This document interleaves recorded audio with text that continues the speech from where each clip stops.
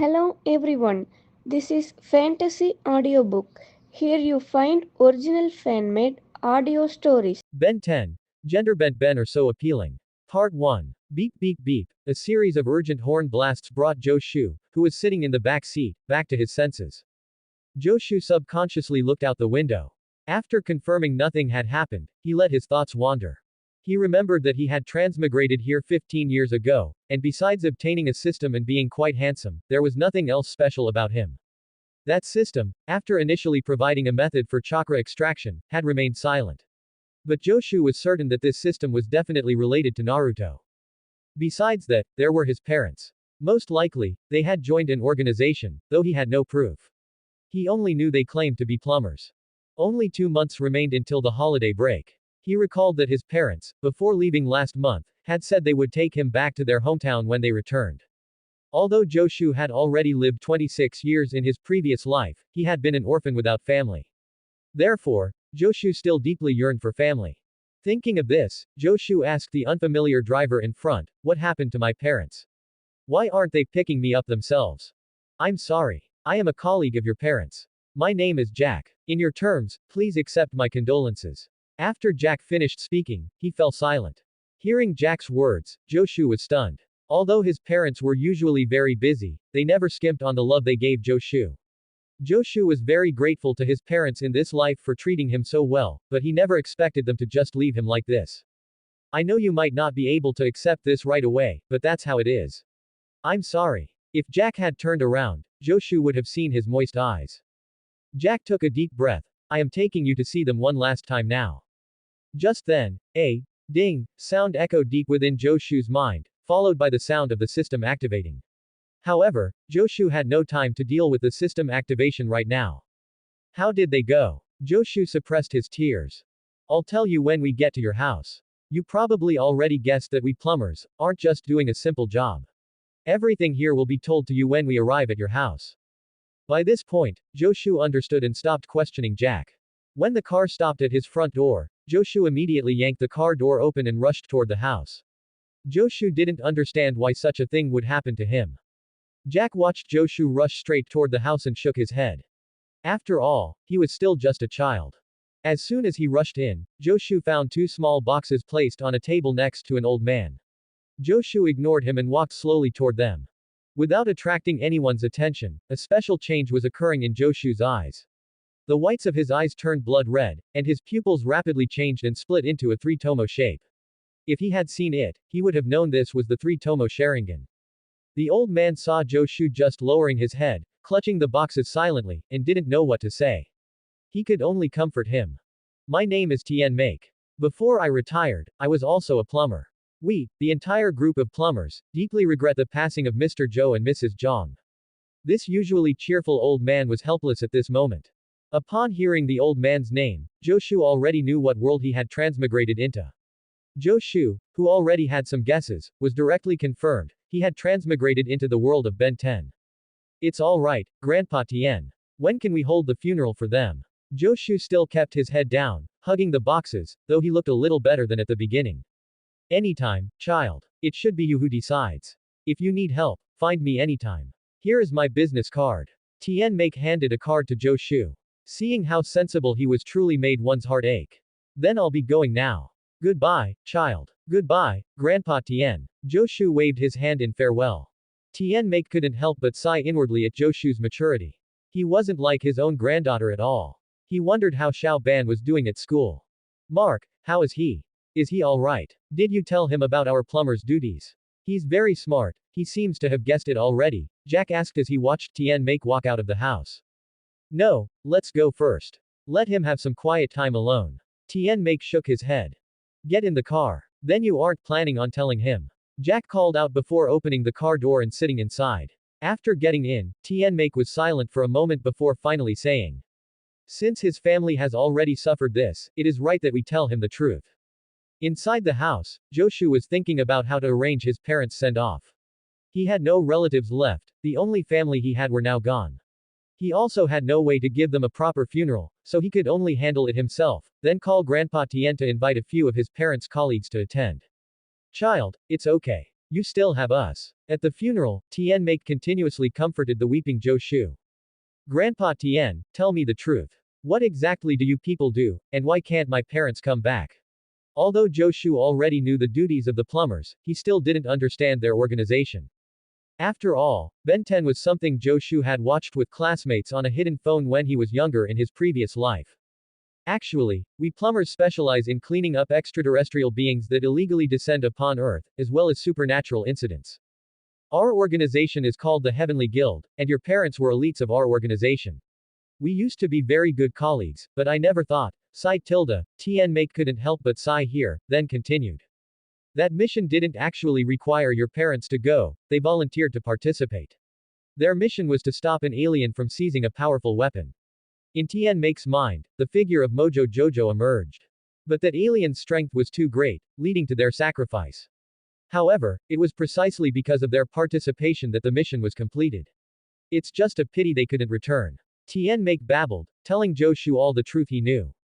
Zhou Shu listened silently the entire time. Child, your parents were both heroes. They sacrificed themselves for this world. At this point, Tian Make finally finished telling the entire story. Grandpa Tian, can you tell me the name of that alien? Zhou Shu generally knew who was responsible, but he wanted Tian Make to confirm it. Tian Make was silent for a moment before finally spitting out the name, Mojo Jojo. It really was him. Then that weapon should be the little broken watch. Now, there are only about 2 months left until the main storyline. Zhou Shu recalled the plot in his mind, only to find he couldn't remember clearly anymore. He only knew the first season seemed to be about fighting Mojo Jojo. Tian Make looked at Zhou Shu, who had suddenly fallen silent, thinking he must be overwhelmed by too much information. Thank you, Grandpa Tian. Zhou Shu snapped back to attention and thanked Tian Make. Tian Make suddenly looked around quickly before lowering his head and saying to Zhou Shu, oh, right. You must absolutely not tell anyone else about this. After speaking, Tian Make returned to normal. This action dispersed some of Zhou Shu's previously sorrowful emotions. Seeing that Zhou Shu wasn't as heartbroken, Tian Make quietly breathed a sigh of relief. Alright, Grandpa Tian, I absolutely won't tell anyone. Zhou Shu clearly understood the significance of Tian Make's actions. After some time, the funeral was completed, and the people attending the funeral left one after another. In the end, only Tian Make and Zhou Shu remained. Do you want me to drive you back? Tian Make pointed toward an old, seemingly ancient car not far away and asked Zhou Shu. No need, Grandpa Tian, goodbye. Zhou Shu looked at that antique car and refused. Actually, Zhou Shu knew that the antique car only looked broken, it was actually a high-tech vehicle equipped with all sorts of black technology. Alright then, I'm leaving now. Bye-bye. Tian Make thought Zhou Shu didn't want to go with him because he disliked his car, so he didn't linger any longer. Zhou Shu casually hailed a car on the roadside, paid the fare, and was driven back home. Upon entering the door, Zhou Shu felt as if he had become lighter and didn't think much of it, heading straight to his room and collapsing into sleep. In his dream, Zhou Shu felt as if he had returned to his previous life, to his days in the orphanage. Although everyone was loving and united, it still couldn't compare to his parents in this life. In his previous life, with the help of national policies, he received subsidies. Coupled with odd jobs, he was able to attend university and graduate.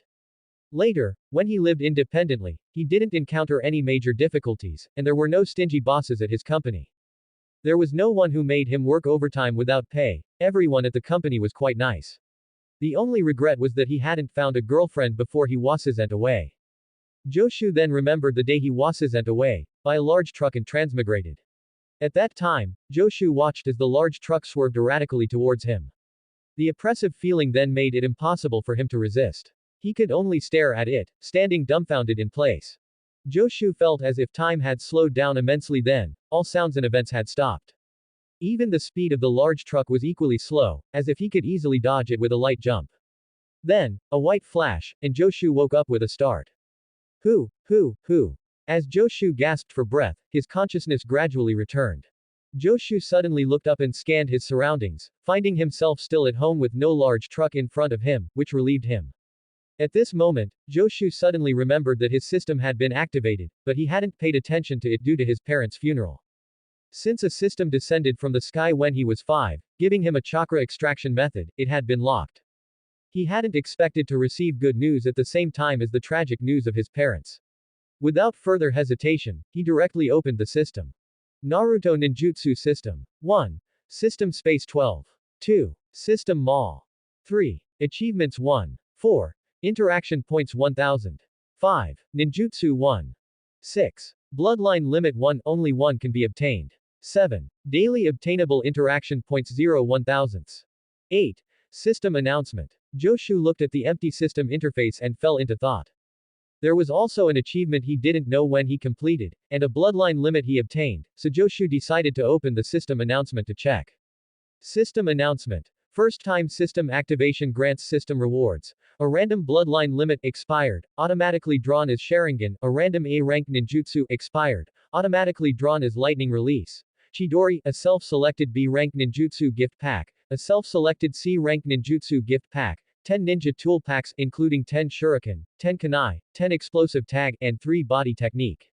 Achieving the first conversation with a plot character grants 1000 interaction points. Interaction points obtained from achievements are not counted in daily obtainable interaction points. Through the system announcement, Joshu learned the information he wanted to know. He also saw that he had 2 unopened gift packs, so he entered the system space to find them. Self-selected B rank ninjutsu gift pack open, do not open. Self-selected C rank ninjutsu gift pack open, do not open.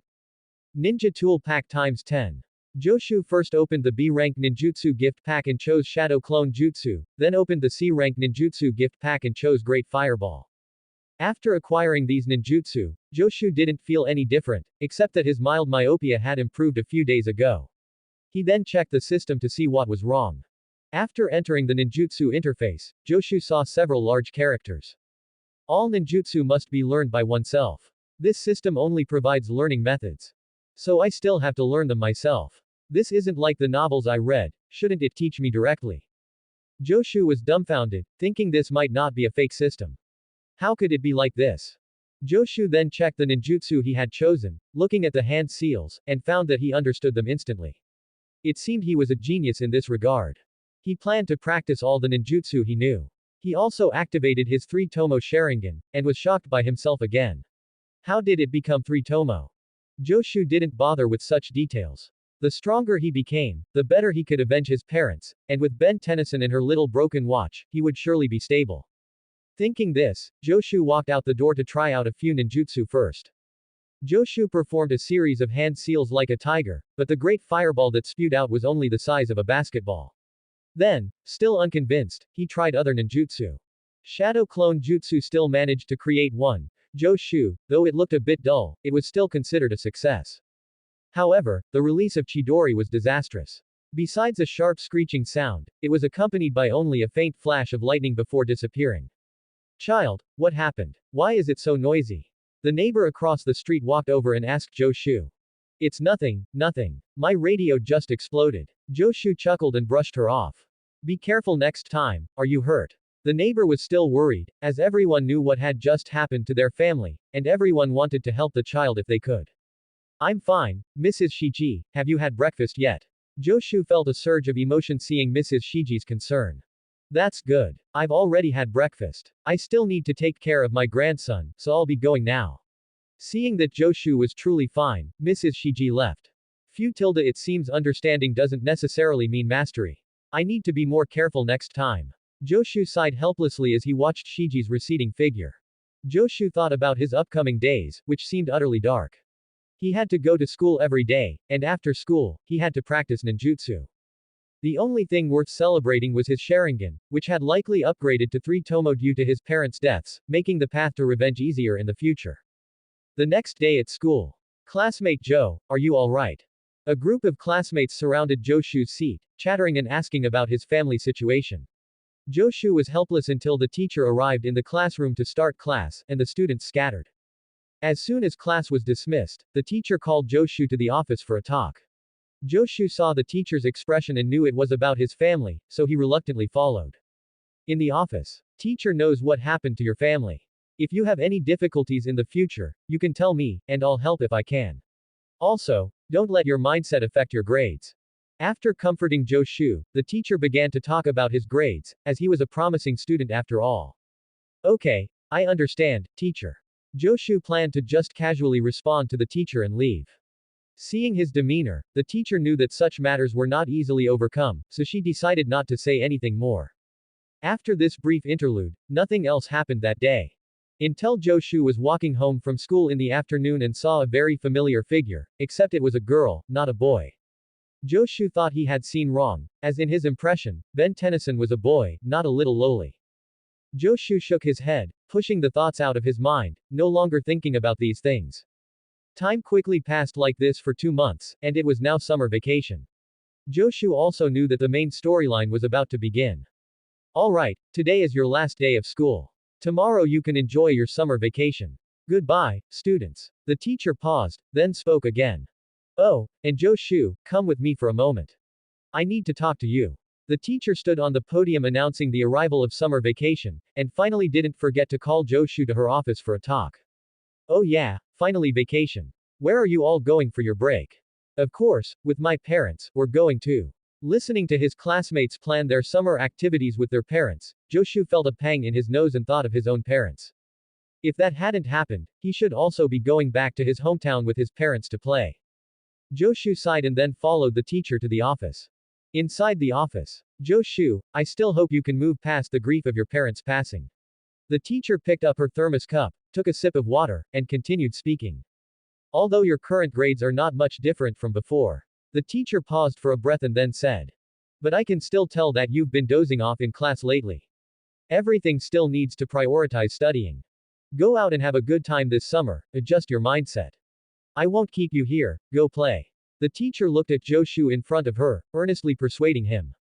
Okay, teacher. After speaking, Joshu turned and left. It wasn't that he found the teacher long-winded, it was mainly because Joshu knew that tonight was when the plot would begin, and he still had some preparations to make. Joshu had not walked far from the school gate when, feeling utterly bored, he saw a somewhat familiar scene not far away, a chubby boy surrounded by 2 people demanding money. It's campus bullying. I heard in my previous life that there was a lot of campus bullying in M country, but I didn't expect to encounter it now. Although Joshu was still thinking this, his footsteps didn't stop because of it, instead, he sped up. Joshu particularly hated campus bullying in his previous life. Hey, what are you two doing? Joshu directly shouted at the bamboo pole and water bucket opposite him. Who dares to ruin our good? Bamboo pole turned his head and saw Joshu, who was half a head taller than him. His voice grew softer and softer until it completely disappeared. Joshu, standing in front of him, looked even fiercer, because Joshu had always been exercising, and the oppressive aura he exuded from 2 months of training scared him so much that he didn't dare to move. Boss, what's going on? Fat Water Bucket didn't turn around but directly asked his boss, but what he didn't know was that his boss didn't dare to answer him at all. What's wrong with you two? Hurry up and scram. After hearing this, Skinny Bamboo Pole didn't hesitate at all and immediately pulled his younger brother and ran away. Alright, you can go too. Joshu watched the two, one skinny and one fat, stumble away. He casually waved his hand, telling the little chubby boy in front of him to leave too. Oh okay, thank you. The little chubby boy looked at the standard Eastern handsome guy in front of him, thanked him, and then immediately left this troublesome place. Wow, that was so cool. The little lowly standing not far behind Joshu watched the scene in front of her, her eyes sparkling. She just thought it was super cool and secretly vowed to become a hero herself. After Joshu returned home, he checked his system and found no changes. This was normal, as his system had remained unchanged for the past 2 months. However, his ninjutsu had progressed by leaps and bounds. The 3 ninjutsu he had learned were already perfected. He could even create 9 shadow clones simultaneously, and his shuriken and kunai throws were now perfectly accurate. He just hadn't used explosive tags yet, mainly because the explosions were too loud and harmful to the environment. As usual, Joshu headed to a forest far from home, but this time he had a premonition, as if something big was about to happen. Joshu generally trusted his intuition. It seems I need to prepare. Joshu felt his intuition growing stronger. He then no longer hesitated, directly activated his 3 Tomo Sharingan, and began to observe his surroundings. Even though it was night, there was only a slight impact. It seems we need to hide. A figure not far from Joshu had been staring at him, only disappearing when it was almost discovered. Strange, that feeling of being watched is gone. Joshu looked around but found nothing. To prevent this from happening again, he decided to keep his Sharingan activated. Even now, I still can't see through him. Let's go, it's your turn. Just after Zhou Shu left, the two figures reappeared in their original spot, and after speaking, they disappeared again. If Zhou Shu were here, he would recognize this old man at a glance, even though he hadn't seen him in 2 months. Dinner's ready. At this moment, Tian Make was carrying a large plate of fresh mealworms towards his two granddaughters, calling them to eat. Alright, I surrender, what is this? Xiao Ban, the lowly, looked at the fresh mealworms in front of her, feeling her stomach churn. Live and fresh rice worms. It's hard to find fresh ones here. In some countries, they're considered delicacies. Tian Make saw both his granddaughters looking reluctant, so he earnestly explained to them. I think it's utterly disgusting. Xiao Wen, for once, agreed with Xiao Ban, saying that there was still a worm on the plate that plopped onto the table and wiggled away. You two don't like to eat, you can have the smoked lamb tongue in the fridge. Tian Make seemed to have noticed his granddaughter's reluctance and offered another dish. Oh tilde, can't we just have a hamburger? Don't be silly, this summer will be the best one of your lives. I'll go get the lamb tongue. Ben Tennyson originally wanted to struggle a bit, but as expected, her struggle failed. Alright, I still have half-eaten corn chips and a chocolate bar in my backpack. What do you have? A few rice crackers and fruit candies. Can that last the whole summer? Sigh, X2. While practicing ninjutsu, Zhou Shu inadvertently saw a shooting star glide across the sky, but he knew it wasn't a shooting star but the most powerful weapon in the universe, the Omnitrix. What luck, the place I usually practice is actually the forest where the plot begins. Zhou Shu saw that it wasn't far from where the little broken watch landed. With chakra-infused feet, it would only take 2 minutes to run there. Thinking of this, Zhou Shu rushed over without delay. On the other side, Ben Tennyson also saw the shooting star in the sky, but the shooting star suddenly made a sharp turn and headed straight for Ben Tennyson. Then, a deep meteorite crater was plowed into the ground beside her by a metallic sphere. Just as Ben Tennyson hesitated, wondering whether to jump down and see what it was, the ground beneath her feet slipped and collapsed, causing Ben Tennyson to clumsily roll into the meteorite crater. Oh tilde, annoying. No sooner had she spoken than Ben Tennyson's attention was completely focused on the metal sphere in front of her. Suddenly, the sphere opened with a clink, revealing the green and black Omnitrix inside. Xiao Ban looked at the unknown watch in front of her. Just as she was about to reach out for it, it suddenly jumped onto Xiao Ban's wrist as if it were alive. Scared, Xiao Ban shook her hand frantically, but the watch wouldn't budge at all. Finding that she couldn't shake the watch off, Xiao Ban stopped shaking her hand and instead began curiously twisting and tapping at it until. Are you really Xiao Ban? Xiao Wen asked, her face full of disbelief. Standing beside her was a slender but flame-covered humanoid creature, and Xiao Wen was holding a fire extinguisher in her hands. Need to put out the fire, blockhead. Of course it's me, Bookworm, and I don't need to put out any fire. Even after turning into Fire Man, Xiao Ban didn't forget to bicker with Xiao Wen. Be careful, blockhead, look. You've caused fires to break out everywhere. Xiao Wen watched as the surrounding forest was engulfed in soaring flames. Xiao Ban, what's going on? Oh, Xiao Ban. Tian Make was full of surprise when he saw the scene. It's me, Grandpa. How did you turn into this? I don't know either, it's just. Excuse me, sorry to interrupt, Grandpa Tian. Grandpa Tian, we should put out the fire first. Zhou Shu feigned a moment of surprise before immediately returning to a normal expression. Right, put out the fire first. Xiao Ban, we just need to fight fire with fire, start a new fire to burn toward the old one. To put it simply, destroy the fuel so it has nothing left to burn, Tian Make explained his method simply to Xiao Ban. Hurry up, blockhead, unless you want us all to be burned to a crisp here. Seeing Xiao Wen still bickering with Xiao Ban, Tian Make grabbed Xiao Wen and led her away, with Zhou Shu following closely behind. After reaching a safe campsite, Zhou Shu felt that something seemed a bit off about Xiao Ban, but he couldn't quite put his finger on it, so he could only temporarily cast those useless thoughts aside. Seeing everyone leave, Xiao Ban didn't linger. She quickly ran out of the blaze, created a new fire, and stopped the wildfire. Xiao Ban returned to the campsite. Meanwhile, in outer space unknown to the others, an evil force had also set its sights on the Omnitrix on Xiao Ban's wrist.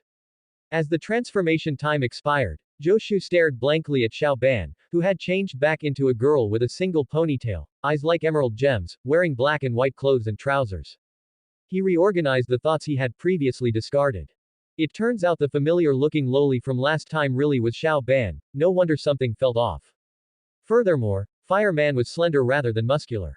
He hadn't transmigrated into the original Ben 10, but into a gender-swapped Ben 10 where Xiao Ban was a girl.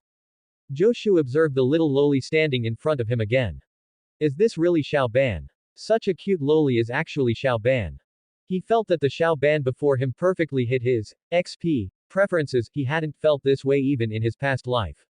Tian Make and the other two looked at the silent Joshu, all thinking he was just unable to accept the change from a flame-covered person back into a cute little loli. Xiao Ban, you're saying this watch on your wrist jumped on by itself. Tian Make clearly recognized this high-tech space device, the Omnitrix.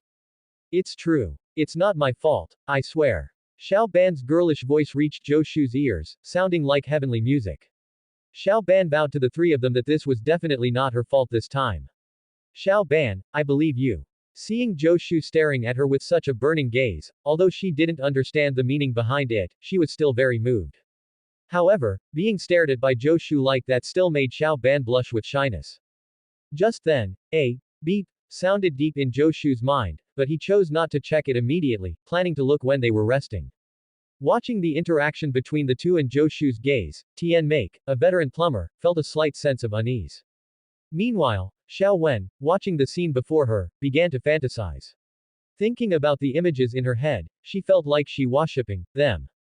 Alright Xiao Ban, we all believe you. But you can't just use this watch to transform into aliens whenever you want, you know. Grandpa, how did you know that the thing she transformed into was an alien? Xiao Wen caught the loophole in Tian Make's words and questioned him suspiciously. Look at that, if it's not an alien, what else could it be? Tian Make used his granddaughter's trust to successfully fool them. After all, they were his granddaughters, and he didn't want them getting involved in this. Then he made an excuse to slip away. I'm going to check that meteorite crater. You guys rest here. Xiao Shu, I'll have to trouble you to look after the two of them. And Xiao Ban, don't mess around with that watch. After instructing Xiao Ban, Tian Make headed toward the meteorite crater to investigate. Oh tilde yay. Finally, I don't have to face my bookworm cousin one-on-one. Hi, I'm Xiao Ban, and she's my bookworm cousin Xiao Wen. You know, I actually saw you this morning. I was watching right behind you when you were teaching those two bullies a lesson. Xiao Ban enthusiastically told Joshu a lot of things, acting like a total fangirl. Even Xiao Wen couldn't stand it anymore and walked off to the side to play on her computer. On the way to the meteorite crater, Tian Make thought of Joshu's parents again. His father was named Zhou Yu and his mother was named Zhang Qin. They were both very good people. He felt he could trust them with his life, and they were very reliable during missions. It was just a pity. Thinking of this, Tian Make couldn't help but sigh. At this time in outer space, a spaceship dropped an alien robot toward Earth to seize the Omnitrix, and it landed in the forest where Xiao Ban was located. Descending from outer space to Earth, the robot began scanning the remaining debris in the meteorite crater, then released scout drones to search for the Omnitrix. On the other side, Xiao Ban was still chatting with Zhou Shu. The two of them seemed to have endless topics to talk about. No matter what Xiao Ban brought up, Zhou Shu could respond, until Xiao Ban's little broken watch finished charging. Oh, awesome. Xiao Ban saw the Omnitrix faceplate pop up on her wrist. She immediately went to turn the dial and said casually. Hey, I think I've figured out how to use it. Want to try again? Just once. Go ahead and do it boldly, she and I are right behind you. Zhou Shu patted her shoulder. Really? Of course. After these words, Xiao Ban's face turned red like a steam engine, and steam was practically rising from her forehead. Even Xiao Wen nearby couldn't take it anymore, feeling like she was already stuffed full of dog food before even eating. Hey, you two, that's enough. After being interrupted, Xiao Ban glared at Xiao Wen indignantly, seemingly blaming her for interrupting their interaction. When no one was looking, Xiao Ban secretly hid behind a tree and slammed down the faceplate of the little broken watch, turning into a large, orange alien dog. The scout drone not far away instantly collected the energy released when the Omnitrix transformed. With no time to mourn for the scout drone, the next to appear were the battle robots. Blockhead, you've turned into a dog. Xiao Wen looked with disgust at Ben Tennyson, who had turned into an alien dog. Do I need to get a flea collar for this stupid dog? Super Beast let out a roar as if she understood, though she actually did understand completely. It doesn't even have eyes. What's the use of this guy? It can't even see. After saying that, Xiao Wen waved her hand in front of Super Beast, and after confirming it had no eyes, a bold idea occurred to her. Xiao Wen was seen quietly approaching Super Beast from behind with a wooden stick, wanting to give it a whack. As a result, Super Beast jumped onto the old broken car with a single leap, dodging Xiao Wen's attack. Although Super Beast has no eyes, she possesses hearing that surpasses other aliens. Relying only on her super hearing, she can perceive everything around her. Fine, maybe it's not as lame as it looks. Xiao Wen wiped away a bead of sweat. Then, while she wasn't paying attention, Xiao Ban jumped in front of her and used her feet to kick dirt all over Xiao Wen. After finishing teasing Xiao Wen, she prepared to leave for the depths of the forest. Xiao Ban. Come back quickly, Xiao Ban. If you don't come back, I'll tell Grandpa that you turned into a big monster and are swinging around the forest. Xiao Wen shouted angrily. Sai Tilda today is really super weird. Seeing that Xiao Ban didn't even spare her a glance, she couldn't help but complain. Zhou Shu, who had witnessed everything, recalled the plot he still remembered and knew that Xiao Ban would soon encounter the robot minions sent by Mojo Jojo. Xiao Ban, wait for me, I'll go with you. Hearing Zhou Shu calling for her from behind, Super Beast immediately stopped and looked back at Zhou Shu with joy, waiting for him in place. Zhou Shu didn't know how he could see joy on Super Beast's face. Seeing Xiao Ban staying obediently in place, Zhou Shu quickly ran to Xiao Ban's side and patted Super Beast's furry head. It felt really good. Thinking of this, Zhou Shu turned back and said to Xiao Wen, by the way. Xiao Wen, you go back first. I'll keep an eye on Xiao Ban. Alright, you better watch over Xiao Ban. After giving her instructions, Xiao Wen watched the departing person and dog helplessly, then returned to the camp alone. Let's go, Xiao Ban. Glancing at the Super Beast circling beside him, Zhou Shu decided to walk her like the stray cat he had raised in his past life. Zhou Shu believed he had raised that stray Dragon Lee cat quite well, even though it abandoned him after only 2 days. At this moment, Xiao Ban and Zhou Shu were wandering aimlessly in the forest. Suddenly, the two of them, oh no, one person and one dog, seemed to sense something and froze in place. Zhou Shu instantly activated his Sharingan and quickly observed the surroundings. Turning around, he saw a dark red laser shooting toward him. Fortunately, Zhou Shu and Super Beast were agile enough. They each jumped to the left and right, dodging the laser cannon from behind. The tree that was originally behind them was instantly snapped in half by the laser, leaving only a charred stump. In the dense woods, Zhou Shu and Super Beast used their agile movements to continuously dodge the laser cannon and successfully made the robot lose its target. Seeing that the robot had lost its target, Super Beast leapt onto the top of the robot and began frantically biting the machine's head with her mouth. Just as Super Beast successfully bit off the robot's head, an ominous sound reached her ears. The little broken watch was about to enter its recharge state. Roar. Oh, how annoying. Seeing this, Super Beast quickly jumped next to Zhou Shu to prevent being injured by the robot's explosion after changing back into a normal person, or hitting the hillside and getting hurt. After changing back into a human, Xiao Ban shook her head, looked back at the robot she had destroyed, and said happily to Zhou Shu. Yay. Awesome. But the good times didn't last long. Soon, another robot jumped out from the side and aimed its laser cannon at Xiao Ban, who had the Omnitrix. Oh tilde no. It's okay, Xiao Ban, leave it to me. Zhou Shu took a step forward and stood in front of Ben Tennyson. Looking at Zhou Shu in front of her, Xiao Ban suddenly felt her heartbeat go out of control and froze in place, dazed. Looking at the robot in front of him, Zhou Shu quickly threw the kunai and shuriken from his system space, instantly piercing the robot in various places. Xiao Ban's thoughts returned to her mind along with the sound of the explosion. Ben Tennyson patted her crimson cheeks, trying to force herself to calm down. But as soon as she looked up, she saw Zhou Shu's concerned eyes, and the red that had just faded began to climb back up visibly. Are you okay? Why is your face so red? Zhou Shu looked at Xiao Ban with concern. No, it's nothing, it's just a bit hot. I'll be fine in a moment. Xiao Ban lowered her head shyly. Zhou Shu felt a momentary flash of nervousness. After all, this was the first actual combat he had experienced, and of course, it was also Xiao Ban's first. Alright, you two, stop being so lovey-dovey there, honestly. At the spot where the robot had exploded, Xiao Wen was now standing there holding a shovel. And with just one sentence, she made the two who were nervous just a moment ago lower their heads in silence. Ahem, alright, let's head back first, otherwise Grandpa Tien will probably be worried. Zhou Shu was the first to break the silence, then he led Ben Tennyson toward the camp. Xiao Wen, walking behind them, had a matchmaker's smile on her face. Blockhead cousin, I'm doing all this for you. Back at camp. After they all returned, Tien Make began to lecture Ben Tennyson. I don't want you to lose your life because of this watch on your hand. That's why I told you not to mess around with it until we figure everything out, do you understand? Sorry grandpa, I know I was wrong. Hearing these words from her grandfather, Xiaoban just sat there feeling aggrieved. Although she was apologizing on the surface, she felt a bit joyful in her heart because she felt her relationship with Joshu had taken a step further. But at least I've figured out how to transform. I just need to press this button. As she spoke, Xiaoban raised her wrist and pressed the button on the watch, then continued. The dial will pop out, then I just need to turn the dial to the alien I want to become and press it down, and I can transform into one of 10 super cool aliens. A daily roast from Xiao Wen. Then can you just stay a cool alien forever and never change back into this big blockhead? However, hearing this, Xiao Ban just turned her head away with some exasperation. I don't know, I haven't figured out that feature yet.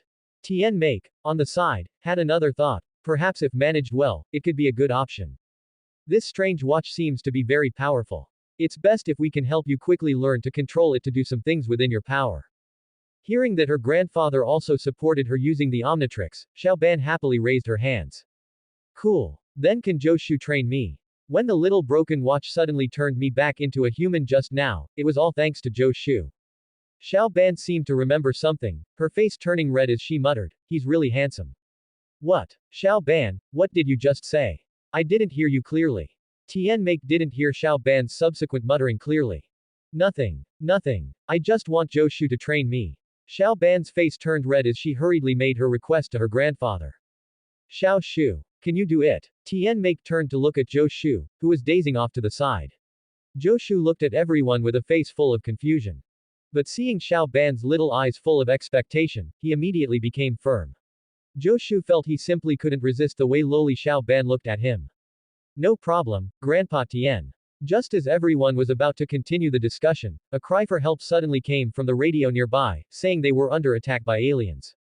Just after everyone heard the distress signal from the radio, Xiaoban suddenly realized that these robots must be coming for the watch on her wrist. They must be looking for this watch. Those people are under attack because of me, I have to go save them. As soon as she finished speaking, Xiaoban immediately stood up, intending to go straight to the rescue.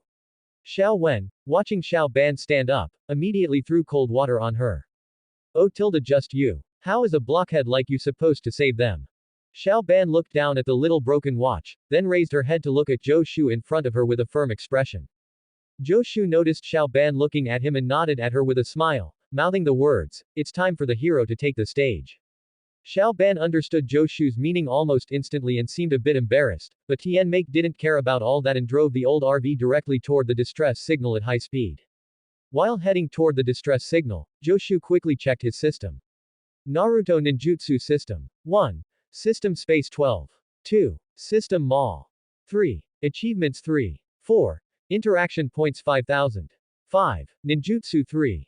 6. Bloodline Limit 1. 7. Daily Obtainable Interaction Points 1000 refreshes at midnight every day.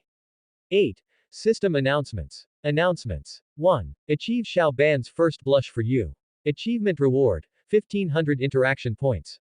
2. Achieve Fighting Side by Side with Xiao Ban. Achievement Reward, 1500 Interaction Points. 3. Daily interaction with story characters totaled 1000 interaction points and has been added to the daily total, daily limit reached. Joshu scanned the 3-line system announcement in an instant. Seeing that he had unlocked 2 more achievements and was rewarded with quite a lot of interaction points, he found the name of the first achievement a bit strange.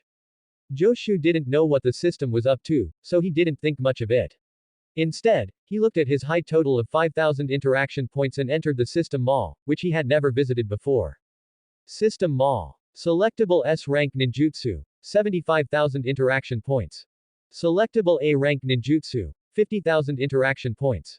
Selectable B-Rank Ninjutsu, 25,000 interaction points. Selectable C-Rank Ninjutsu, 15,000 interaction points. All random gacha. 1000 pull only single pulls or 10 pulls supported. Seeing the prices in the system mall, Joshu's eyes twitched, feeling like his future was bleak. He could only say that luckily there was a random draw, even if his luck was just as bad. Alright, we're here. Tian Make immediately got out of the car as soon as he stopped, and Joshu and the others followed him out.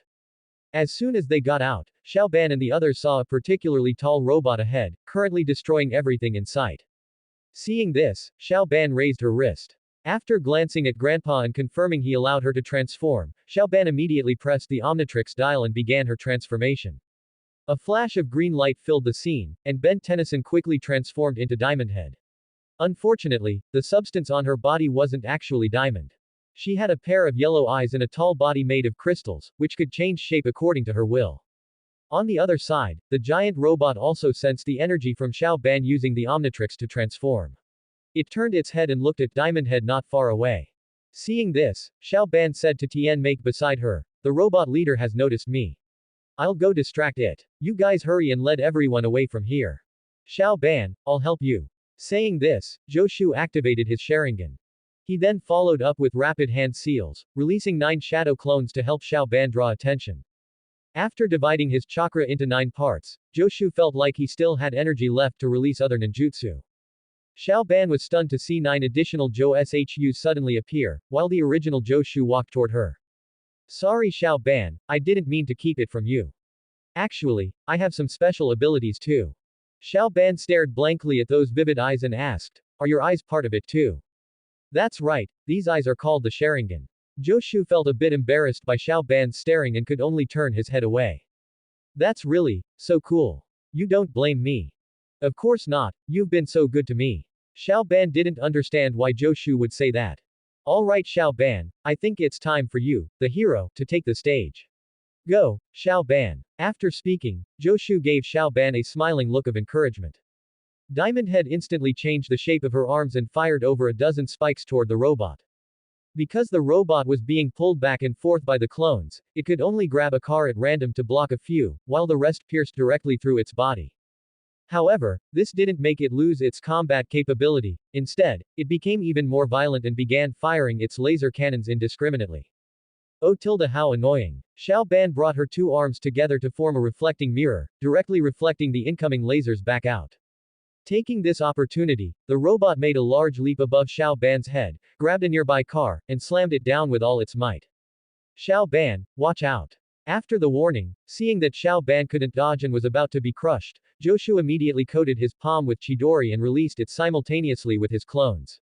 The beeping sound of the little broken watch running out of power, accompanied by the sharp electrical chirping, the explosion of the robot, and even the system announcement sound that no one else could hear, together formed the final background music of this battle.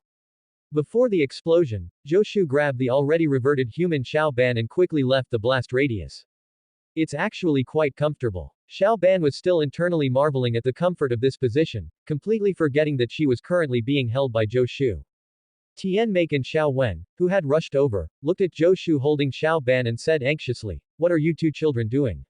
Xiao Ban, hurry up and get down." Ah! Hearing what her grandpa said, Xiao Ban struggled and tried to jump down. At this moment, Xiao Ban felt like her face was about to drip blood, and then she felt like it was burning up. Meanwhile, seeing Xiao Ban's blushing face in front of him, Joshu couldn't help but want to laugh, causing his shoulders to shake uncontrollably. Xiao Ban looked up at the boy whose shoulders were shaking from suppressed laughter and thought that letting time stay in this moment forever wouldn't be bad either. "How are you two? Not hurt, right?" Tian Make's concern for his family still outweighed his shock at the scene just now. "We're not hurt, Grandpa. It was all thanks to Ashu. Grandpa, Ashu actually has superpowers too. He can create several clones of himself. And not just clones, he can also manifest lightning in his hands. He blew up that robot in one go. It was totally awesome." Xiao Ban's eyes sparkled with admiration. After hearing Xiao Ban's words, Tian Make looked at Joshu standing nearby and asked in disbelief. "Is what Xiao Ban said true?" "Yes, Grandpa Tian, sorry, I can't say more. It's fine. Everyone has their own secrets." Hearing Joshu's refusal, Tian Make didn't press further and instead expressed understanding. "Alright, it's over. Let's head back to the car first." After looking around, Tian Make saw that there was nothing else to deal with and thought it best to leave as soon as possible. On the way back to the RV, Xiao Ban asked Joshu, can I know how you did that?" "Of course, I won't keep anything from you." Hearing Xiao Ban's question, Joshu turned back and looked at her seriously. Upon hearing those words, Xiao Ban's face couldn't help but flush slightly. She whispered, "Actually, never mind." Xiao Ban remembered that Joshu hadn't even told Grandpa just now, yet he was willing to tell her. She felt that wasn't quite right. "Alright, if you want to know later, I'll tell you then." Seeing Xiao Ban's hesitant look, Joshu knew what she was worried about. After ending the conversation, Joshu checked the system again. Joshu found that he had achieved another 1500-point achievement called, first time holding Xiao Ban. Back in the car. Grandpa Tien, I want to stay with you guys for the rest of this summer vacation. This, alright. You have enough strength to protect yourself now. Seeing Joshu offer to stay, Tien Make hesitated for a moment but agreed. After all, Xiao Ban and Xiao Wen also needed protection, and he was getting old. Yay. Xiao Ban was still the first to speak up, but everyone still faced a huge problem. There were no spare beds left. Me. He can sleep with me. My bed is actually quite big, Xiao Ban said excitedly upon seeing the situation. Looking at the excited Xiao Ban, Joshu could only say helplessly, it's fine, Xiao Ban. I can sleep anywhere. Well, if you're not used to it, just come sleep with me. Big blockhead, who would want to sleep with you? Your sleeping posture isn't peaceful at all, okay. Xiao Wen achieved her daily task of roasting Xiao Ban again. Xiao Ban simply ignored Xiao Wen's roasting. Although a bit disappointed, she still accepted the fact that Joshu couldn't sleep with her. Alright children, it's late now. Get ready for bed. Seeing that the few people in front of him weren't ready for bed yet, Tien Make had to personally herd them off to sleep. Ashu, if you're uncomfortable, just come sleep with me. Xiao Ban. Tien Make interrupted again. I know, Grandpa. Joshu also noticed that Xiao Ban's way of addressing him had become more intimate, indicating that his relationship with Xiao Ban had taken another step forward. Good night, Xiao Ban. Xiao Shu, are you done over there? Grandpa Tien, almost. Judging from their conversation while packing, the previous concealment had not damaged their relationship, instead, it seemed to have progressed further. They had been packing here all along but hadn't seen Xiao Ban, so Tien Make asked in confusion. Where's Xiao Ban? Xiao Wen, who was nearby, answered her grandfather, I haven't seen her since breakfast. In fact, Joshu knew, because not long ago, he had seen Xiao Ban hiding in a corner to transform secretly. Moving back in time a bit. Which alien should I turn into today? You then. With a flash of green light, Xiao Ban directly transformed into Flash Star, who had a black and blue color scheme, looked like a raptor, and had rollers under her feet. Just as Xiao Ban was about to set off, Joshu, who had been standing behind her, suddenly spoke up, startling Xiao Ban so much that her whole body went stiff until she heard what he said. Xiao Ban, be safe. Got it, Ashu. After speaking, Xiao Ban disappeared from the spot in an instant, kicking up a cloud of dust. Cough, that's a bit too impatient. Seeing Xiao Ban disappear, Joshu waved his hand to disperse the dust in front of him and added a comment. Meanwhile, the two bullies on the road were hung on a tree by Xiao Ban before they could even react. How did we get up here? Bamboo Pole looked bewildered. I don't know. Water Bucket was also scratching his head. Time returned to the present. Accompanied by a large cloud of dust, Xiao Ban emerged from the dust and stopped in front of the three. Xiao Ban. Yeah, hey. Watch closely. After Xiao Ban finished speaking, she closed the mask on her head and immediately turned into an afterimage, quickly putting all the remaining luggage back into the RV before returning to her original spot. Super fast, right. After speaking, the little broken watch happened to run out of power at that moment, and Xiao Ban changed back. She patted the dust off her clothes and said, I think this will be the coolest summer vacation ever. Explosively cool. I'm sure it will be very interesting. It certainly seems that way. The three of them each responded supportively, but Xiao Wen still asked, where did you go just now? Hearing this, Xiao Ban stole a glance at Joshu beside her. I just went to settle some small matters and prepare for a super cool summer trip. Seeing that the things were packed, Tien Make urged, alright, get in the car, ready to go. Got it. The group then got into the car and headed to the next location. Just as their vehicle entered the city, they noticed a house on fire nearby. Everyone learned it was because some robbers had committed a robbery and then set a fire, intending to use it to attract the police's attention and escape. Seeing this, Joshu suggested, Xiao Ban, you go put out the fire, and we'll chase the robbers. Okay. Xiao Ban agreed. A green light flashed inside the old RV, and then an alien covered in fire walked out of the vehicle. After Xiao Ban saw that no one was paying attention to her, she directly stepped on flames and flew up to the second floor of the house. At this time, there were still a mother and son on the second floor, but because the house couldn't withstand the temperature of the fire, burning wooden boards were constantly falling from the ceiling. The mother and son were also constantly dodging the falling boards. At that moment, a burning board was falling straight toward their heads. Seeing this, the child's mother hurriedly protected him with her hands. Who are you? The child sniffled. Ah, I'm here to save you. As she spoke, Xiao Ban threw the heavy wooden board she was holding to the ground, then her whole body burst into flames, and with a wave of her hand, she absorbed all the fire on the second floor completely. Xiao Ban looked at her hands in disbelief, not expecting such a move was possible. When the child saw Xiao Ban absorb all the surrounding flames, he stood up and walked toward her, while his mother didn't say much and just walked toward the door. This way. After coming out, Xiao Ban looked at the stairs in front of her and was about to tell them to go down that way, but the stairs collapsed immediately. Ah, this way is blocked, Xiao Ban grumbled, then said, then this way. Saying so, Xiao Ban turned back toward the other wall and raised her hands, firing a fire ray that blasted a hole directly through the wall. Then Xiao Ban wrapped the mother and son in flames and passed through the opening she had just made to reach the ground floor, followed by a chorus of wows. Oh, I'm sure you all want to thank me personally. She paused and added, but this is what I should. Before she could finish, her attention was drawn. No way, a sumo slammer gold card. Xiao Ban's eyes lit up as she eagerly asked, where did you get this from? I've been looking for so long tilde. The child didn't understand why she was asking but still answered, this is a prize that came with the sumo slammer cereal I bought. After seeing the sumo slammer gold card she wanted so much, Xiao Ban sat down directly to ask the child how he got it. Just then, a sudden, urgent siren sound interrupted Xiao Ban and the child's conversation. Yo, super blockhead, we should go. The robbers have already been dealt with by Brother Shu. In the car, Xiao Wen looked at Xiao Ban, who was still chatting with the little kid, and felt utterly speechless. Okay, coming. Xiao Ban looked back with every step but eventually got into the car. While Xiao Ban was saving people just now, Tian Make had taken Zhou Shu and Xiao Wen in the old RV and caught up with the two robbers' car. Just as the robbers' car was about to escape from the intersection, Zhou Shu directly threw a shuriken from the system space, puncturing the robbers' tires and forcing them to swerve into a small alley.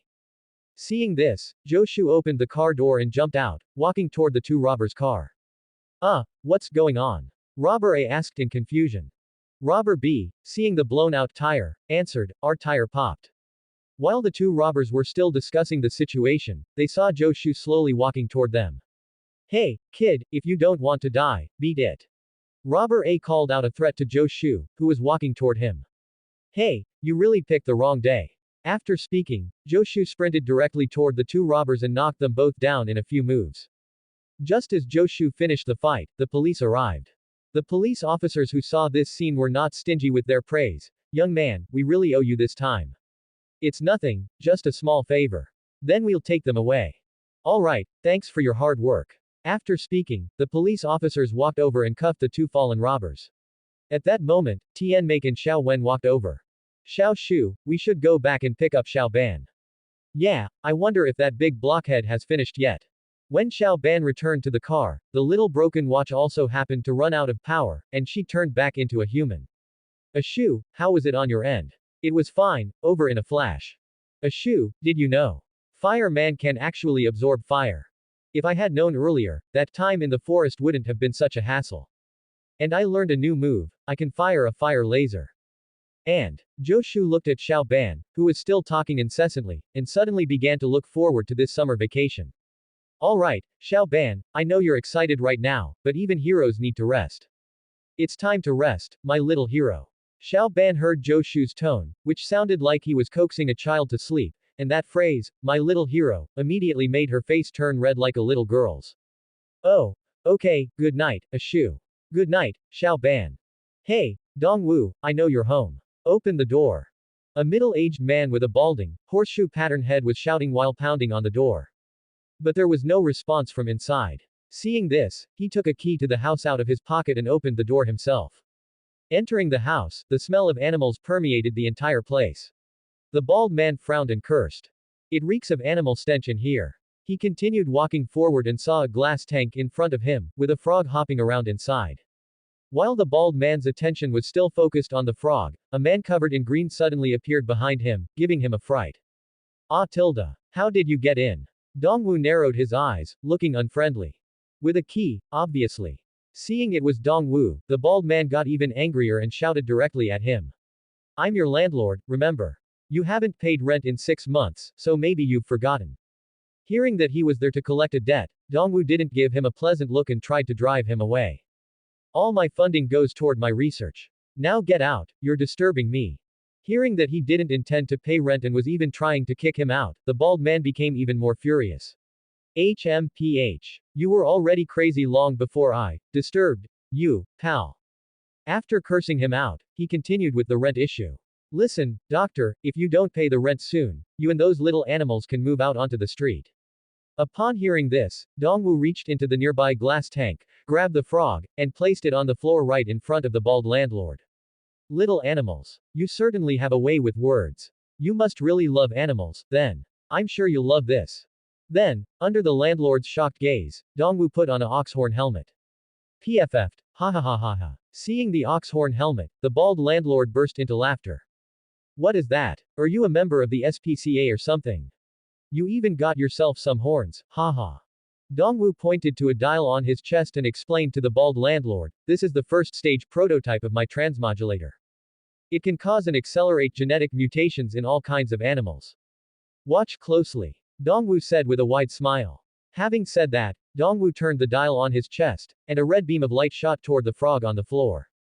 Ah tilde ah. Accompanied by the bald landlord's screams, he was snatched up into the mouth of the newly enlarged frog, rolling around inside it. Watching it all happen, Dongwu gloated from the side. What's that? I can't hear you clearly. It sounds like you've got a frog in your throat, ha ha ha ha. Or is it the other way around? Ha ha ha ha. Just as Dongwu finished speaking, the giant frog spat out the bald landlord, who collapsed weakly onto the floor, covered in frog saliva.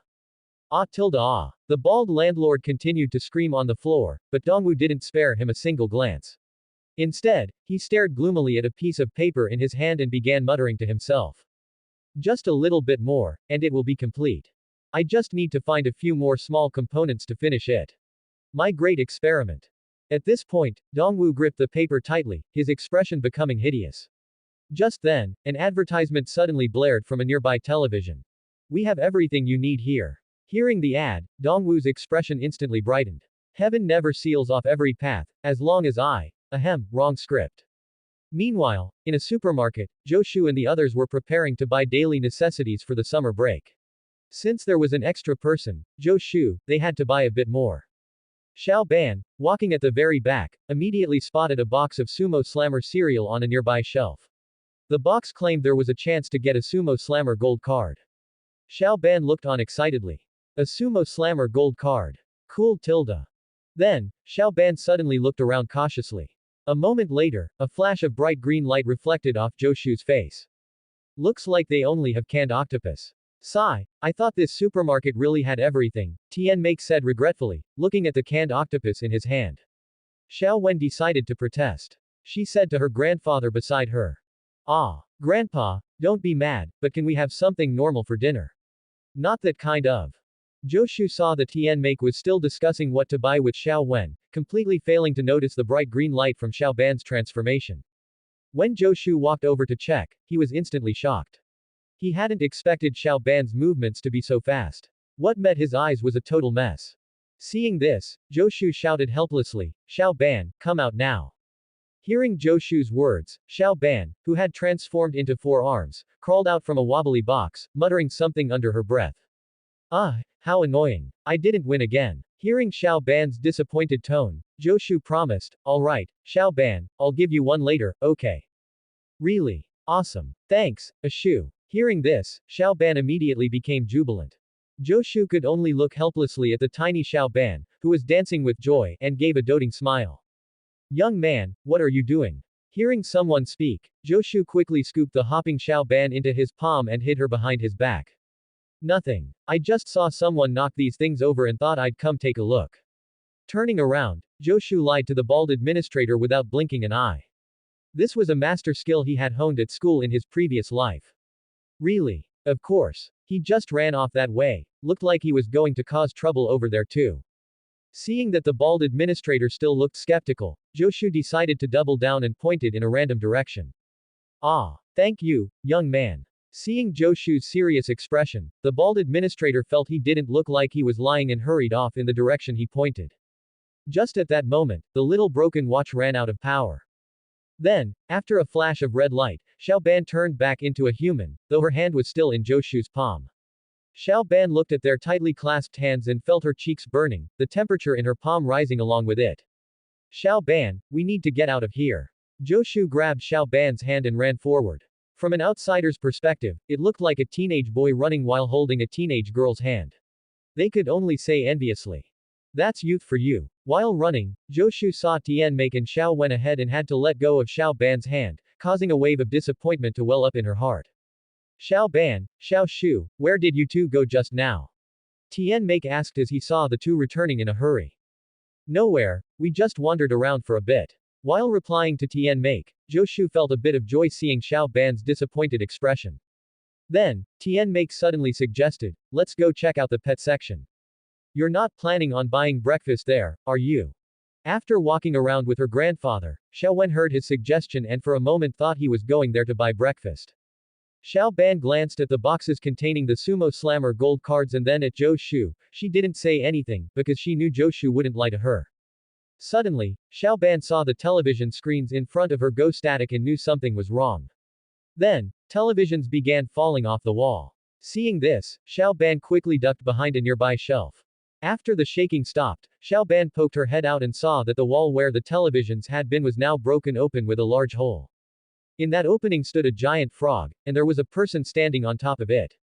That person was wearing a oxhorn helmet. Seeing this, Xiao Ban couldn't help but mutter, oh. This is really bad.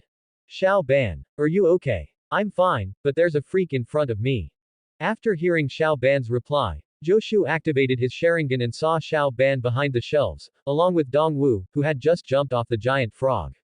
Xiao Ban, standing nearby, saw Dong Wu immediately go for the parts on the adjacent wall as soon as he landed, and said, hey, what are you doing? This directly angered the frog beside them. The frog shot its tongue out at Xiao Ban, but missed, hitting an empty box behind her instead. All the empty boxes fell down and smashed onto Xiao Ban. Xiao Ban quickly scrambled out, and Dongwu walked directly in front of her, saying, kid, don't try to be a hero. Get out of my way and cool off. Hearing those words, Xiao Ban looked at the Omnitrix on her wrist and realized it hadn't finished charging. She could only mutter under her breath. I can't transform right now, you're lucky this time.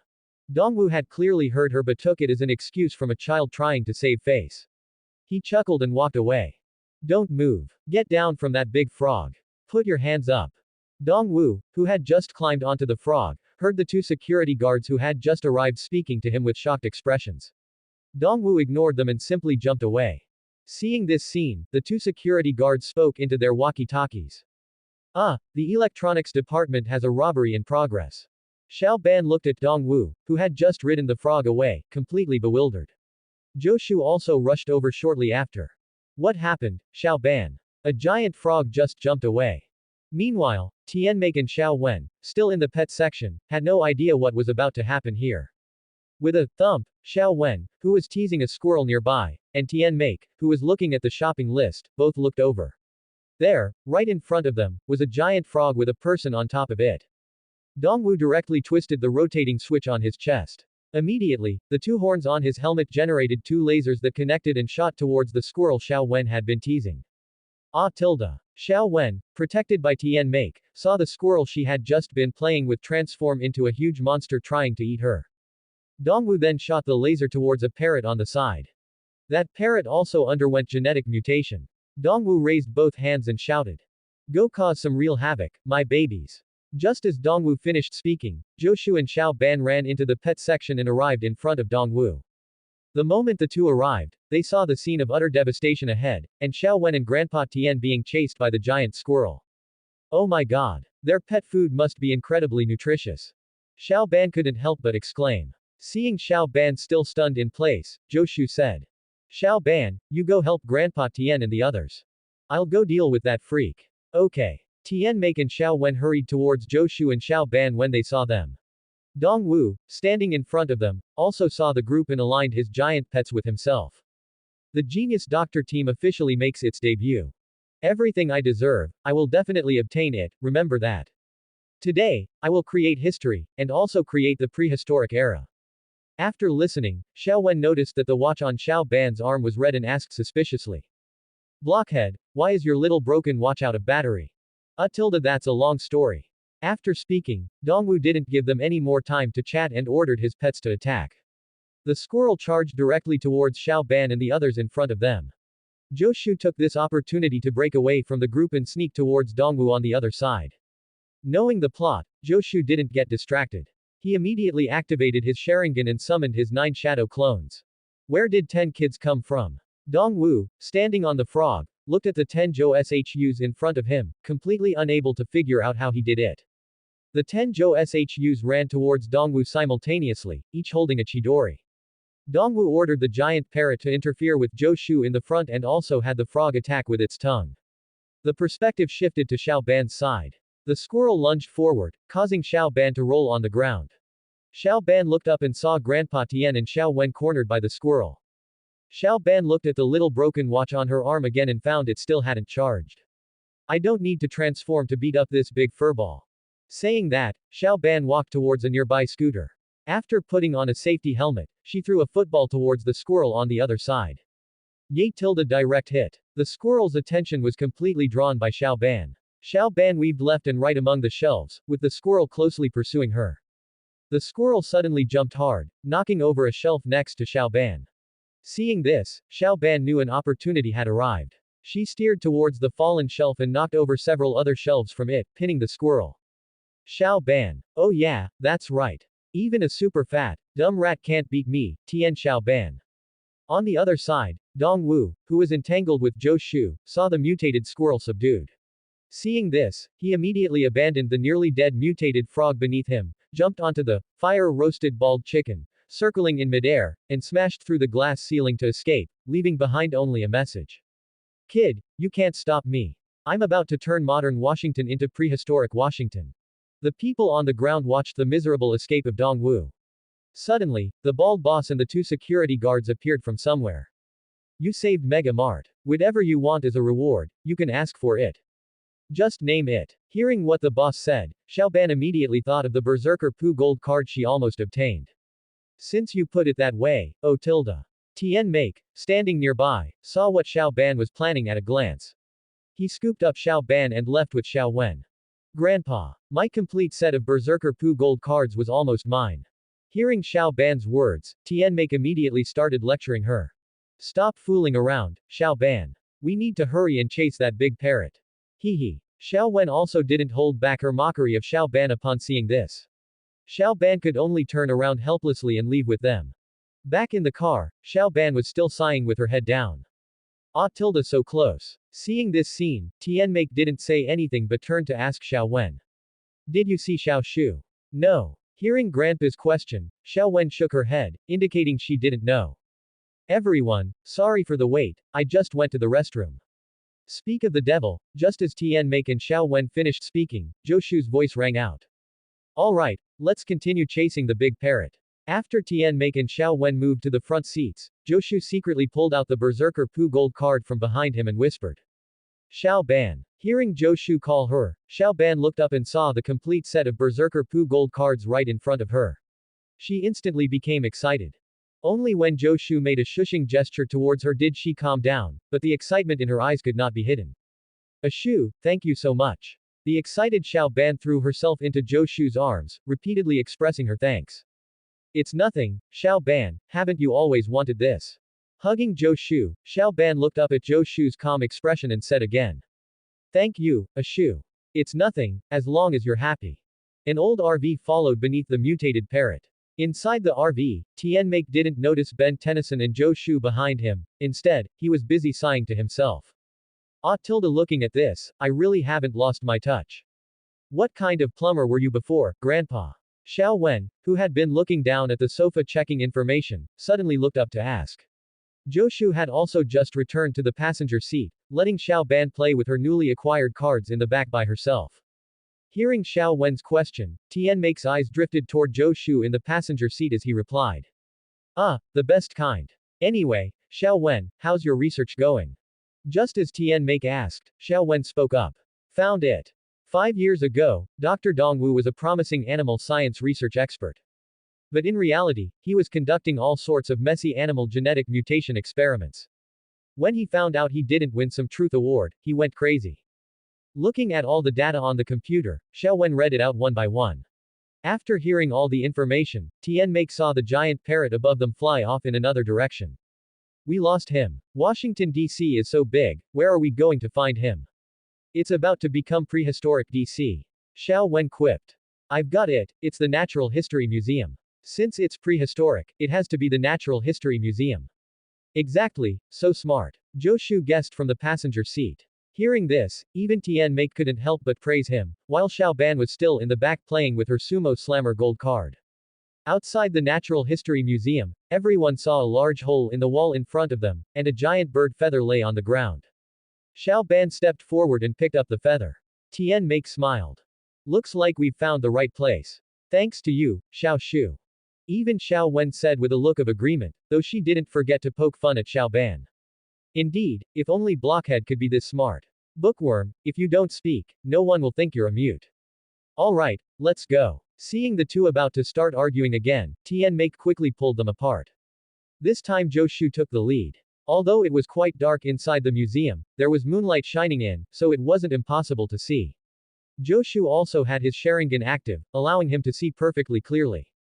Zhou Shu looked around at the skeletons of creatures everywhere, there wasn't a hint of a living person's presence. When they walked under the T-Rex skeleton, they could see Dongwu in front of them. Dongwu, who was busy working on something with his head down, also sensed the people behind him. You guys really are pests. I hate pests the most. Your twisted plot has been exposed by us, Dr. Dongwu. Give it a rest. Hearing what Xiao Ban said, Dongwu turned around directly and excitedly explained his plan while looking at her. The show is just about to begin. Because I'm just a step away from completing the Phase 2 product. The Dormant Cell Activation Project. Xiao Ban looked at the crazed Dr. Dongwu in front of her and also made a comment. I can bring dead animals back to life and have them follow my commands. Watch closely. Dr. Dongwu casually twisted a switch on his chest. Immediately, two horns on his helmet shot out a laser beam, hitting the mammoth specimen in front of everyone. The group gasped in shock as they watched the mammoth come back to life. On the other side, Dongwu was still shouting. Behold the power of me, the genius Dr. Dongwu. Of course, after Dr. Dongwu raised his hands and finished shouting, he also ran away quickly. Seeing the mammoth still charging toward them, Xiao Wen and Tianmei both looked at Xiao Ban and said. You really can transform now. Xiao Ban, you deal with it. I'll go after Dongwu. Okay, a shoe. After speaking, Xiao Ban didn't even look as she slammed down hard on the Omnitrix. Following a burst of muscle growth, two more arms sprouted out. Let's wrestle. Ignoring the two surprised onlookers, Xiao Ban charged straight at the mammoth, grabbed its two tusks, and pinned it to the ground. Zhou Shu, Xiao Wen, and Tianmei took this opportunity to chase after Dr. Dongwu. Just as they passed through that door, they saw the original giant parrot. Grandpa Tian, Xiao Wen, you keep chasing. I'll handle this. After saying that, Zhou Shu charged forward with a Chidori in hand. After one Chidori followed by a great fireball, he blasted the parrot along with the wall right out of the building. Xiao Shu, be careful. Tianmei saw Zhou Shu follow it out through the hole until he disappeared from sight. Tianmei then took Xiao Wen to continue chasing Dongwu. Stupid bird, come on. Once outside, Zhou Shu looked disdainfully at the parrot. The parrot seemed to be enraged by Zhou Shu's gaze and became violent. Zhou Shu formed hand seals and released 9 clones. Although Chidori consumed chakra quickly, its damage was indeed high. The clones pulled out kunai, preparing for close quarters combat with the parrot, while the original Zhou Shu stayed behind the clones to release ninjutsu and attack from the rear. Relying on their extreme flexibility, Zhou Shu's clones killed the parrot while only losing 1 clone. After the battle ended, Zhou Shu checked his remaining chakra and found he had enough for 1 more Chidori. Rewinding time a bit to the other side, Xiao Ban was pinned against the wall by the mammoth and then fell. After standing up, Xiao Ban and the mammoth charged at each other simultaneously. Getting close, Xiao Ban threw a right hook and then grabbed the mammoth's tusks, trying to throw it down. It didn't work, instead, she was flung away, smashing a T-Rex skeleton display. Xiao Ban flipped over, all 4 hands and 2 feet braced against the ground to build up power, then lunged forward. She grabbed the mammoth's trunk, spun it around and around, and threw it out. Uh-oh, I think I'm gonna puke. The scene returns to Zhou Shu. Zhou Shu walked back through the hole he had blasted open. On the way, he encountered a dizzy Xiao Ban. Xiao Ban, are you okay? I'm fine, just a bit dizzy. Zhou Shu looked at the wobbling Xiao Ban with disbelief. Xiao Ban shook her head vigorously before feeling much better. The two headed together in the direction Dongwu had fled, only to find Xiao Wen and Tian Make standing dazed on the spot, with a new hole in the wall in front of them. Grandpa, where's Dongwu? The two only snapped out of it when they heard Xiao Ban's voice, looking at Zhou Shu and four-armed overlord in front of them. Just then, the Omnitrix emitted a series of beeps, followed by a flash of red light. The original four-armed overlord turned back into the lowly Ben Tennyson. Xiao Ban, Dongwu escaped on a T-Rex. Yeah, blockhead, we almost got eaten by a T-Rex. Tian Make suddenly remembered and immediately shouted. Quick, let's chase them. The group immediately got into the vehicle and headed toward where Dongwu had fled. In the car, Zhou Shu took the opportunity to recover his chakra. Outside the venue of the Truth Award ceremony, Dongwu was gesticulating wildly and shouting while riding the T-Rex. Ah, I really love my masterpiece tilde. Charge, my little baby. With a crash, Dongwu smashed through the glass in front of him, while the award winner inside was still giving her acceptance speech. The T-Rex charged straight at the winner. Dongwu also said to the winner below. Kelly, that lecture should have been mine. After speaking, Dongwu jumped down from the T-Rex, took the trophy sitting nearby, and once he had it, he began his own acceptance speech. First of all, I'd like to thank the judges for giving me this award. After Dongwu got back onto the T-Rex, he tried to command it to eat Kelly, when suddenly a fist the size of a sandbag smashed into the T-Rex. The T-Rex was knocked back a few steps by the punch. Four-armed overlord followed up the attack, wanting to land a few more punches, but was swatted away by a tail before she could even touch it. Seeing this, Zhou Shu threw several shuriken, but they had no effect. The shuriken could only pierce the T-Rex's skin. This instead enraged it. The T-Rex ignored the four-armed overlord charging at it and attacked Zhou Shu directly. Fortunately, Zhou Shu had excellent movement techniques and wasn't hit. Four-armed overlord quickly ran in front of the T-Rex and used her four-armed overlord to restrain it. Seeing this, Zhou Shu immediately fired a great fireball, knocking Dongwu down. As Dongwu fell, his horned helmet also came off his head and landed on the floor nearby. The helmet even triggered a switch, emitting a ring of red light. All mutated creatures that came into contact with the red light reverted to their original forms, including the corpses. Xiao Ban looked at the T-Rex skeleton in front of her and sighed. Cool. The next day, Dongwu, who had been caught by the police, was still struggling with his hands and mouth. Let me go, this award is mine. It belonged to me in the first place, give it back. Even as he was being pressed into the police car, his eyes were still fixed on the four of them. Back in the RV, the group prepared to continue their pleasant summer vacation trip toward their next destination. On a dark and windy night, Xiao Ban, wearing a swimsuit, shouted and immediately jumped into the lake. Cannonball. Immediately afterward, she popped out of the water, entertaining herself. Judges, please give your score out of 10 points. Heh, the audience loves her. The audience standing on the shore, Zhou Shu, nodded in approval. Seeing this, Xiao Wen also chimed in with a jab. It should be a perfect score for that blockhead, right? Daily jab at Xiao Ban, 1/1. Looking at the two people on the shore, mainly addressing Zhou Shu, she called out. Hurry up and come play. Please, who knows what slimy, disgusting things are in the water. I'm not going. Xiao Wen mercilessly refused Xiao Ban's invitation. Xiao Ban looked at Zhou Shu beside her and also shook her head, indicating she didn't want to go swimming. Suddenly, Xiao Ban smirked, raising her hand and saying. Camping by the lake isn't fun unless everyone gets soaking wet.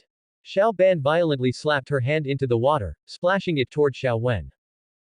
Stop messing around, shorty. Zhou Shu watched the soaking wet Xiao Wen turn and walk away after saying that, leaving him alone to look at Xiao Ban.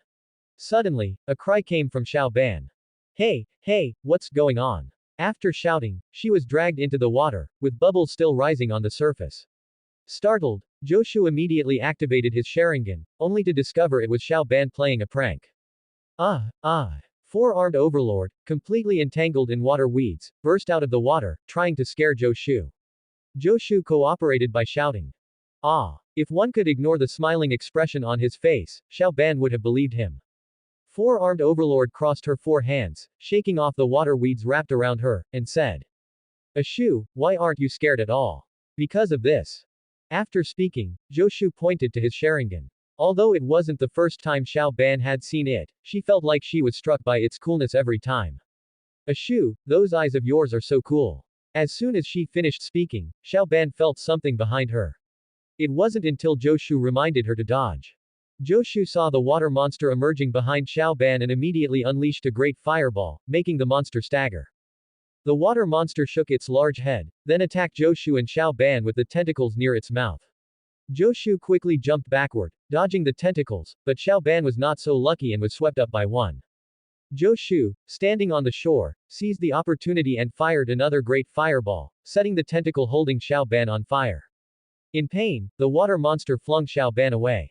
Xiao Ban immediately swam back to shore after returning to the water. Seeing both of them back on the shore, the water monster fled. With a ding sound, Xiao Ban transformed back into human form accompanied by a red glow and walked back to Zhou Shu's side.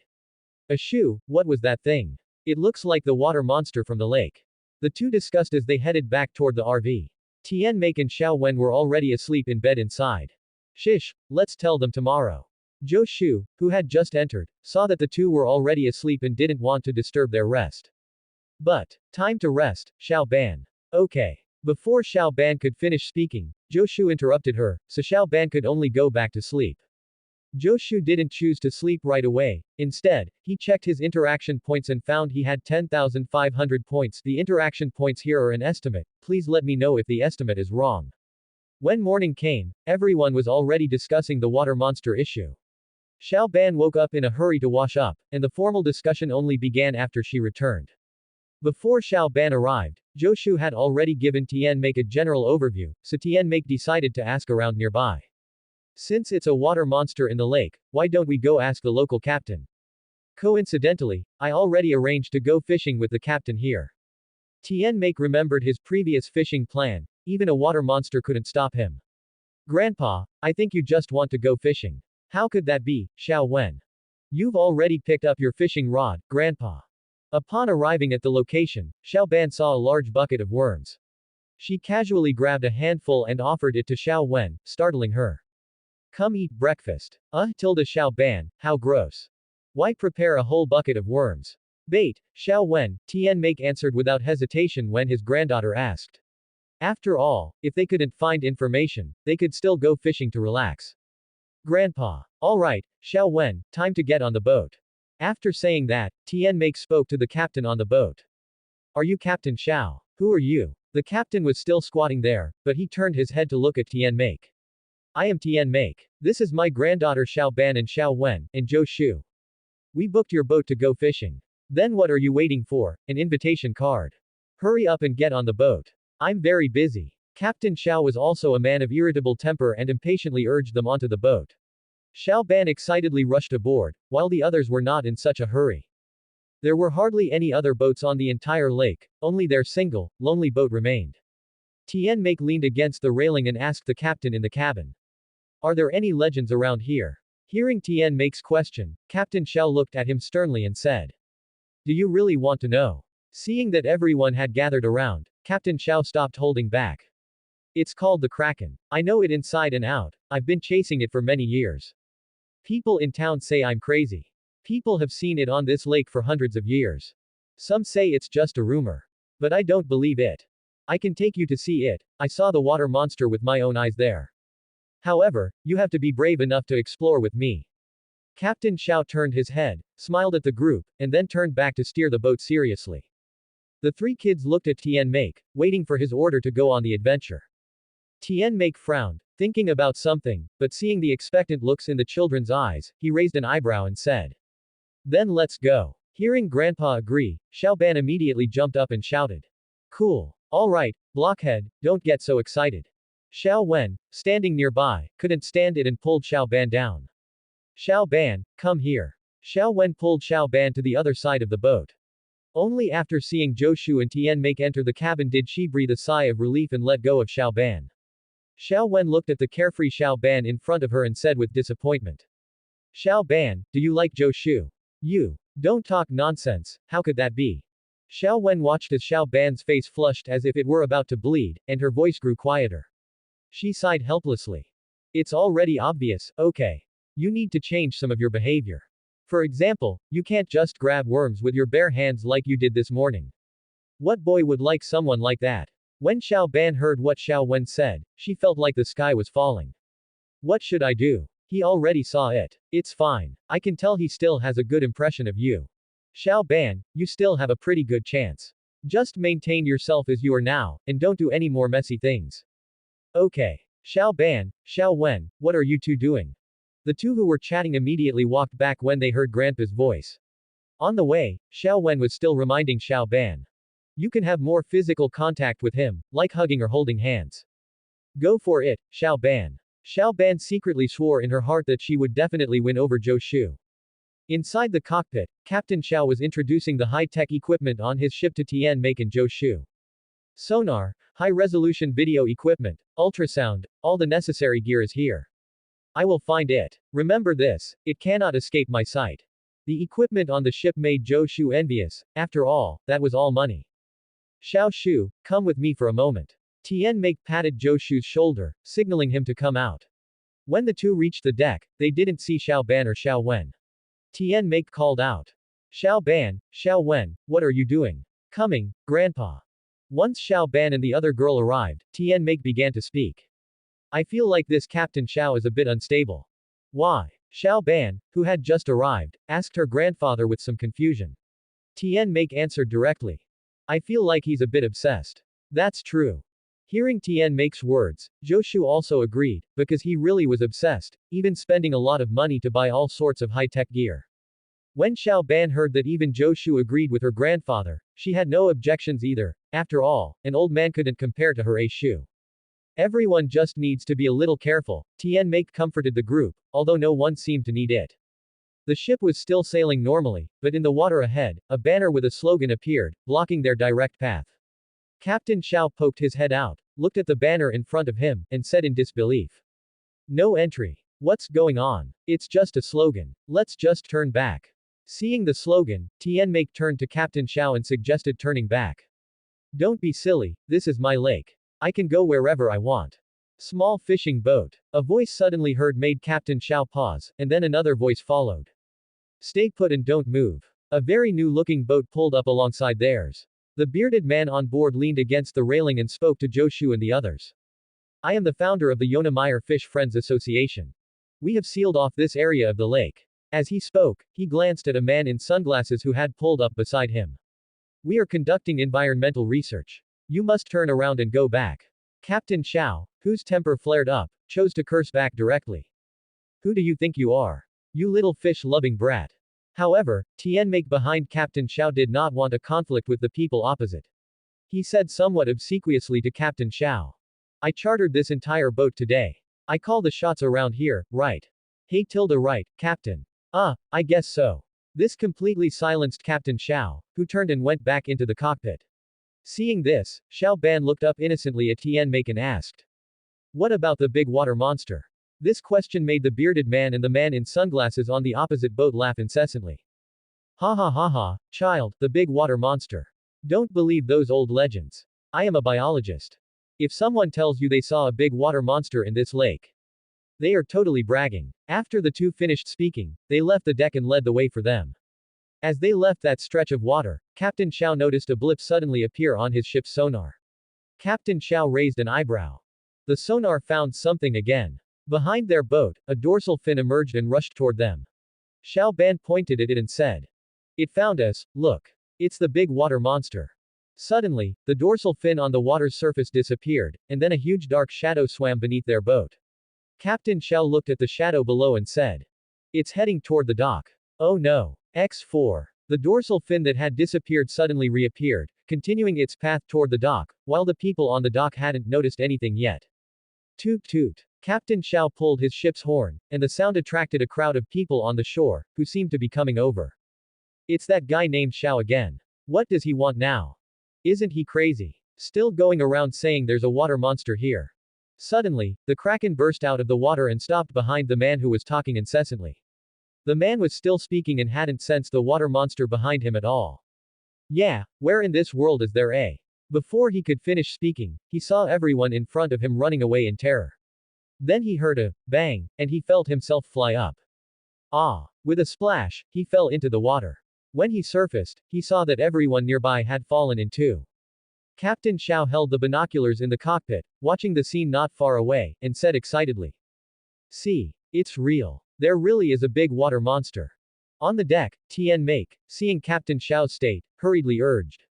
Hurry up and sail, stop talking. After seeing Captain Xiao go into the cockpit, Tian Make squatted down again and patted Xiao Ban's shoulder, saying, Xiao Ban, this time it's up to you. We have to be quick. Zhou Shu, standing nearby, also encouraged Xiao Ban. Go for it, Xiao Ban. Blockhead, hurry up and go. Feeling everyone's support and encouragement, Xiao Ban felt filled with strength. She slapped the dial, and as a green light flashed, Xiao Ban transformed into Flash Star. Oh, annoying. I originally wanted to turn into Big Steel Tooth. What a silly watch. Meanwhile, the other people were still struggling to swim, with the big water monster closely pursuing them. Xiao Ban looked at the scene before her and said, I'll fight you. Flash Star immediately began running rapidly across the water's surface, turning into a blue blur, quickly grabbing everyone still in the water and bringing them back to shore. On the other boat, the bearded man directly ordered the man in sunglasses who was still on deck. Get out of here quickly. Then, while the big water monster wasn't paying attention, he tried to escape from behind it. Unfortunately, as soon as the big water monster spotted their boat, it immediately tossed aside the boat it was holding and chased after them. Suddenly, the big water monster surfaced from the water in front of their boat. Seeing this, the man in sunglasses immediately steered toward the other side. Just as the big water monster was about to attack their boat, Xiao Ban arrived in time. Flash Star continuously circled on the water's surface, creating a waterspout to block the big water monster.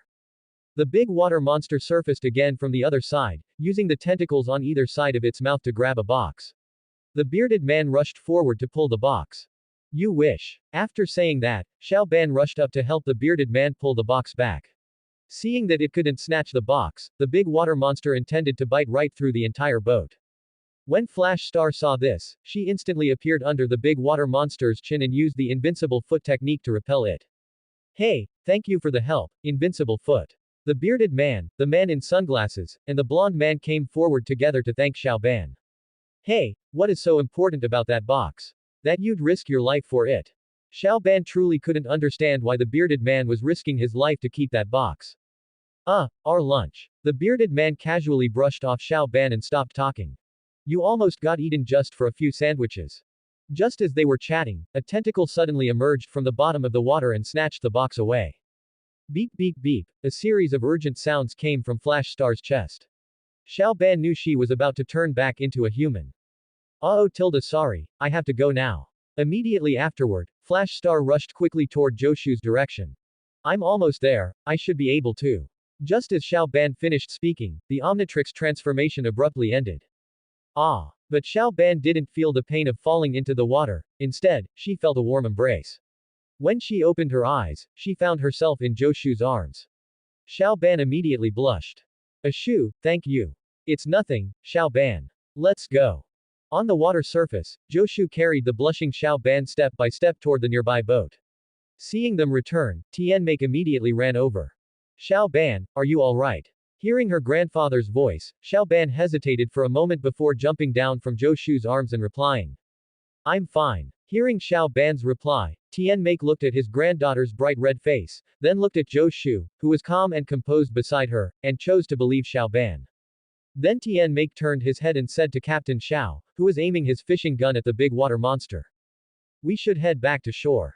Hearing this, Captain Xiao could only shout at the big water monster in front of the fishing boat.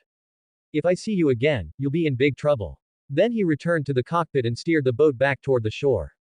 On the other side, Xiao Ban remembered what Xiao Wen had said, so she proactively took Zhou Shu's hand and led him aside. Zhou Shu stared at Xiao Ban holding his hand for a moment, then looked up to find Xiao Ban, whose face was red all the way to her ears. Seeing this, he couldn't help but smile lightly. Xiao Ban, why did you bring me over here? I want to know how you walked on the water. When she first arrived, Xiao Ban realized that everything she had intended to say had vanished, and her mind was completely blank. She had to find an excuse to get by for now. Seeing Xiao Ban like this, Zhou Shu really couldn't hold back his laughter at her appearance of wanting to speak but not knowing what to say. You want to learn tilde, I can teach you. Really? Of course. When have I ever lied to you? Xiao Wen, who was secretly hiding behind them, watched Xiao Ban after having guided her, checking on their progress. Xiao Wen felt her efforts hadn't been in vain. Back at the camp, Tianmake started a bonfire next to the RV, and everyone gathered in a circle to discuss the water monster they had just encountered. Xiao Ban, you should still stay away from that Captain Xiao. Why? Not only that, but we shouldn't get involved this time either. That big water monster should be left to the experts in the Fish Friends Association. The person most suited to subdue the big water monster should be me, with the monster buster on my wrist. But this time you let it get away, child. Just as Xiao Ban and Tian Make were bickering, Captain Xiao's voice suddenly came from nearby. Hateful and detestable stinky old man fish friend. The angry Xiao Ban looked at Captain Xiao, who had appeared out of nowhere, and asked him about his words. What's wrong, Captain Xiao? Those freaks are really too arrogant. They actually sealed off the entire lake. Captain Xiao pointed to the lake not far away, explained the situation to Xiao Ban, and then said angrily. No one can control me, this great me. No one will stop me from catching the greatest water monster of this century. No one will. After venting his anger, Captain Xiao immediately left. Tian Make, who had witnessed the entire exchange, said to Xiao Ban beside him. See. In the middle of the night, Captain Xiao secretly steered his fishing boat toward the sealed-off area. Meanwhile, inside the RV, Xiao Wen said to Xiao Ban in the bathroom. Xiao Ban, come out. Did you fall into the toilet? Tian Make, who overheard Xiao Wen, walked over. Tian Make felt a sense of foreboding and immediately opened the bathroom door, only to find no sign of Xiao Ban inside. Seeing this, Tian Make asked Xiao Wen, who was still stunned beside him. Xiao Wen, have you seen a shoe? Brother Shu said he was going out for a walk and then disappeared, Xiao Wen replied. Sai tilted these two kids. I hope a Shu can take good care of Xiao Ban. In the boat's cockpit, Captain Xiao felt that someone was inside the box covered by the rain shelter on his deck. He picked up a nearby oar and said. Hey, I'm not giving rides to stowaways. I won't even take a stinky old rat. Immediately after, Captain Xiao used the oar to flip open the rain shelter and saw a little girl sitting on the floor. Xiao Ban, sitting on the floor, noticed the rain shelter above her being lifted. She looked up and saw Captain Xiao. Ah, First Mate Ben Tennyson reporting to the captain, sir. Looking at Xiao Ban in front of him, Captain Xiao frowned and said. Can't you come up and ask like that boy did? Immediately after, Joshu also walked out of the cockpit and greeted Xiao Ban. Hi, Xiao Ban. Xiao Ban stared at Captain Xiao and Joshu in front of her, speechless. A Shu, how did you get up here? Of course, I was worried about you, so I came up ahead of time. Hearing Joshu's words, Xiao Ban immediately blushed, but Captain Xiao was clearly unromantic and broke the atmosphere between them. Alright, you two little ones, stop being lovey-dovey in front of me.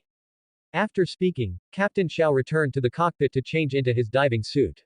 Seeing this, Joshu helped Xiao Ban, who was still standing there, put on a life jacket. It's alright, Xiao Ban, don't overthink it. I will be with you. Hearing Joshu's words, Xiao Ban could only weakly reply. Captain Xiao, having changed into his diving suit, walked out and said to Joshu and Xiao Ban in front of him. The water monster might have been driven to the bottom of the lake by those fish friends. There's only one way to lure it out. Using a live, wriggling bait. Do you need our help? No need. I have my diving partner. Hearing Joshu's words, Captain Xiao firmly refused his help and raised the fishing gun in his hand. Wish me good luck. With that, Captain Xiao plunged into the water with a splash. However, Xiao Ban on the boat felt a bit bored. She looked around and spotted the diving suits and oxygen tanks nearby. A Shu, shall we go for a swim together? Joshu followed Xiao Ban's gaze and saw the two diving suits. He immediately guessed what Xiao Ban was planning but could only reluctantly agree. In the water beneath, a dark shadow suddenly appeared in front of the swimming Captain Xiao, startling him. Upon closer inspection, he realized it was just seaweed. Seeing this, Captain Xiao swam toward the other side. Captain Xiao discovered a giant, round egg underwater and quickly swam toward it. Just as Captain Xiao was observing the egg, two figures quietly swam up behind him. When Captain Xiao sensed them, he suddenly turned around and shot a trident backward. The two figures dodged to the left and right. Seeing this, Captain Xiao looked closely and realized the two people were Joshu and Xiao Ban. Seeing the two of them, Captain Xiao quickly waved for them to come over and look at the egg, while he swam back toward the boat. As soon as Captain Xiao got back to the surface, he saw a speedboat parked next to his fishing boat. Just as he was climbing onto the boat, a pair of hands suddenly pulled him up and threw him heavily onto the deck. Don't you know night diving is dangerous? Stinky old man, only if you had a friend to dive with you. The angry Captain Xiao glared at the three fully armed figures in front of him and retorted. I really don't have friends. That's because your personality is too annoying. Seeing that Captain Xiao hadn't come down for a long time, Xiao Ban quietly poked her head out and saw Captain Xiao being beaten by people from the Fish Friends Association and being captured. Seeing this scene, Xiao Ban quickly looked at the Omnitrix on her wrist and found it hadn't finished charging yet. Then she heard them planning to torture Captain Xiao for information. In a moment, use the mini-submarine to retrieve the rest of the egg. The bearded man casually tossed something down and then continued. As for now, his boat will disappear from the lake surface. The bearded man threw the bomb onto Captain Xiao's fishing boat and immediately steered his boat away. To avoid being caught in the explosion, Xiao Ban could only swim toward Zhou Shu. Zhou Shu, guarding the egg below, noticed something falling from above and immediately swam toward it.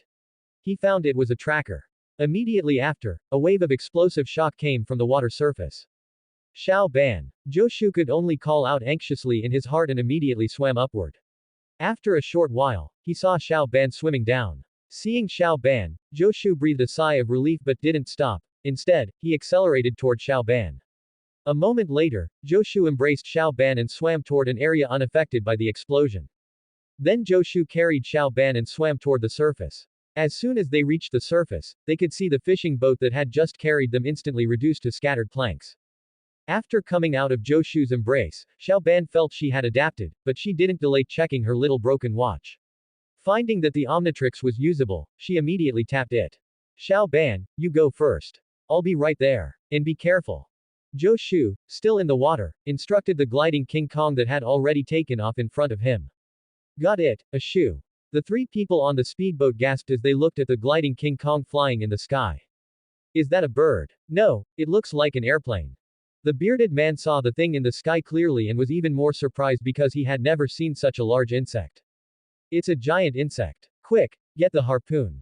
The gliding King Kong in the sky saw their movements and immediately told them to surrender. Surrender. Your conspiracy has been exposed. The blonde man ignored what the gliding King Kong said. Instead, he immediately ran to the bow and prepared to open fire on the gliding King Kong with the machine gun mounted there. Just as the blonde man was about to fire, a fireball suddenly flew from the water surface nearby, blasting the blonde man operating the machine gun away. With a bang, the other two people rushed over and saw Zhou Shu running from the water surface, along with the blonde man lying unconscious nearby. Zhou Shu jumped up fiercely and landed directly on their boat. Seeing this, the man in sunglasses immediately climbed onto the roof, raised another machine gun, and started shooting at Zhou Shu on the deck, while the bearded man entered the cockpit. With a splat, the man in sunglasses on the roof was stuck to the ground by a glob of sticky fluid spat out by the gliding King Kong's compound eyes from the sky. Zhou Shu on the deck followed the bearded man into the cockpit. After entering, Zhou Shu directly struck out at the bearded man. Just as Zhou Shu was about to subdue the bearded man's hand directly slapped a button nearby. Instantly, a dozen explosive barrels rolled out from the hatch at the stern. Upon hearing the explosion, Zhou Shu immediately let go of the bearded man and ran out of the cockpit. As soon as he got out, he saw the gliding King Kong splashing into the water surface. Suddenly, with a drip, the gliding King Kong transformed back into Xiao Ban. Xiao Ban, wait for me. After shouting, Zhou Shu immediately jumped down and ran toward Xiao Ban in the water. The bearded man in the cockpit turned the speedboat around and charged toward them. Little brats, if you blame anyone, blame the two of you for playing the hero. Seeing this, Zhou Shu cursed once, immediately formed hand seals, created 9 clones, and spat great fireballs toward the speedboat. Following the sound of the explosions, Zhou Shu successfully picked up Xiao Ban and ran toward the shore. Xiao Ban, held in his arms, smelled the reassuring scent on Zhou Shu and felt a little groggy. Coupled with the fact that it was already late at night, Xiao Ban fell asleep in Zhou Shu's embrace. After returning to the shore, Zhou Shu looked back at the 4 unconscious people in the water. He felt they were truly lucky. He casually commanded a clone to grab Captain Xiao and walk toward the camp together. As soon as Zhou Shu returned to the camp, he saw 2 people holding binoculars and searching for them at the door of the RV. Have you seen Xiao Shu and Xiao Ban? After speaking, they also saw Zhou Shu and the others and ran toward them. Tian Make and Xiao Wen looked at the scene before them, one Zhou Shu holding the sleeping Xiao Ban, and another Zhou Shu holding the unconscious Captain Xiao. Xiao Shu, what happened? Shish, let me put Xiao Ban back on the bed first. Okay, she really needs to rest. Tian Make agreed with Zhou Shu's statement. Zhou Shu then cancelled the clone. Seeing this, Tian Make hurriedly helped Captain Xiao up. After entering the RV, Zhou Shu gently placed Xiao Ban back on the bed, covered her with a quilt, and said, "Good night, Xiao Ban." After finishing all this, Joshu walked to the sofa where Tianmake and the others were sitting. Seeing Joshu return, Tianmake hurriedly asked what happened. So, what exactly happened? Joshu briefly explained everything to Tianmake. We discovered the water monster's nest, and there were water monster eggs inside the nest. That's why it attacked humans. So, it's highly likely the Fish Friends Association took its eggs. Xiao Wen, holding a computer nearby, spoke to everyone with a serious expression. Brother Shu is right. I know Yona's true identity. I looked up her so-called Fish Friends Association. I found that she isn't registered on any environmental websites. But I did find this. Immediately after, Xiao Wen turned the computer screen in front of her toward them. The screen displayed the bearded man they had seen. Yona Mayer is not a friend of wild animals at all. She travels all over the world, poaching rare animals. After saying this, Xiao Wen pointed to the bearded man on the screen and continued. Then they box them up and sell them to private collectors. After finishing, Joshu listened to Xiao Wen's words thoughtfully and continued along her line of reasoning. So, the box the water monster snatched from their boat was actually the water monster eggs. After hearing everything, Tianmake angrily slammed the table in front of him and said, "It seems we were too relaxed." Xiao Ban, overhearing the conversation, rubbed her eyes, stretched lazily, and said, "We must stop them. They mentioned wanting to return to the cannery." Captain Xiao, sitting aside, held a different opinion. He walked toward the outside of the RV while saying, "It's useless no matter what you say.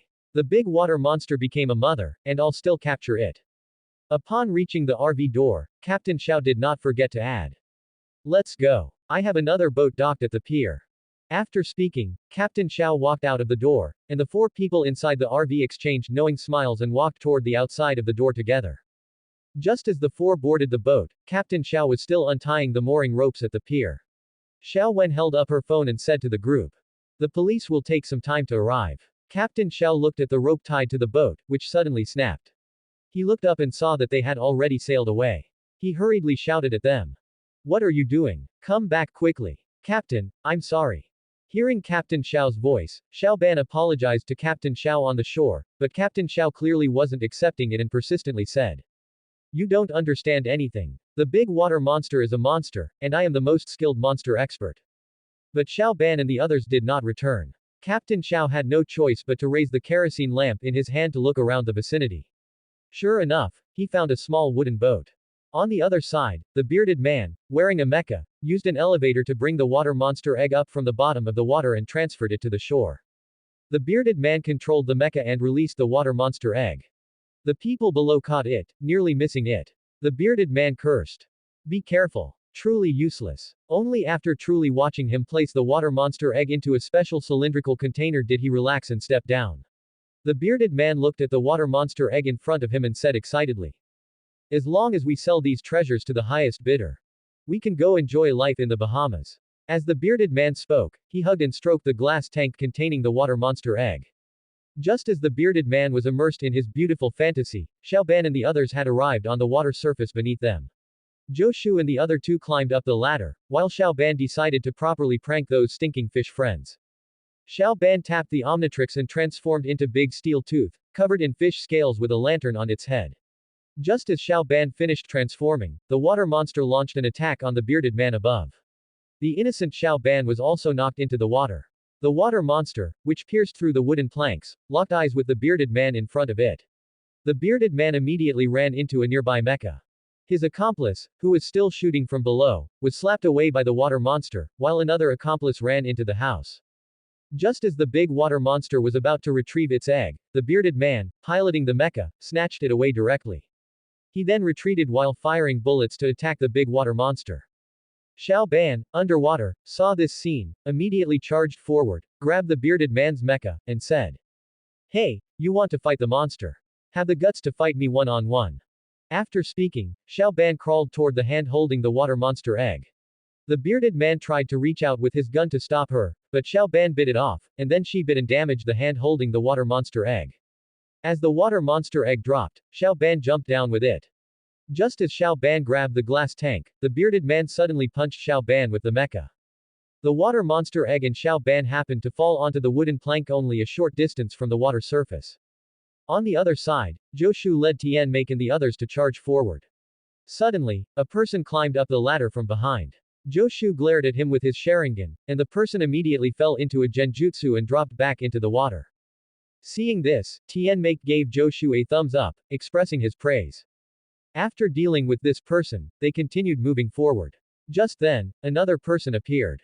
Joshu kicked him directly, sending him flying out and rendering him unconscious. After resolving everyone, Joshu said to Tianmake and Xiao Wen, "I'm going to help Xiao Ban. You two stay here and don't move." Without waiting to hear what they said, Joshu immediately ran toward Xiao Ban's location. At this time, the water monster had already retrieved its water monster egg. Seeing this, the bearded man shouted, "My egg!" Then he chased after the water monster, while Xiao Ban jumped up and grabbed the bearded man's mecha, taunting him. "Your egg isn't that big." Joshu had just arrived at the scene. Seeing the current situation, he shouted to Xiao Ban. "Xiao Ban, throw him over here." "Got it." Hearing Joshu's words, Xiao Ban did not hesitate at all and directly threw the mecha toward Joshu. Joshu unleashed a great fireball, burning through the rope connecting the mecha and the lifting platform. With a bang, the bearded man's consciousness gradually blurred. He only felt like his brain had been attacked, and he passed out. The two water monster eggs were taken back to their nest by the big water monster. Just then, Xiao Ban transformed back into human form, and Captain Xiao arrived on his small boat. "Where is the big water monster?" "It's gone." The assembled group looked at the late arriving Captain Xiao and exchanged smiles again. Finally, Joshu spoke. "But, no buts, old friend." After finishing everything, Tianmake and the others returned to the RV to rest, as they hadn't rested for a whole day. While Tianmake was getting money, a dilapidated pickup truck suddenly arrived and stopped next to their RV. Then, two people walked toward the ATM while talking. "Get out of the way, stinky old man, I have a large sum of money waiting for me to withdraw." After speaking, the cuckold immediately shoved Tianmake, who was still at the machine, aside, leaving Tianmake looking completely bewildered as he looked up and saw a shifty-eyed man with buck teeth. The three people buying ice cream were still ordering the flavors they wanted. "Do you have any low-fat, low-sugar ice cream flavors?" Upon hearing Xiao Wen's request, the ice cream shop manager replied impatiently. "Napkins." He then turned to Joshu and Xiao Ban, who were standing to the side, and asked, "What do you two want to eat?" Just as Joshu was about to answer, a sound of clashing metal suddenly came from outside. Hearing the noise, Joshu and Xiao Ban turned their heads to see the cuckold walking toward the machine with a hook. "Xiao Ban, let's go." Coming. Seeing this scene, Joshu called out to Xiao Ban, then walked outside. Xiao Ban also raised her wrist and tapped the Omnitrix. The two outside hadn't realized the seriousness of the situation yet. The cuckold hooked the machine in front of him, gave a signal to his accomplice in the truck, and said, "Drive." The accomplice in the truck received his signal and slammed the accelerator to the floor, only to find that the truck wouldn't move at all. As he looked on in surprise, the steering wheel and the front of the truck gradually disappeared, replaced by black and green stripes. The buck-toothed man stared at the flashing stripes in front of him while they emitted a sound. "Sorry, insufficient balance to start." After saying that, accompanied by a crackling sound, the buck-toothed man was directly thrown out of the truck and collapsed on the ground. After finishing all that, Xiao Ban retreated from the pickup truck. As soon as she stepped out, she saw the cuckold already subdued by Joshu. When Joshu saw Xiao Ban emerging, he let go of the cuckold. After being released, the cuckold still struggled to stand up. Seeing that he was still trying to get up, Tianmake stomped down with his foot. "Where were you planning on going?" After stepping on the cuckold and mocking him, Tianmake turned to Joshu and said, "Nicely done, Xiao Shu. It was alright. Did you call the police, Xiao Wen?" After the fight ended, Joshu looked toward Xiao Wen, who raised the phone in her hand and said, "The police will be here soon." After speaking, Xiao Wen seemed to remember something and asked her grandfather, "By the way, Grandpa, where are we going next?" "We are going to your great-aunt Vera's house for the weekend." Xiao Ban, who was standing nearby, heard her grandfather's words and immediately complained to everyone, "Oh, Tilda great-aunt's house is so boring, I don't want to go." Joshu felt like he could even perceive her emotions through the circles on the forearm's face. The RV was driving along a deserted road. Joshu saw Xiao Ban still sitting sullenly on the sofa and felt he should try to comfort her. Thinking this, Joshu no longer hesitated and walked toward where Xiao Ban was sitting. Joshu sat down next to Xiao Ban. Joshu looked at Xiao Ban beside him, but she didn't notice his approach, only staring out the car window and muttering to herself. Tilda so annoying. This summer should be full of fun, not running off to visit an old lady's house. Just as Xiao Ban was mumbling, Zhou Shu was successfully amused by her. Hearing Zhou Shu's laughter, Xiao Ban knew he had heard her muttering. Xiao Ban turned her head and saw Zhou Shu still holding back his laughter, instantly blushing and stammering, Shu, when did you get here? Since you started grumbling. It's okay, Xiao Ban, there's no need to be like this. Don't I have you to keep me company? Xiao Ban, already blushing, felt like her head was steaming upon hearing Zhou Shu's words and couldn't speak. Alright, when we get there, I can play with you too. It won't be that boring. Oh, okay, Shu. On the other side, Great Aunt Vera was talking to the thin old man who lived nearby. It's been many years since I've seen Mark and the children. I definitely won't recognize them. Come over for a chat sometime. No problem. After the thin old man finished speaking, he returned to his house. In the pitch black house, only the light from the television remained. The thin old man leaned on his cane and sat on the sofa to watch TV. Just as the thin old man was staring intently at the television, he suddenly felt his hand grasped by a mass of goo. Ah! As they were about to arrive, Xiao Ban looked out the window and saw that the area was full of elderly people, making her feel bored. However, thinking of what Zhou Shu had said made the wait less unbearable. Thinking of this, Xiao Ban secretly glanced at Zhou Shu sitting next to her, only to find Zhou Shu was also looking at her. Xiao Ban could only pretend to be nonchalant and look out the window. Then she saw a scene that made her doubt her own eyes. An old man who had been fixing an antenna on the roof suddenly slipped, then did a backflip and jumped off the roof. Xiao Ban quickly turned her head back, seemingly seeing shock on Zhou Shu's expressionless face. Shu, did you see that too? Hearing Xiao Ban's question, Zhou Shu nodded and then began to recall the plot, but all he could remember was that they weren't afraid of high temperatures but were afraid of water. See what? Xiao Wen, who had been looking down at her computer opposite them, suddenly looked up, looked out the window, and finding nothing unusual, asked the two in front of her. Hearing Xiao Wen's question, Xiao Ban immediately gesticulated animatedly as she explained to her. An old man did a backflip off a roof. I think your little head must be dizzy from the heat. Seeing Xiao Wen clearly disbelieving her and even mocking her, Xiao Ban crossed her arms, turned her head away, and stopped explaining. Seeing this, Xiao Wen also felt bored and then looked back down at her computer. Zhou Shu smiled helplessly at their interaction, then went to comfort Xiao Ban again. Alright, Xiao Ban, don't be angry. We're almost there. And I saw it too. Hearing Zhou Shu comforting her, Xiao Ban felt all her anger dissipate instantly. Moreover, Xiao Ban felt like she was addicted to it. I know, Shu. Just then, the RV had already stopped, and Zhou Shu and the others got out one after another. As soon as they got out, Zhou Shu felt a wave of intense heat wash over him. Xiao Ban, beside him, shielded her eyes from the sun and said, seriously, why do old people always have to live in places that are scorching hot? Behind Xiao Ban, Xiao Wen showed a sly grin. Zhou Shu saw Xiao Wen suddenly pull out a water gun from behind her and shoot it at Xiao Ban's neck. Ha ha ha ha ha ha ha. Accompanied by loud laughter, Xiao Wen ran off. However, the thin old man inside the house next door attracted Xiao Ban's attention.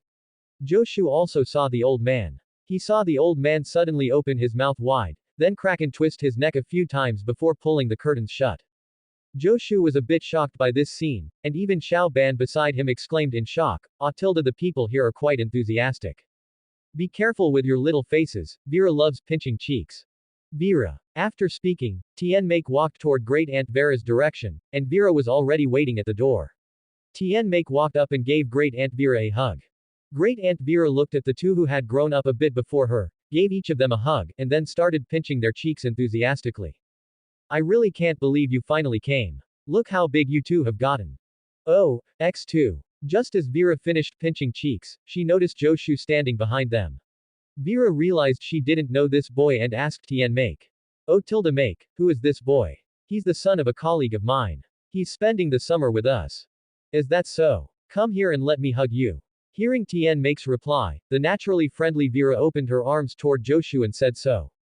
Hearing this, Zhou Shu awkwardly walked up and gave her a hug, unable to refuse. Just as Great Aunt Vera was about to pinch Zhou Shu's cheek, Zhou Shu refused this time. After all, he didn't like the feeling of having his face pinched. Future Xiao Ban. When Vera saw that her attempt to pinch a cheek was rejected, she wasn't angry. Instead, she invited everyone inside first. Hurry up and come in, I really want to share my dessert with you all. Zhou Shu and the others followed Vera into her house. Looking at the interior decoration, Zhou Shu felt that all old people thought the same way. Moreover, Joshu even heard Xiao Ban, who was standing next to him, mutter. Oh tilde why do old people's houses always smell like someone's feet? Vera, busy entertaining Tian Make, clearly hadn't heard Xiao Ban's complaint. She was still preparing the dessert until she brought it to the table.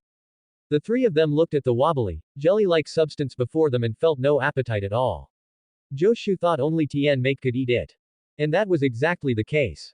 Only Tian Make tasted it while praising. Oh tilde Vera, this is truly delicious. What are those coffee-colored chunks? Vera, who was eating, heard Tian Make's question from across the table and answered the dessert's ingredients without hesitation. Jerky. The white chunks are cauliflower.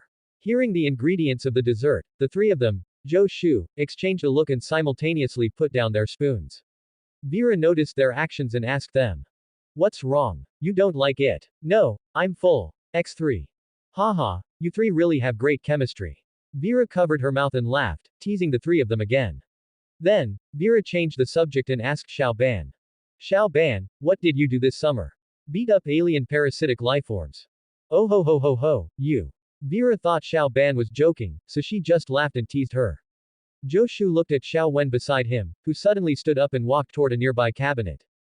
Xiao Ban saw they were still talking about the bird specimen on the cabinet, so she took the opportunity to dump all the dessert from her plate into Xiao Wen's plate.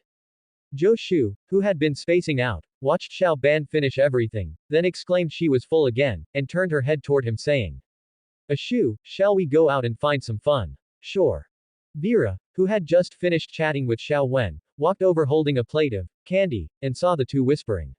She immediately understood everything and asked Xiao Wen. Xiao Ban, is she? Xiao Wen, who had been staring blankly at the extra dessert on her plate, instantly revived upon hearing Great Aunt Vera's question. Meanwhile, Xiao Ban, who had already taken Joshu's hand and left, had no idea she had been sold out by her cousin. Joshu watched as Xiao Ban pulled him to a secluded spot, thinking Xiao Ban was finally going to confess her feelings, but Joshu realized he had overthought it. Once they reached the spot, Xiao Ban didn't even give Joshu a chance to speak. She directly tapped the Omnitrix dial and transformed into Ghost Freak. Joshu watched with some disappointment as Xiao Ban phased through the wall to scare Xiao Wen. Don't ask how he knew, Xiao Ban told him. Immediately after, Joshu saw Xiao Ban emerge while still invisible. After appearing, Xiao Ban didn't deactivate her invisibility but directly said to Joshu. Let's go, Ashu, let's go look for something fun. With that, Xiao Ban looked around, suddenly fixing her gaze. Joshu followed Xiao Ban's line of sight and saw a golf cart. Just as Joshu was about to speak, he heard Xiao Ban's coquettish request. Let's go, Ashu, please accompany me to beg for it. On the road, several old people saw a golf cart driving by with only Joshu in the passenger seat. Joshu in the car felt a bit speechless looking at the gazes of the people nearby, while Xiao Ban happily drove. Just as Joshu was wishing he could crawl into a hole, Xiao Ban suddenly smelled a scent and floated away following that aroma. Joshu, who had been looking down, felt the car swaying a bit and tried to look up to see how Xiao Ban was driving. Joshu raised his head and looked to the side, only to find that Xiao Ban, who should have been in the driver's seat, was gone. Startled, Joshu quickly moved over to the driver's seat and stopped the car in front of the junkyard. After stopping, Joshu managed, thanks to his extremely strong self-control, not to curse, mainly because he couldn't bear to scold her. As soon as the old lady ninja floated toward Joshu, Xiao Ban noticed the cold sweat on Joshu and his look of post-disaster relief, and asked with confusion. Ashu, what's wrong with you?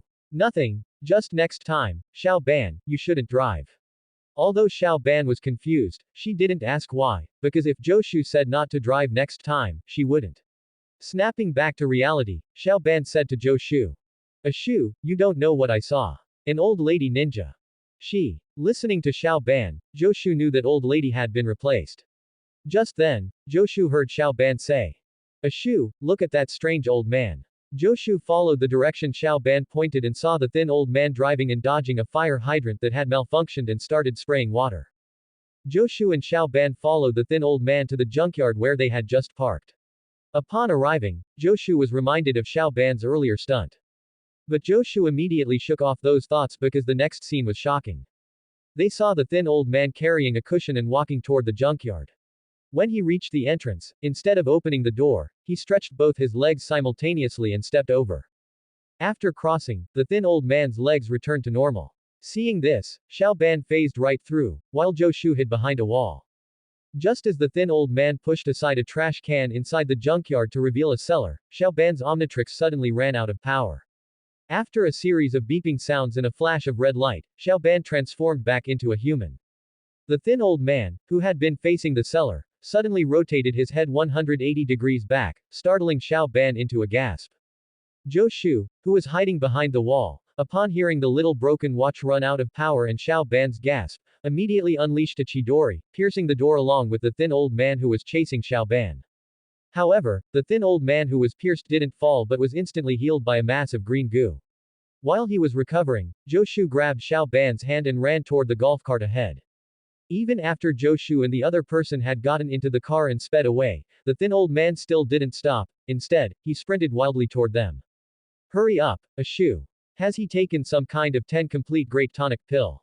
Because Xiao Ban's little broken watch had run out of power, she could only sit in the passenger seat and complain to Zhou Shu about the old man behind them. Whether the thin old man heard Xiao Ban's words or not, he suddenly stretched his arm out until he grabbed the edge of the car, and then began to pull his hand back.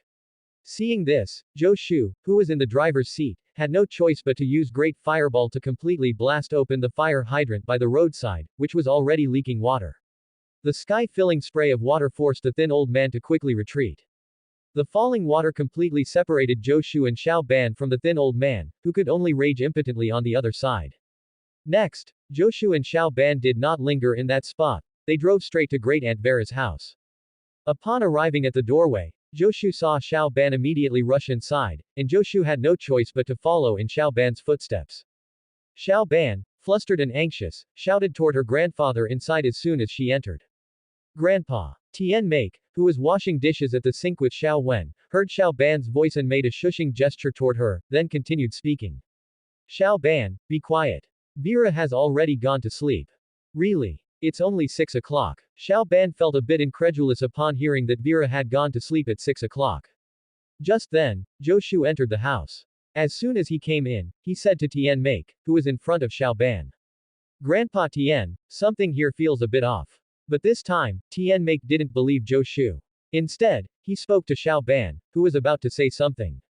Alright, Xiao Ban, don't corrupt Xiao Shu. We old folks aren't like what you imagine.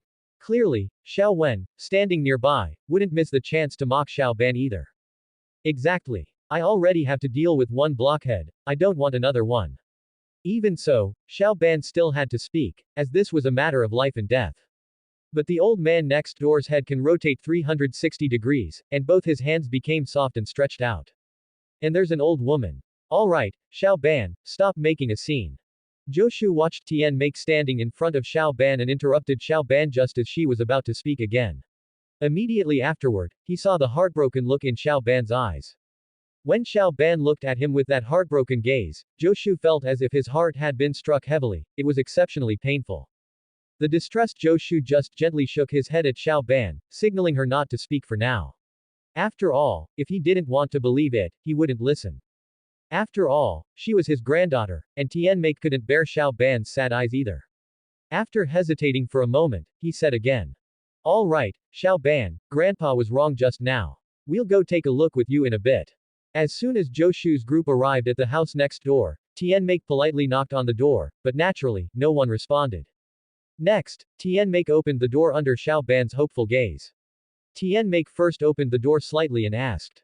Hello, is anyone home? Seeing that there was still no answer, Tian Make fully opened the door. Looking at the pitch-black living room before him, Tian Make made a shushing gesture toward the 3 people behind him and then walked inside. Once inside the house, Tian Make and Zhou Shu took the lead, while Xiao Ban and Xiao Wen kept watch behind them. Suddenly, something swayed unsteadily out of the darkness. Just as Xiao Ban approached, that thing suddenly swung right in front of her face. Startled, Xiao Ban took a step forward and threw herself directly into Zhou Shu's arms. With a thud, Tian Make immediately flipped the light switch on the nearby wall. Only when Xiao Ban looked clearly did she realize that the object was just a piece of clothing. After discovering it was just clothing, Xiao Ban blushed and scrambled out of Zhou Shu's embrace.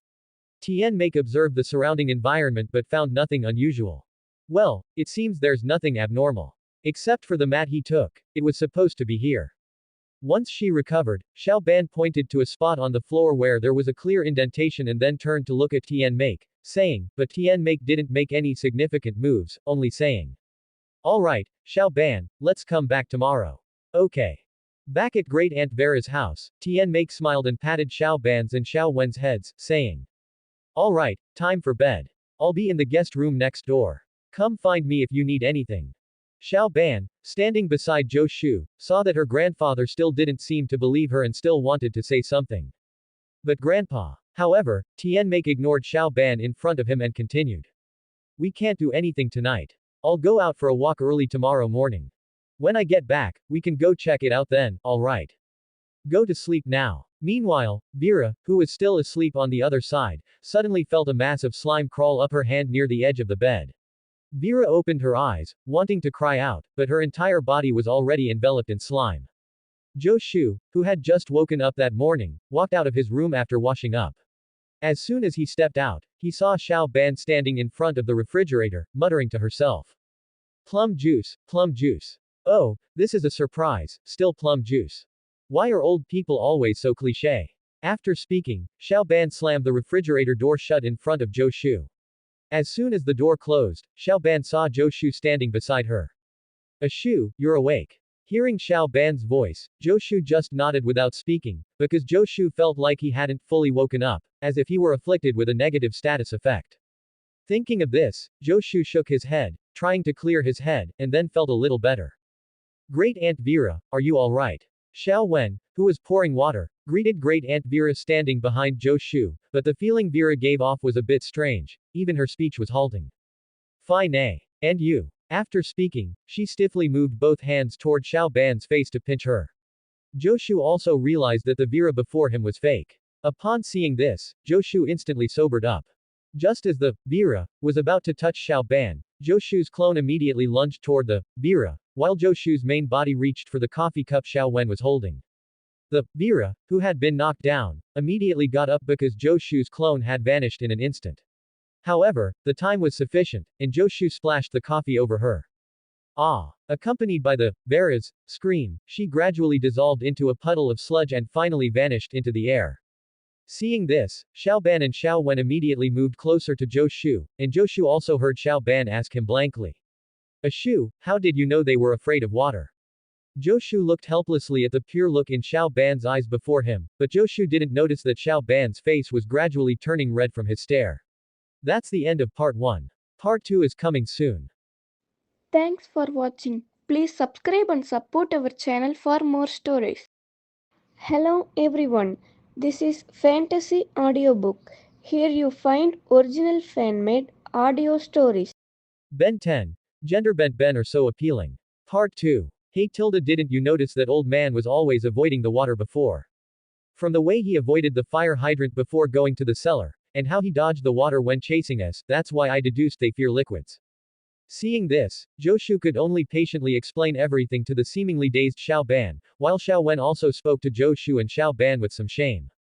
I'm sorry, brother Shu, Xiao Ban. I should have believed you two yesterday. Oh my, it's rare for the bookworm to apologize. Xiao Ban, teasing Xiao Wen, clearly hadn't taken yesterday's events to heart. She was just a bit sad at the time, but now there was no issue at all. Hearing Xiao Wen's apology, Zhou Shu just nodded and said, it's fine. Time passed until evening. Zhou Shu and the others saw that Tian Make still hadn't returned, so they went out to search for traces of him. Zhou Shu, walking in front, led Xiao Ban and Xiao Wen through the alleys, while Xiao Wen still asked, confused. So where are we going now? Upon hearing Xiao Wen's question, Zhou Shu and Xiao Ban exchanged a look and said in unison. That cellar. Just as they finished speaking, an elderly couple walked past them from the opposite direction, failing to notice the three of them hiding behind the wall. After the two had passed, the three emerged from behind and headed toward the direction of the dumpsters. Meanwhile, next to the wall of a house, two old men were waiting for Vera, but Vera was taking a long time to arrive. The thin old man, who had been standing impatiently, spoke to the dazed, dark-skinned old man beside him. Where is she? Why hasn't she come yet? The sustenance will enter its final digestion stage. I don't know. Maybe she's preparing to raise those three broths. After all, they taste better when they're older. Eat, eat, eat, all you think about is eating. The thin old man cursed the gluttonous, dark-skinned old man before immediately turning serious and saying to him, "That tall brat is too vigilant, it won't be easy to take him down." Just then, Joshu and the others were about to reach the junkyard, but a sudden situation occurred. The two old men on the road launched an attack on Joshu and the others. They both struck the discs that were originally on the ground, sending them flying toward the trio. Seeing this, Joshu had no choice but to use shuriken to knock some of the discs down. However, there were simply too many. Joshu couldn't shoot them all down alone. The group had to run toward the back of a nearby building. After running over, Joshu looked at the two panting figures before surveying the surroundings himself, observing the enemy's situation. Just then, Tien Make suddenly popped up from somewhere nearby and asked the group, "Hey, what's going on? They are everywhere." After hearing Xiao Ban, Tien Make also became abnormal. He stretched his arms out, revealing a mouth full of sharp teeth, and said to Xiao Ban before him, "I know. Come here, I'll protect you." With that, Tien Make opened his own gaping maw and reached out his hands to grab Xiao Ban. Seeing this, Joshu immediately pulled the still dazed pair and ran out, but as soon as they emerged, they saw the thin old man and the dark-skinned old man lifting cars. Joshu looked at the two old men holding up cars, then looked back at Tien Make with his arms stretched out. For a moment, he couldn't think of what to do. But the old men wouldn't give Joshu time to think. They attacked simultaneously. Just as the cars flew toward them, Tien Make charged forward. Seeing this, Joshu could only hold Xiao Ban, then tossed Xiao Wen out and used his clone to catch her. With a bang, Tien Make was smashed into a pulp. Even so, after turning into a puddle of mud, Tien Make transformed back into human shape within just a few seconds. However, Joshu and the others successfully reached the entrance of the junkyard. Joshu immediately led Xiao Ban and Xiao Wen toward the dumpsters, leaving 3 clones to cover the rear. While the clones were entangled in combat, Joshu's group successfully pushed the dumpster aside, revealing the entrance to the cellar on the ground. After finishing this, Joshu looked at Xiao Ban, who was about to tap the Omnitrix dial. Seeing this, Joshu immediately grabbed Xiao Ban's wrist to stop her and said, "Don't transform yet, we'll deal with it later." Xiao Ban shyly lowered her head, looking at the wrist Joshu was holding, and could only quietly say, Joshu didn't notice Xiao Ban's unusual reaction. He just assumed Tien Make's incident had made her a little sad, so he didn't think any deeper. As he opened the cellar door, Joshu deliberately looked back one last time and saw that his 3 clones were still holding on. He then grabbed Xiao Ban's hand and jumped down. While falling through the air, Joshu noticed that the bottom of the hole had grown somewhat long. He had to hold Xiao Ban close and use the 2 side walls to slow their descent. After the 2 landed safely, Joshu finally heard Xiao Wen's voice from above. "Brother Shu, how should I get down?" Hearing Xiao Wen's voice, Joshu remembered that Xiao Wen was still above and hadn't come down yet. Seeing this, he had to instruct one of the clones above to toss Xiao Wen down. Just as Xiao Wen was about to land, Joshu grabbed her clothes and landed safely, but Xiao Wen made a dead fish expression and grumbled. "Why did I have to come down like this?" Hearing her, Joshu shrugged, indicating there was nothing he could do, because he was a pure lover and absolutely wouldn't flirt with other girls. "Alright, let's keep moving forward." After surveying the situation inside the cave, Joshu continued walking deeper. Suddenly, Joshu felt that all his clones had vanished, and even his chakra had returned. Joshu knew that without the clones delaying them, those old men would catch up quickly, so he had to quicken his pace. "Let's hurry up, they are about to catch up." After saying that, Joshu pulled Xiao Ban and ran out. Seeing this, Xiao Wen could only say helplessly, "You two blockheads, I'm speechless." As they ran, Joshu's Sharingan spotted a cave entrance blocked by rocks. Joshu immediately fired a great fireball to blast the entrance open. Then, Joshu and the others ran forward for a while before seeing the scene before them. In the center of the cave was an alien spaceship that looked strikingly like a flying saucer, and beneath the alien spaceship were numerous green eggs. Seeing this, the group immediately walked down. Walking beside these eggs, Xiao Wen could only exclaim in awe. They captured all the elderly people from the community. Joshu watched as Xiao Ban walked up to the egg containing Tien Make. Xiao Ban shouted, "Grandpa!" before destroying the egg in front of her. Following a burst of smoke, Tien Make fell out of the egg. Tien Make, waking up, shook his head and said to Xiao Ban, "I was taking a walk, and then. Ouch, I don't remember what happened." Xiao Ban looked at her grandfather and covered her forehead somewhat uncomfortably, saying she couldn't recall what happened that morning. Just then, those aliens walked directly over and said, "I suggest you better not do that. I strongly advise you not to do that." Joshu and the others heard them, stopped what they were doing, and turned back to look at the three pursuers still standing before them. You are dead meat. Just as Joshu was guarding against them, the three figures before him suddenly changed their forms. They all transformed into humanoid creatures made of green slime. Seeing this, Joshu could even see their intestines inside their bodies, which only made him feel nauseous. Joshu could only suppress his disgust and retreat. Let's escape first, we'll talk later.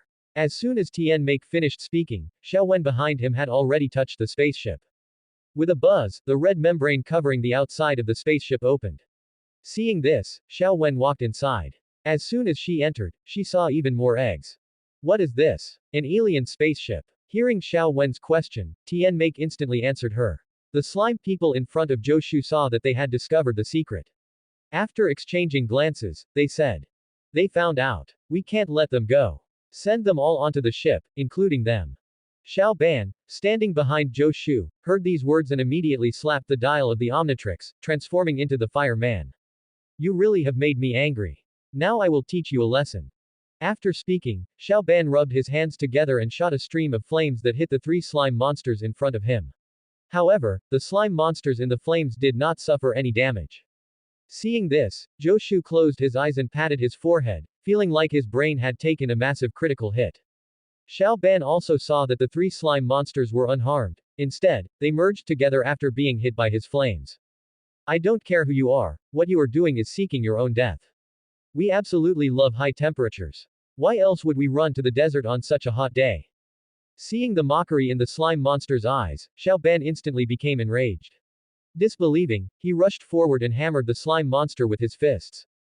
However, the slime monster grabbed his wrist. After catching Xiao Ban's hand, the slime monster smashed him back and forth onto the ground with repeated thuds. Tian Make and Xiao Wen took the opportunity to grab the eggs from the spaceship. Seeing this, the slime monster quickly split into two smaller slime monsters to pursue them. Zhou Shu, standing nearby, saw this scene and quickly said to Xiao Wen. Xiao Wen, where is your water gun? Throw it over to me. Hearing Zhou Shu's words, Xiao Wen hurriedly threw the water gun from her backpack over to him. After receiving the water gun, Zhou Shu immediately added. I'll go help Xiao Ban. You two keep rescuing the people. After speaking, Zhou Shu aimed the water gun at the two small slime monsters that had just emerged and sprayed them. As soon as the two small slime monsters made contact with the water from the gun, they instantly vanished. After taking care of those two small minions, Zhou Shu said to Xiao Ban, who was still in the slime monster's grasp. Xiao Ban, do you remember what I told you? They are afraid of water. Hearing Zhou Shu's words, Xiao Ban remembered the weakness of these slime monsters. Seeing this, Xiao Ban looked up and spotted a water pipe dripping water overhead. He then shot flames at that water pipe. With a bang, the water pipe exploded, and all the water inside poured out. Most of the water from the pipe splashed onto the slime monster, causing it to disappear directly into the ground. Just at this moment, Tian Make and Xiao Wen had carried out all the elderly people. The spaceship also started up at this time. After the last slime monster entered the ship, the vessel drilled a hole and flew away. Joshu and the others could only watch the spaceship ascend and flee. Tian Make looked at the large pit on the ground, turned back, and said to Joshu and the others. It looks like we have quite a bit of work today. After speaking, Tian Make took the lead in carrying all the elderly people back to their respective homes. The next morning, just as Joshu and the others were preparing to leave, Vera specifically came out to see them off. Seeing Vera about to leave, she hugged Tian Make and said. Remember to come again next time. Of course. After speaking, it was Xiao Wen's turn. Vera winked and asked. Xiao Wen, what's the progress between you and that little boy? Almost there, just the final step left. Then it was Xiao Ban's turn. Vera's approach was to urge her on regarding the progress. Xiao Ban, what do you think of Zhou Shu? He's great. Then why haven't you made a move yet? When Xiao Ban heard what her great aunt said, she knew Xiao Wen had told Vera. Xiao Ban could only blush and remain silent until Vera waved her hand to let her leave. Finally, Vera only mouthed to Zhou Shu, who was not far away. I'm rooting for you. On the other side, in the hole left when the spaceship departed, another pool of slime flowed out.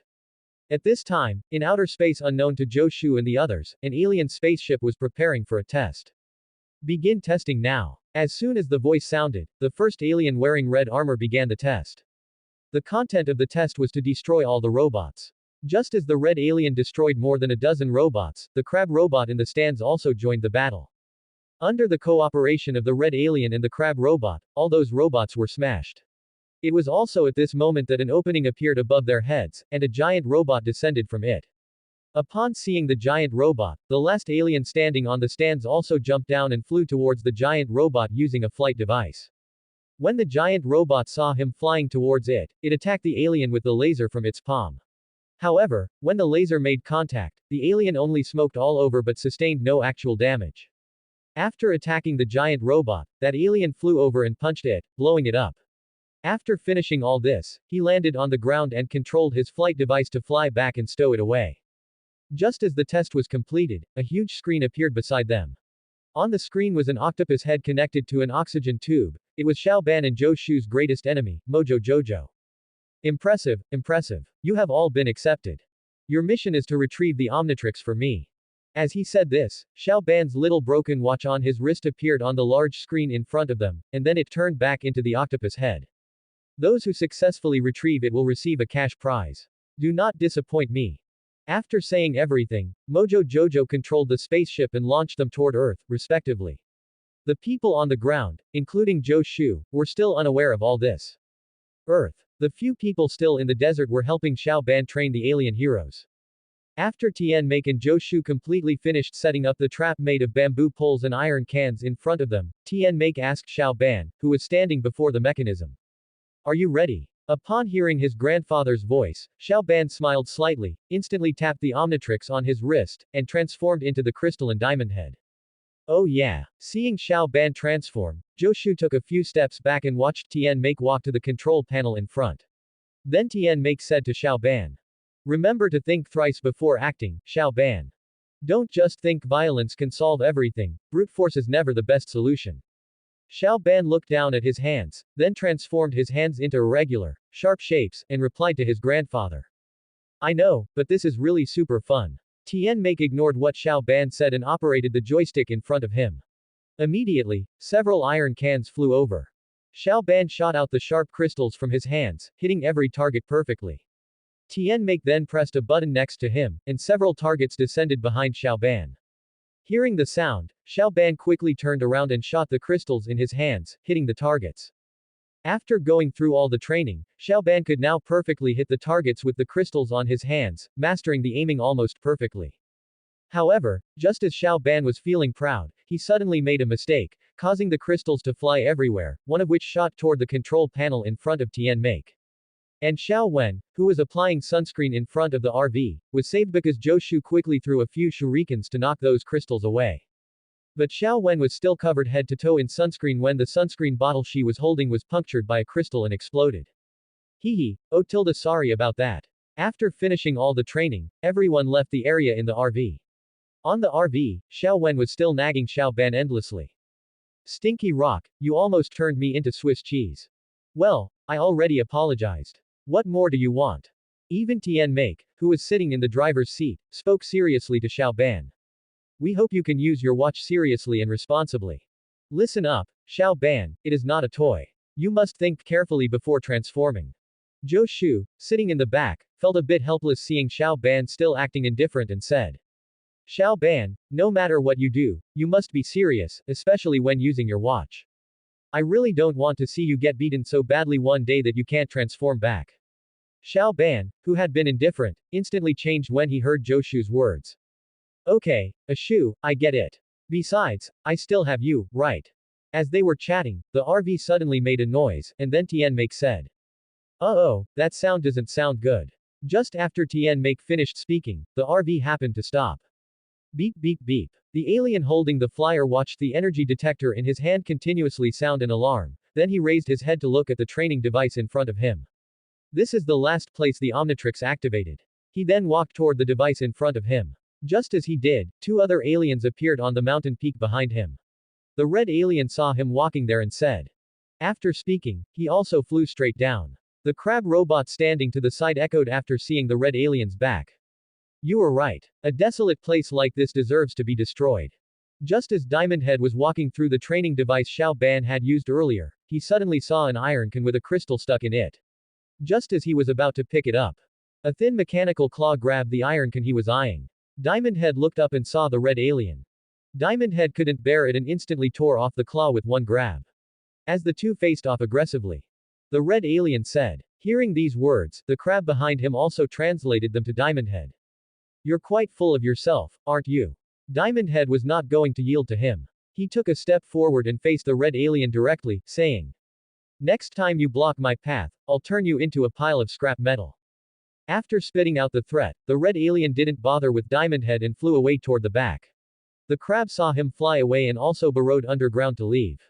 Seeing this, Diamond Head picked up the pistol hanging at his waist and destroyed all the equipment with a single shot, then stepped onto the flyer and left the area, leaving only the iron can with the crystal stuck in it at the scene.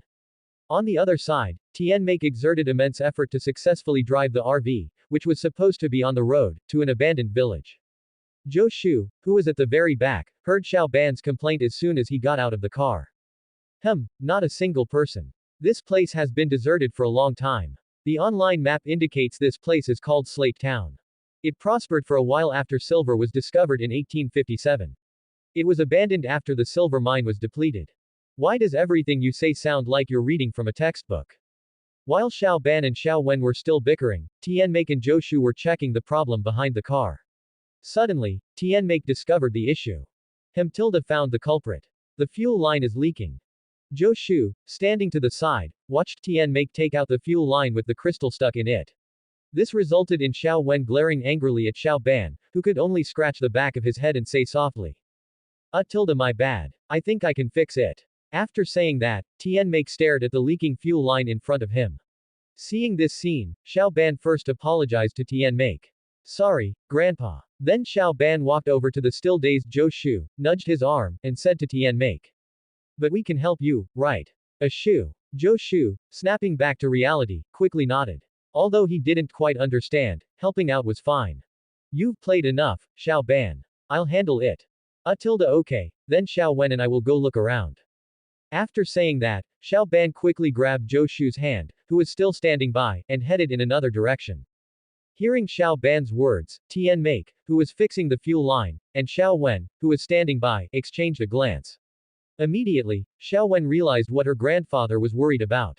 You want me to watch Xiao Ban, to make sure she doesn't blow this place up? No problem. Seeing that his granddaughter had guessed his thoughts, Tianmake said nothing more, just waved his hand, urging her to go quickly. Xiao Ban dragged Zhou Shu into a random factory. Just as Xiao Ban was playing with the antiques inside, both Zhou Shu and Xiao Ban heard Xiao Wen's shout from outside. Xiao Ban, brother Shu, where are you? Upon hearing Xiao Wen's voice, Xiao Ban looked at Zhou Shu beside her with a grin, and Zhou Shu could immediately see Xiao Ban's little idea, but could only helplessly nod in agreement. Xiao Ban, crouching by the door, immediately selected one of the aliens after seeing Zhou Shu nod and tapped it. Following a green light, Xiao Ban transformed into Ghost Freak. Xiao Wen, who had just passed by the factory where Zhou Shu and the others were, suddenly heard the sound of Xiao Ban transforming and turned back toward the factory. Meanwhile, the aliens hired by Mojo Jojo also noticed. The energy detectors in their hands detected the energy generated when the Omnitrix transformed. Seeing the activity on the energy detector, the red alien took the lead in flying toward the indicated location. Inside the factory, Xiao Wen couldn't see Zhou Shu hiding, nor could she see the invisible Xiao Ban. She could only shout into the air in front of her. Calling Blockhead. Seeing that Xiao Ban didn't respond to her call, Xiao Wen had no choice but to call out to Zhou Shu. Brother Shu, where are you? Zhou Shu also didn't respond to Xiao Wen's call. Seeing this, Xiao Wen could only walk into the factory. As Xiao Wen walked inside the factory, she suddenly felt a chill, so she crossed her arms to keep warm. What's wrong, Xiao Wen? Why do you look like you've seen a ghost? Hey. Accompanied by laughter, Xiao Ban's figure gradually materialized in front of Xiao Wen. Give it up, Blockhead. I'm not scared of you. But just as Xiao Wen finished speaking, the entire factory began to shake, and then a long bulge appeared on the ground. A crab robot then drilled out from the bulge. Seeing this, Xiao Ban quickly moved Xiao Wen aside. Xiao Wen added another sentence. But I'm scared of him. Don't worry, let me deal with him. After saying that, Xiao Ban flew over and sized up the crab with her single eye, mocking. Oh my god, you truly are the pinnacle of ugliness. The crab ignored Xiao Ban's cheeky taunt and instead said to her. Hand over the Omnitrix, and I might consider giving you a quick death. Dream on, crab boy. After speaking, Xiao Ban moved her eyes along the patterns on her body to look behind her and asked Xiao Wen. What does he want me to hand over? Do you think the aliens came here to play with you? Of course, they want your watch, you big genius. Xiao Wen, standing behind her, looked at Xiao Ban's blank expression and impatiently retorted. You don't need to be impatient, Miss Know-it-all. After speaking with Xiao Wen, Xiao Ban politely shifted her gaze back, but the crab was still in front of her. Sorry, little crab, my watch and I are inseparable. You are mistaken. When the crab replied to Xiao Ban, he deliberately clamped his pincer, making his meaning very clear. Xiao Ban didn't pay any mind and continued. I advise you to be sensible. I am not easy to mess with. Is that so? Then can you do this move? After saying that, Xiao Ban immediately turned invisible, revealing Xiao Wen hiding behind her. Xiao Wen could only give an awkward smile and run away. After turning invisible, Xiao Ban stealthily ran behind Crab, but what Xiao Ban didn't expect was that Crab's eyes had thermal imaging capabilities that could see through her invisibility. Just then, Zhou Shu, who heard the sound, rushed over. As soon as he arrived, he saw Xiao Ban completely covered in mud splashed by Crab. It was this mud that prevented Xiao Ban from remaining invisible. Seeing this, Zhou Shu immediately pulled out a kunai from the system space and charged toward Crab. Although Zhou Shu's physical skills weren't exceptionally strong, he could still fight back and forth with the crab opposite him, occasionally using Chidori to break its defense. Zhou Shu didn't even use clones, he relied only on the Sharingan and Chidori, but Zhou Shu also noticed his own shortcomings. He didn't have a good weapon, and his strength wasn't as great as theirs, the aliens. He basically couldn't withstand their attacks and could only rely on dodging to avoid getting injured. He was completely a typical high attack, low defense ADC, but all of this could be resolved once his eyes reached the Mangekyo. Getting distracted during a fight is not a good habit. After Crab finished speaking, it seized an opening in Zhou Shu and pierced his body directly with a laser. Xiao Ban, who had just returned after sending Xiao Wen back to her grandfather's place, saw this scene. Xiao Ban looked at the scene before her in disbelief, feeling incredibly angry, but immediately, Zhou Shu's pierced body turned into a log with a bang sound. Then Xiao Ban felt her head being touched. She looked to the side and saw Zhou Shu standing there, looking somewhat weak but without any wounds. Shu, how are you? Are you okay? Xiao Ban anxiously asked Zhou Shu beside her. Zhou Shu shook his head, indicating he was fine, then turned to face Crab in front of him and said. We'll talk about the rest later. Let's take care of him first. Got it. After speaking, Zhou Shu and Xiao Ban simultaneously attacked Crab. Seeing this, Crab had no choice but to use lasers to stop Zhou Shu from getting close while attacking Xiao Ban with its claws. However, even though Crab used all its strength, it couldn't gain an advantage anymore. Seeing this, Zhou Shu fired a great fireball, knocking Crab onto the lift platform. Xiao Ban. Upon hearing Zhou Shu's shout, Xiao Ban instantly understood his intention and pulled the switch next to her. With a bang, Crab was directly clamped against the ceiling by the lift platform. Seeing that Crab had been dealt with by them, Xiao Ban had just managed to revert to her human form. Xiao Ban, let's go quickly. After speaking, Zhou Shu seized the moment, picked up Xiao Ban, and hurried towards the RV. Just as Zhou Shu and Xiao Ban left, Diamond Head walked out from behind a nearby wall. Xiao Ban only just reacted when she found herself at her grandfather's place. Tian Make, upon seeing Zhou Shu and Xiao Ban arrive, didn't pay attention to their posture but quickly waved his hand, urging them to get into the car quickly. Back in the car, Zhou Shu let go of the blushing Xiao Ban. Tian Make quickly returned to the driver's seat and said to them. Xiao Wen already told me everything that happened. Xiao Ban, you need to be careful. They want to snatch your watch, so we should leave now. After speaking, Tian Make stepped on the gas and immediately drove out. Seeing this, Zhou Shu walked to the sofa and sat down to recover his stamina. Xiao Ban also hurriedly sat next to Zhou Shu. Xiao Wen, sitting opposite them, looked at her cousin in front of her who seemed inseparable from Zhou Shu and felt speechless. Zhou Shu found that his chakra hadn't been depleted much, but his physical strength couldn't keep up with the current pace of the battle. Just then, a sound of steel being cut suddenly came from the roof. Everyone looked up and saw a hand reaching in. Seeing this scene, Xiao Wen spoke first. It looks like someone is hitching a free ride. Immediately after, the other hand reached in and completely ripped the roof open. He poked his head over, glanced at Xiao Ban's position, and reached his black claw toward Xiao Ban sitting next to Zhou Shu. Ah, Xiao Ban, who is that? How would I know? Hearing Xiao Wen scream, Tian Make, who was in the driver's seat, slammed on the brakes, flinging the alien on the roof out. Tien Make looked at the alien lying on the ground in front of the car, immediately stomped on the accelerator to the floor, and ran over it. Bang, bang, boom, two sounds were the noise of running over the alien, and one sound was the tire blowing out. Seeing this, Joshu and the others immediately got out of the car. Tien Make looked in horror at the alien not far away that was completely unharmed. He turned his head and saw the mine shaft nearby, then said to Joshu and the other two behind him, "Hurry inside." Just as he stood up, he saw the group run into the mine shaft. Immediately after, a crab drilled out from the ground next to him. "That little brat is too troublesome. You don't have to curse." After Joshu and the others all entered, they kept running deeper until they turned a corner and stopped. Xiao Ban, standing at the very edge, cautiously poked her head out to take a look.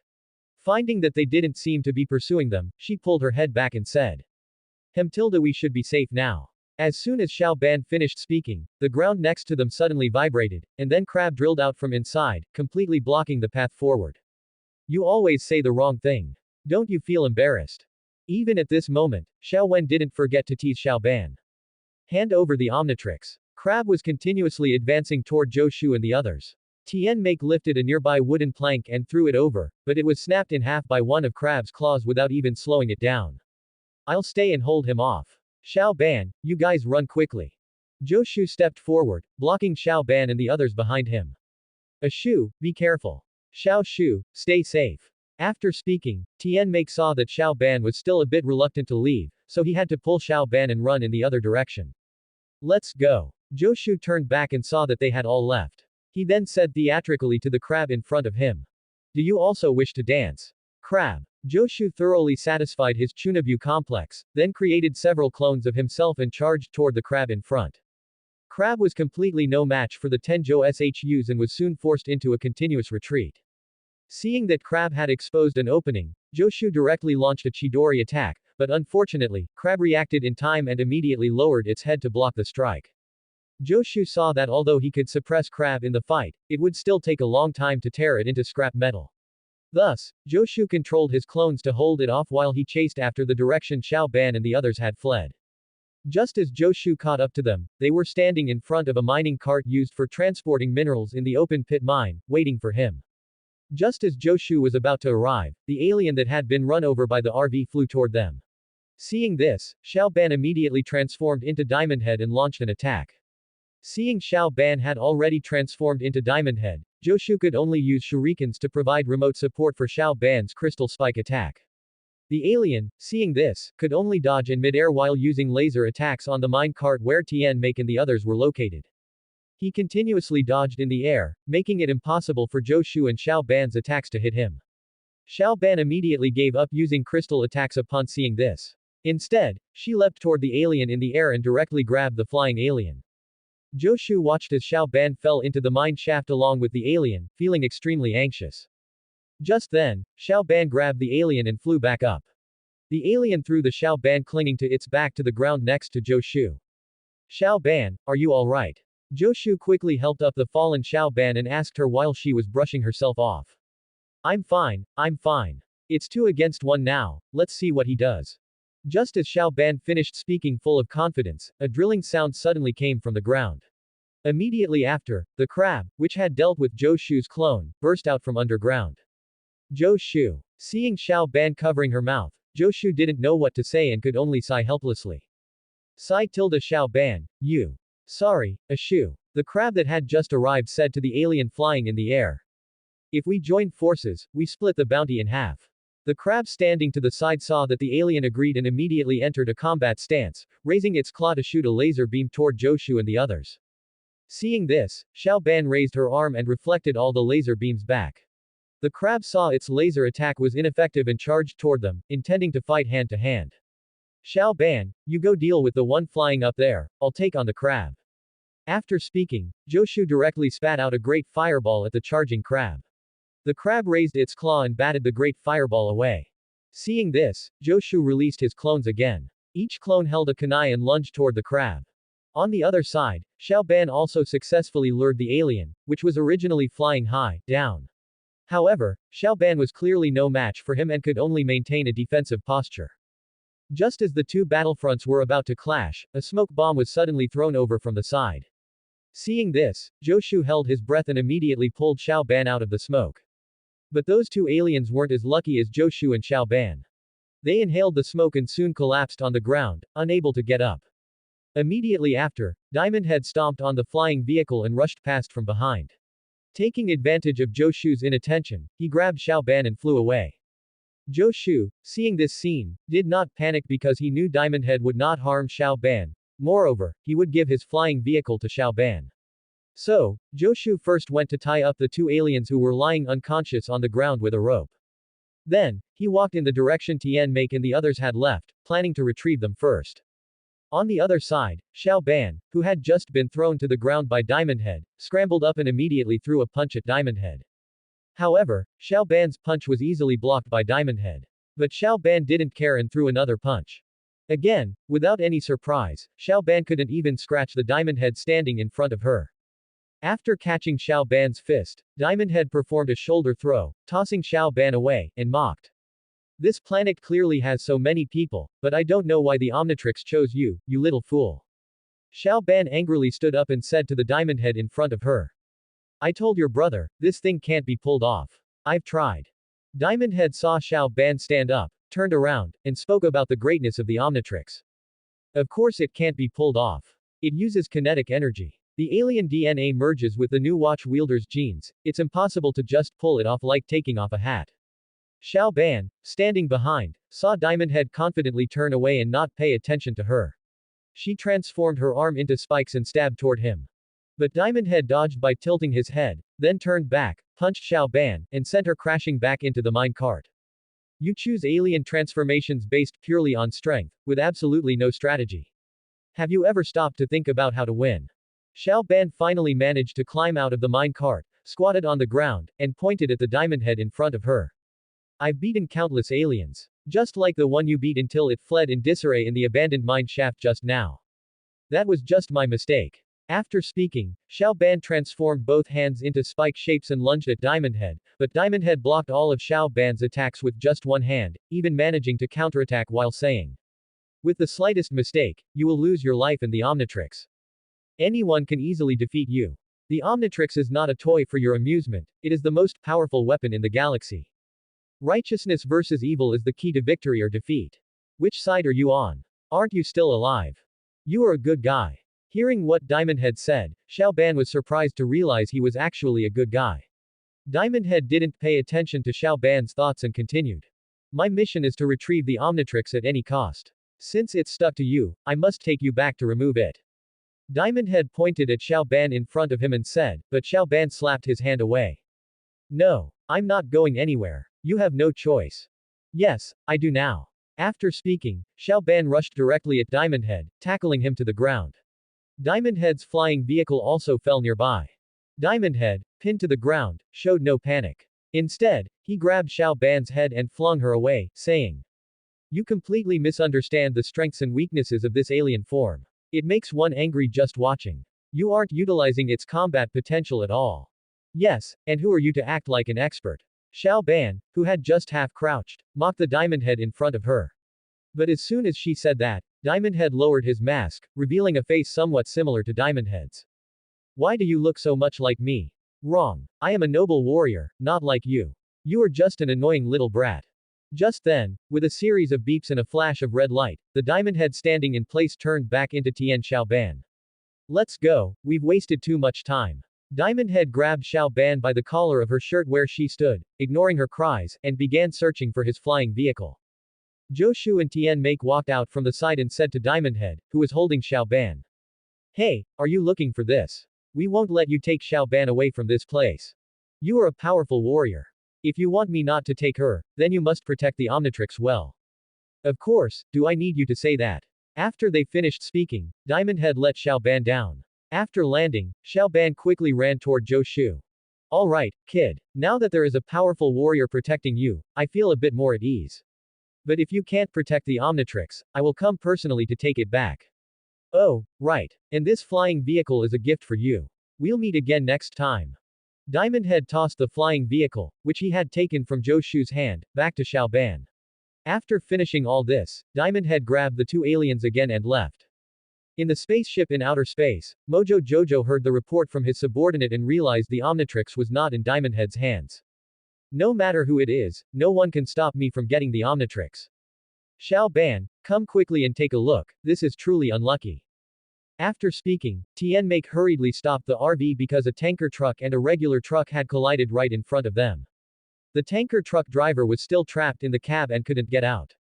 He could only repeatedly bang on the window with both hands and shout at the people in front of him. Help! Can anyone save me? Bystanders on the roadside had already noticed the driver trapped in the cab, and the fire on the tanker truck was getting bigger and bigger. Still in the car, Tian Make quickly said to Xiao Ban, who was still stunned to the side.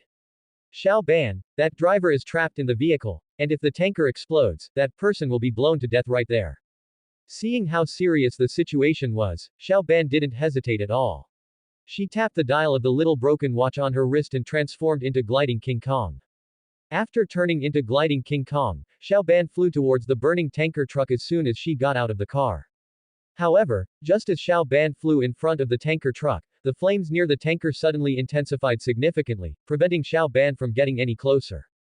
Zhou Shu and the other two, standing nearby, were evacuating the surrounding crowd. Tian Make also said to the people behind him. Move back, give that strange insect some space. On the other side, Xiao Ban looked frustratedly at the flames in front of her and complained. Oh tilde annoying, why is there so much fire? Just then, Xiao Ban flew up again and spat out streams of sticky fluid from her compound eyes. These fluids successfully extinguished all the flames on the ground. Seeing that the ground flames were extinguished, Xiao Ban flew to the roof above the driver's location. She used the sharp tip of her tail to pierce and pry open a gap, and then used her claws to force it wider.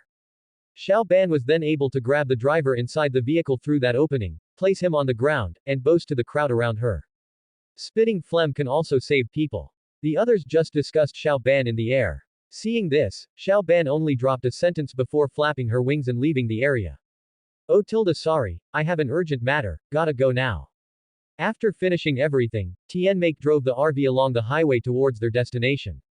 You're going to absolutely love it. Sitting by the window, Xiao Wen was reading the advertising slogan on an outdoor billboard. Xiao Ban, sitting next to Zhou Shu, asked Tian Make, who was driving.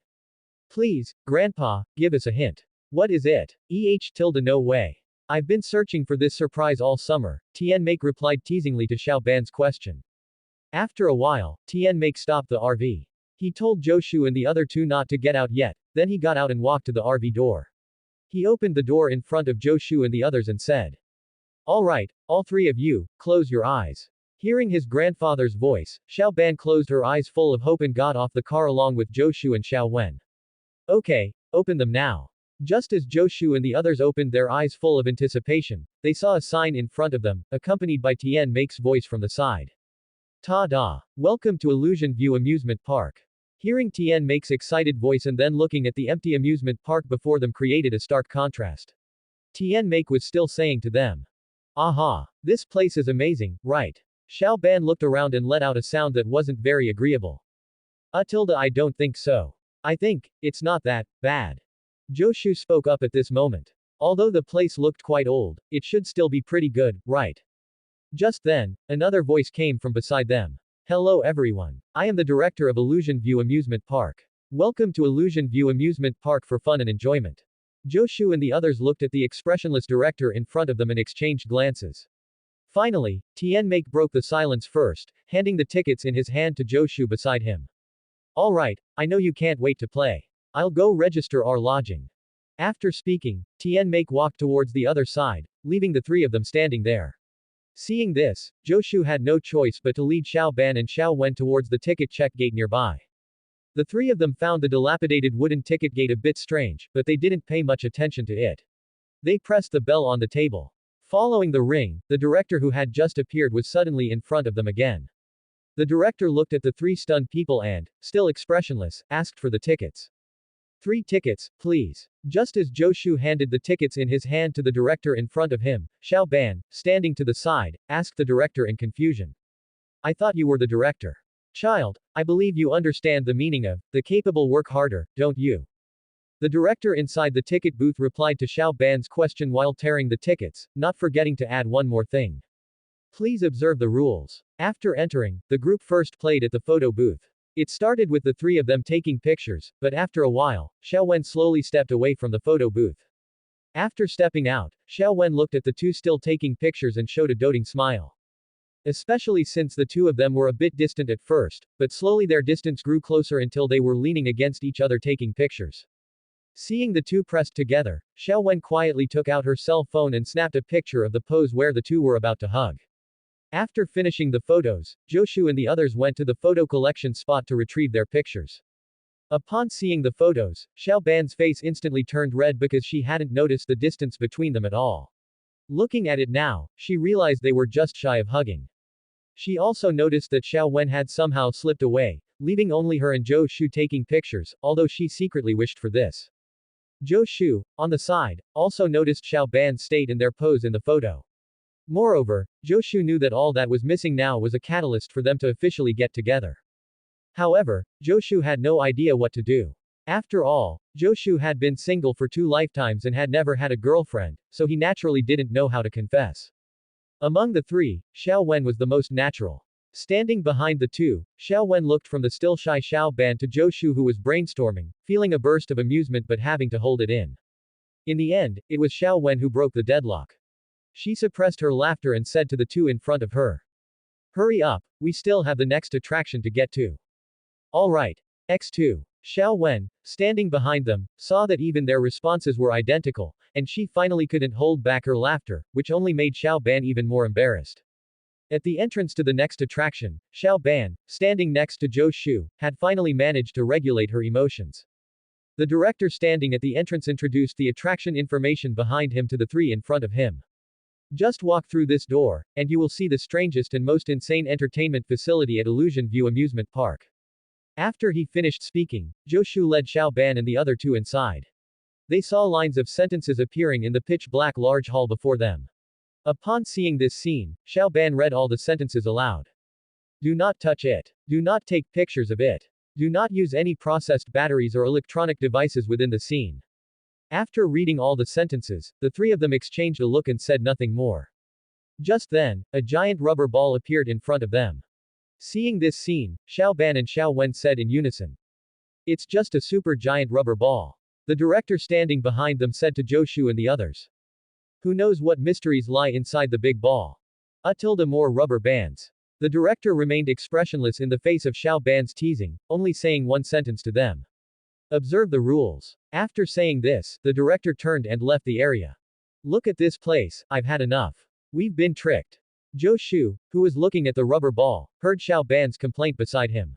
Xiao Wen, standing nearby, unusually agreed with Xiao Ban. I really don't understand why Grandpa likes this place. After Xiao Wen finished speaking, Xiao Ban walked behind the rubber ball under the gaze of the other two.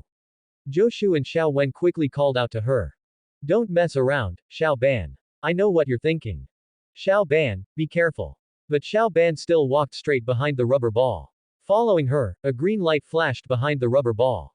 Immediately after, Xiao Ban transformed into the four-armed overlord, directly lifting the rubber ball with both hands, and proudly said to the two in front of her.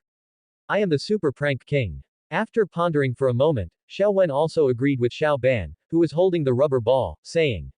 I support you this time. What's your brilliant plan? Zhou Shu looked at the cousins who had clearly started playing together and felt a sense of disbelief. After all, they were always bickering, and this was the first time Zhou Shu had seen them so united. Seeing that the two of them were ready, Zhou Shu felt awkward about interrupting their excitement, so he agreed to Xiao Ban's proposal. Seeing that both of them agreed to her prank request, Xiao Ban, standing before them, began to lift the rubber ball with one hand, then tossed the rubber ball from her left hand to her right hand. When Zhou Shu saw Xiao Ban's action, he couldn't help but remind her.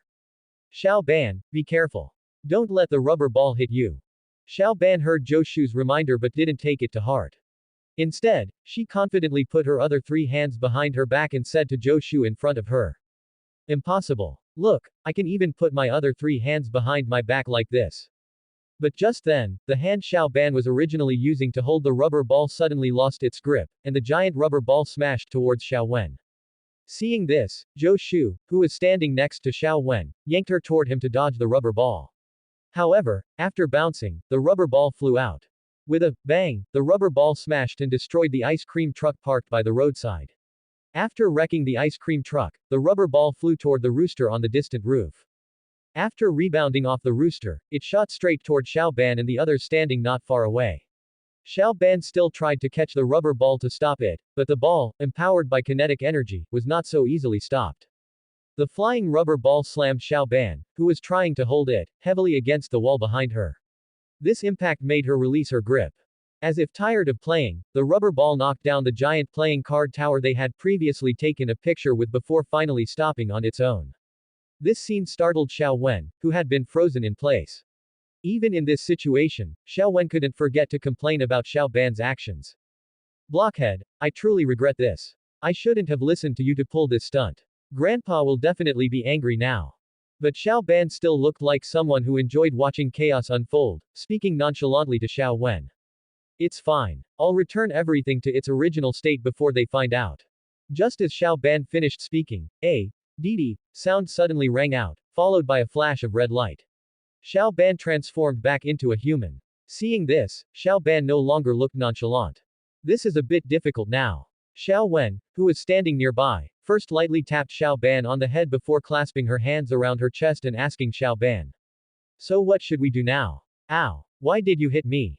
Xiao Ban, who had been inexplicably slapped, covered her head with one hand and said to the anxious Xiao Wen beside her. Alright, Xiao Ban, we need to think about how to get this rubber ball back now. But Xiao Ban just said aggrievedly, I know, a shoe. Suddenly, Xiao Ban felt an idea pop into her head. She then placed the hand holding the little broken watch onto the rubber ball and said, Play dumb. We won't say anything. Xiao Wen immediately retorted, That's easy for you to say. You're already dumber than the rest of us.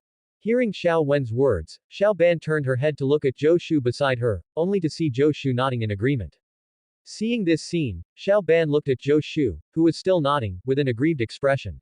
Upon meeting Xiao Ban's gaze, Zhou Shu performed a Sichuan opera face-changing act for Xiao Wen beside him and then said, Who said Xiao Ban is dumb? This Xiao Ban is amazing.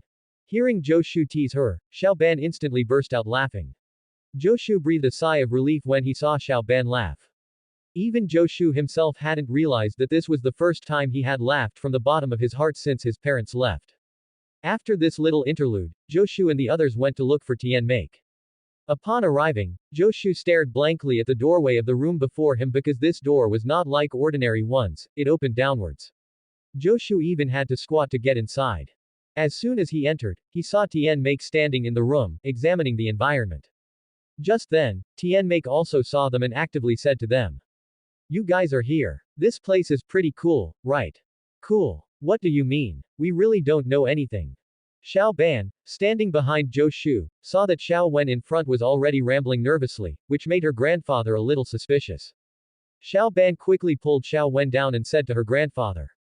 She means it's great, Grandpa. We really want to check out the restroom. After saying that, Xiao Ban pulled Zhou Shu and walked out. The nervous Xiao Wen immediately followed them out after seeing this. Seeing this, Tian Make scratched his head. Do the kids like it here that much? Meanwhile, the rubber ball, still among the giant playing cards, suddenly shot out several currents of electricity after coming into contact with the energy emitted by the Omnitrix. One of those currents traveled through the ground toward a nearby high-voltage line. That current continued along the high-voltage line, shooting outward. It didn't stop until it pierced a roadside billboard and landed on the ground. It was a short figure with a yellow stripe on its body. It also had positive and negative polarity symbols on its back. Furthermore, there were glowing, electric protrusions on its shoulders and the top of its head, and its eyes were emitting a yellow light. Ha ha ha ha ha ha ha ha. It looked at its masterpiece and revealed its big white teeth, letting out a loud laugh before leaving that spot. At this moment, Zhou Shu, Xiao Ban, and Xiao Wen were still sleeping on a bed that seemingly defied gravity. Zhou Shu only then realized that this room was actually rotated 90 degrees. What happened? Hearing their grandfather's voice, Xiao Wen and Xiao Ban suddenly fell off the bed. Zhou Shu, hearing the sound, climbed out from under the covers and saw his grandfather holding his lower back, saying to Xiao Ban in front of him. We're going to be discovered. We're done for. I must tell Grandpa everything. Hearing Xiao Wen's words, Xiao Ban said helplessly to Xiao Wen in front of her.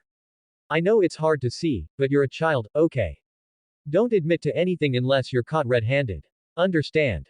Just then, Tian Make called from outside to the three inside. Zhou Shu, Tian Xiao Ban, Tian Xiao Wen, hurry up and come out. Xiao Wen, who was still sitting on the floor, heard her grandfather call her by her full name and instantly felt that things were bad. She said to the still composed Xiao Ban.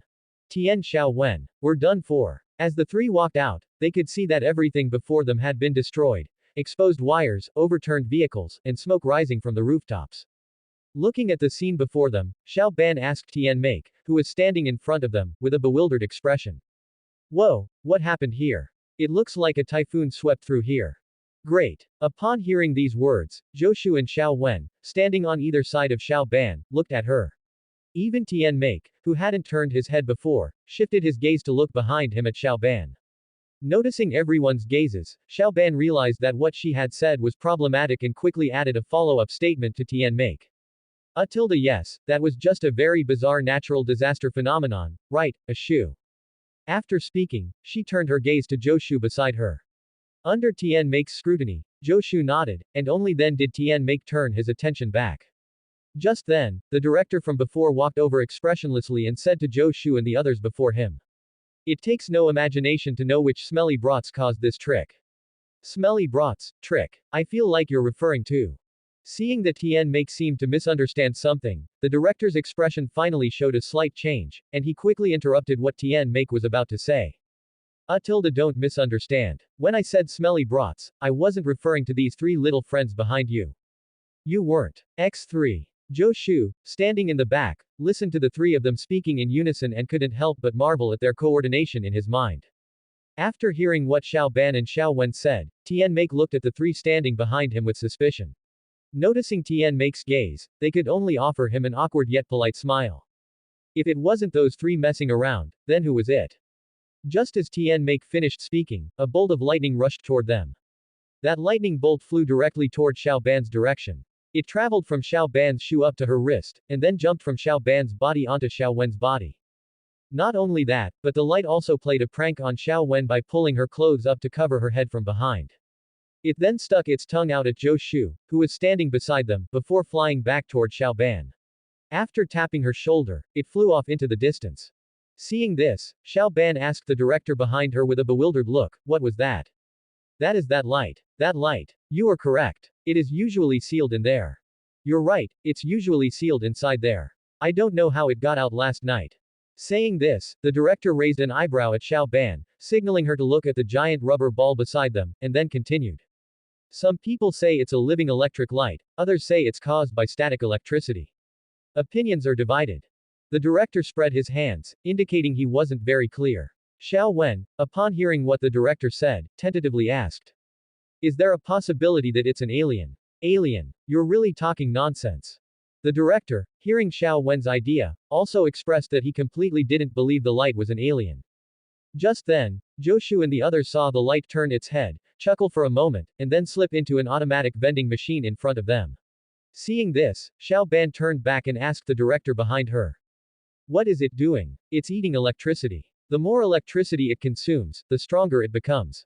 While the director was explaining to Xiao Ban, the light had already eaten its fill. Following a flicker of the vending machine's sign, it immediately shot out all the beverage bottles inside. And it has a super dangerous sense of humor. The director added after seeing this scene.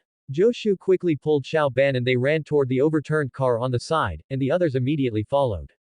Accompanied by bursts of explosions, they quickly hid behind the car. Tian Make then said to the director behind him. So that's why you sealed it in a super giant rubber ball. Is that not dangerous? It's fine as long as everyone follows the rules. Hearing this, Zhou and the other two exchanged glances. Even Xiao Ban couldn't handle the pressure and had to explain everything to them. Alright, it was all our fault. Hearing this, Xiao Wen looked at Xiao Ban, who was sitting on the ground, and teased. Didn't someone say they would never admit it, even if beaten to death? After hearing what the two of them said, Tian Make looked at the silent Zhou and said to them with a serious expression. I'll have a serious talk with you guys later. After speaking to them, Tian Make turned back and asked the director squatting in front of them. Mr. Director, so how do we stop it now? Hearing Tian Make, the director backed away while saying to Zhou and the others. What do you mean, we? You let it out, so you should catch it back. Accompanied by the sound of explosions nearby, the director gradually retreated to the wall, then took out a foxtail grass and stuck it in his mouth. Seeing this, Joshu and the others had no choice but to figure out a way to deal with it themselves. As they were walking down the road, Xiao Wen, who was at the very back, suddenly thought of a plan. Can we lure it out using a battery? What they didn't know was that the light was watching them from the utility pole right behind them. Just then, the light suddenly rushed toward Tian Make's pant leg. Seeing this, Joshu immediately threw a shuriken at it. However, the light nimbly dodged Joshu's shuriken, still drilling into Tian Make's pant leg and lifting him into the air by his underwear while giggling.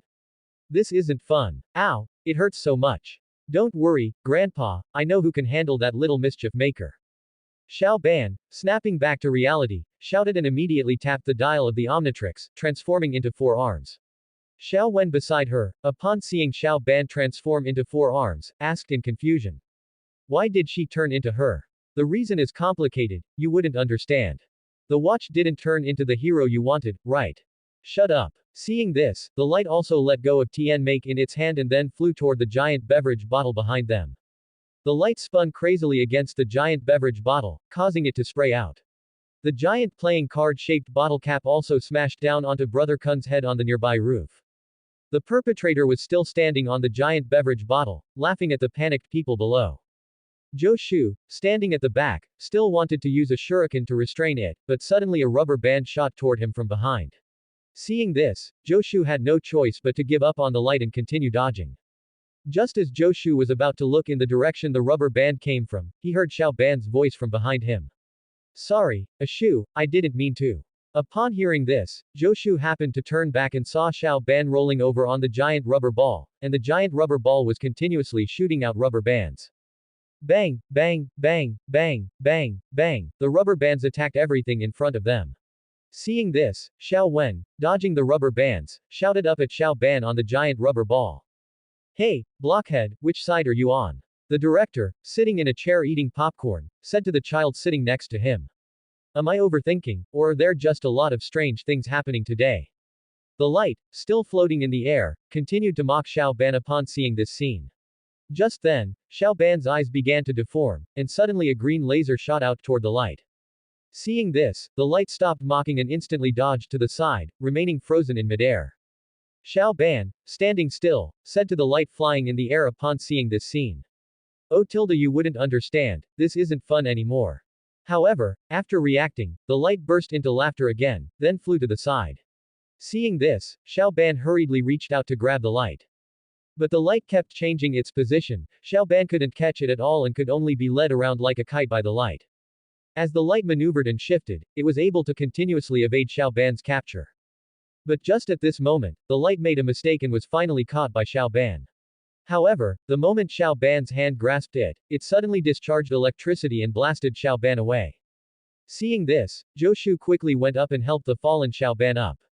Xiao Ban just touched her head and said, I forgot that a metal alien can get shocked at any time.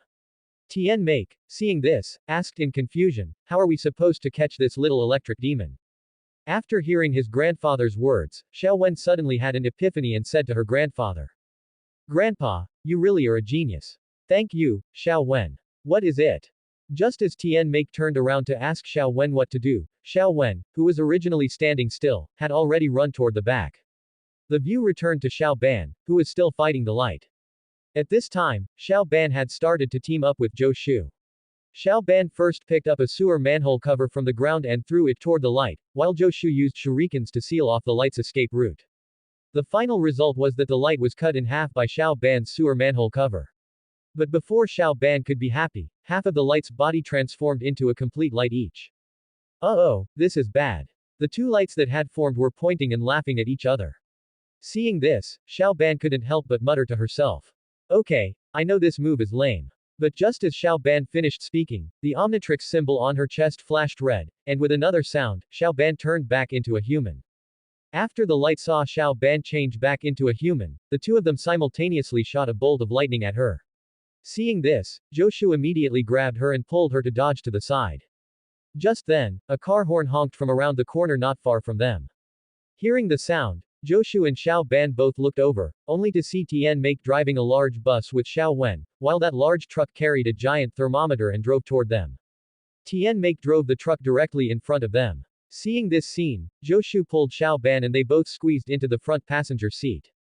However, because there was an extra person, Tian Make had to sit in the driver's seat, Xiao Wen sat in the middle, Zhou Shu sat in the passenger seat, and Xiao Ban could only sit on Zhou Shu's lap.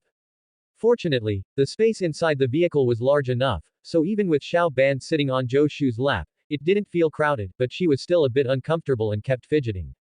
This made Zhou Shu extremely uncomfortable, as he was still an adolescent boy. So, Zhou Shu carefully said to the still squirming Xiao Ban. Xiao Ban, could you please stop moving? Ah, why? Xiao Ban turned her head to ask, somewhat confused. Although she still felt a little uncomfortable, she stopped moving. Just then, Tian Make spoke to the two of them sitting together. Xiao Ban, sit still. We are preparing to catch it. How should we do it? Seeing that Xiao Ban, who was sitting on him, had her attention drawn by Tian Make who was driving, Zhou Shu let out a silent sigh of relief as she stopped fidgeting. We are going to give it an unforgettable electronics lesson right now. Tian Make, in the driver's seat, stepped on the accelerator and sped forward after saying this. Xiao Wen in the middle also cooperated by shouting. Come chase us, light haze. The two lights saw this and immediately flew towards them. Xiao Wen saw them being provoked into chasing through the rearview mirror and yanked the lever in her hand. As soon as Xiao Wen pulled the lever down, the giant thermometer attached to the back of the truck lowered, and that light, unable to dodge in time, crashed right into it. This caused the light to be directly guided by the giant thermometer into the ground, disappearing from their sight. Seeing this scene, Xiao Ban asked in confusion. How did you manage that? Hearing Xiao Ban's question, Xiao Wen pushed Zhou Shu and gave him a look. Zhou Shu instantly understood what she meant and explained to the confused Xiao Ban. We use the largest thermometer as a lightning rod to guide it into the ground. Zhou Shu finished explaining under Xiao Ban's adoring gaze, but then his tone shifted. But doing this has a huge drawback. Which is that the ground is also a massive conductor, so they can still find an exit and return to the surface. The director, who was slowly walking over from not far away, finished Zhou Shu's sentence and nodded at him. As soon as the director finished speaking, the electronic devices around them started acting up again. Accompanied by the ringing of nearby telephones, that light drilled out again. Seeing this, Xiao Wen, who had been quite proud moments before, could only utter those two words. Oh no. After reappearing, that light began wreaking havoc on everything around it. Car tires were punctured, fire hydrants were opened, and all the windows in the houses were blown out. The passers-by who saw this scene seemed accustomed to it and just muttered. Seriously, it's too mischievous. Just then, all the lights flew onto a giant hot dog on a rooftop, screaming atop the giant hot dog. The sound reached Zhou Shu and his group, causing everyone except the director to cover their ears. Their screaming even shattered a glass bottle containing giant toothpicks nearby, causing all the giant toothpicks to stab towards Zhou Shu and the others. As Tian Make pushed someone with mobility issues away, he shouted to the group still standing there. Everyone, run. After saying that, everyone ran in different directions, but the director remained seated in his chair, eating popcorn and calmly saying. The world's largest toothpick is ruined just like that. Oh tilde what a tragedy. After speaking, he took another bite of popcorn, completely ignoring the falling giant toothpicks. Seeing this, the light just kept laughing loudly there, then vanished from the spot, preparing to pull its next prank. Seeing this, Tian Make said to the fleeing crowd. If this continues, its pranks will leave us in a terrible state. Meanwhile, Xiao Wen looked at Xiao Ban, who had turned her back to fiddle with her watch, and urged anxiously. Hurry up and transform to provide support. Hearing this, Xiao Ban turned around, showed her watch, which was still glowing red, to Xiao Wen, and then said to her. Oh tilde I'm not just testing it.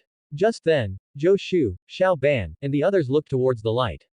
They saw that all the lights had lined up and were looking at the one standing at the very top. The light at the top raised both its hands, electricity crackling from its eyes, and it was mumbling something from its mouth, as if transmitting some kind of message to those below them. After the electrical arcs connecting the lights above and below were fully linked, they all suddenly vanished in an instant. Seeing this, Zhou Shu, Xiao Ban, and the others quickly regrouped. Xiao Ban scratched her head, looking at the scene before her, and asked doubtfully. Tilde where did they go? I don't know, but I have a bad feeling about this. Tian Make trusted his intuition, and the facts proved him right. With a bang, 3 giant hands made of planet models walked out of the smoke, and the robot was crackling with electricity all over its body. The passerby who had spoken before walked up again. Clearly recognizing what they had transformed from, he said to Zhou Shu and the others. Alright, there have really been too many strange things today. They actually brought all 9 planets of the solar system to life. After hearing the passerby, Tianmei quickly said to Zhou Shu and the other 3 in front of him. Quickly, we need to catch up to them. Just as Tianmei and the others ran to their RV, they saw the scene before them.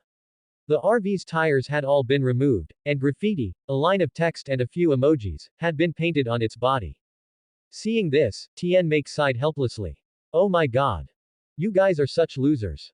That's too lame. Xiao Ban looked at the line of text and noticed a typo. Xiao Wen next to her also looked at the text and complained.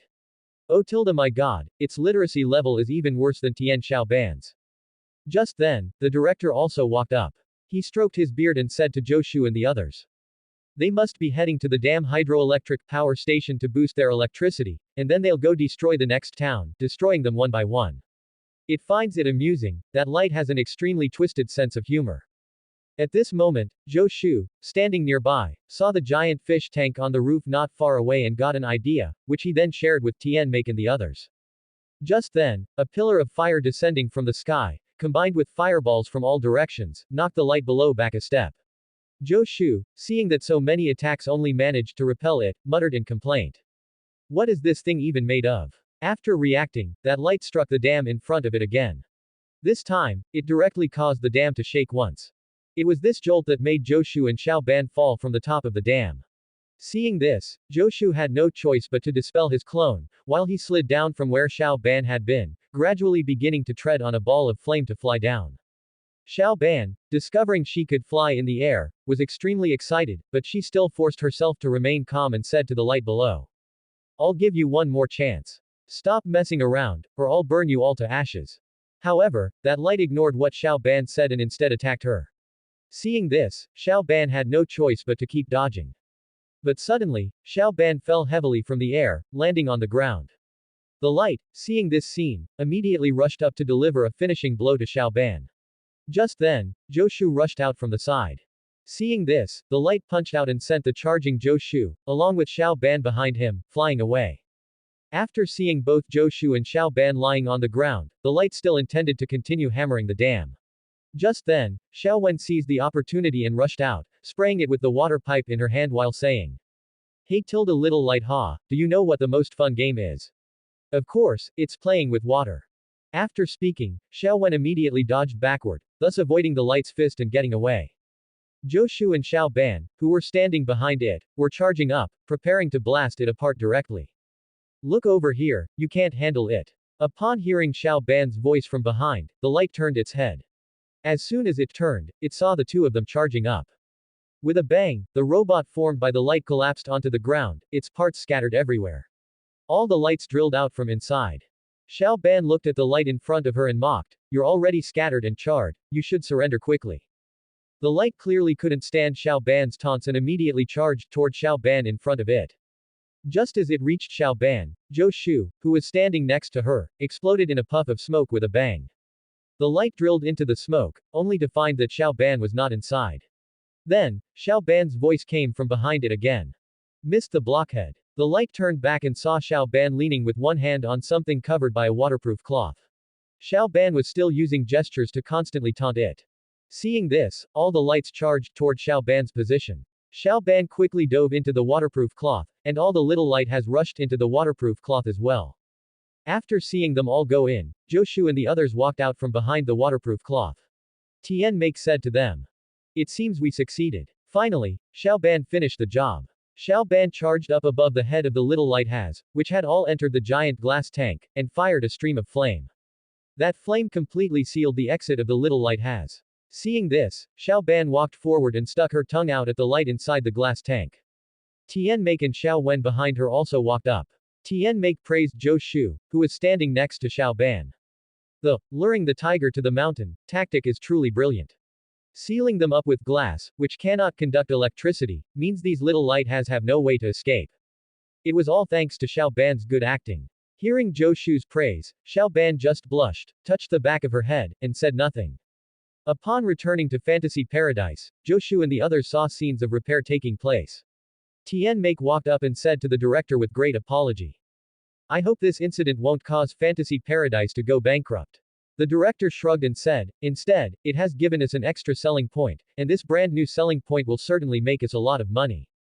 After speaking, the director pulled down the cloth next to him and raised his hand toward them, saying, the biggest light bulb, it's truly magical. The director playfully poked Xiao Ban's face and then said, as long as everyone follows the rules, that's all that matters.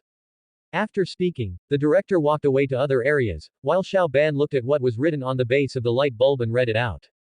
Do not break the light bulb. She then followed Joshu and the others toward the RV, saying to Tian Make in front of her as they walked. I swear I won't play pranks anymore. Joshu, Tian Make, and Xiao Wen stopped at the door of the RV, watching Xiao Ban walk over.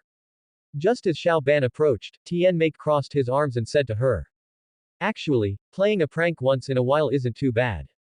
Seeing this, Xiao Ban didn't think much of it and directly opened the car door. But the instant Xiao Ban opened the door, a bucket of water fell down, soaking her completely. Seeing this scene, the three of them, Joshu included, burst out laughing. Ha ha ha ha ha ha ha, X3. We're here, Tian Make said to the few people sitting behind him. Got it. X3. After speaking, Joshu and the others followed Tian Make into the hotel lobby. Upon entering, Xiao Wen picked up the introductory pamphlet from a shelf nearby and couldn't help but exclaim. They have everything here. An indoor swimming pool, a 24-hour spa. Don't get carried away, we're only staying one night. At the front desk, Xiao Ban listened to her grandfather and Xiao Wen speaking with little interest, while Joshu was recalling the plot he remembered. Joshu only remembered running into Kevin and having a fight, and then it was over. So, he thought it was best not to change the plot, especially since Kevin would eventually join the main group. Just then, Xiao Ban suddenly spotted the announcement for the latest, Rampage Sumo, video game launch ahead. After saying something, she grabbed Joshu, who was still recalling the plot, and ran over.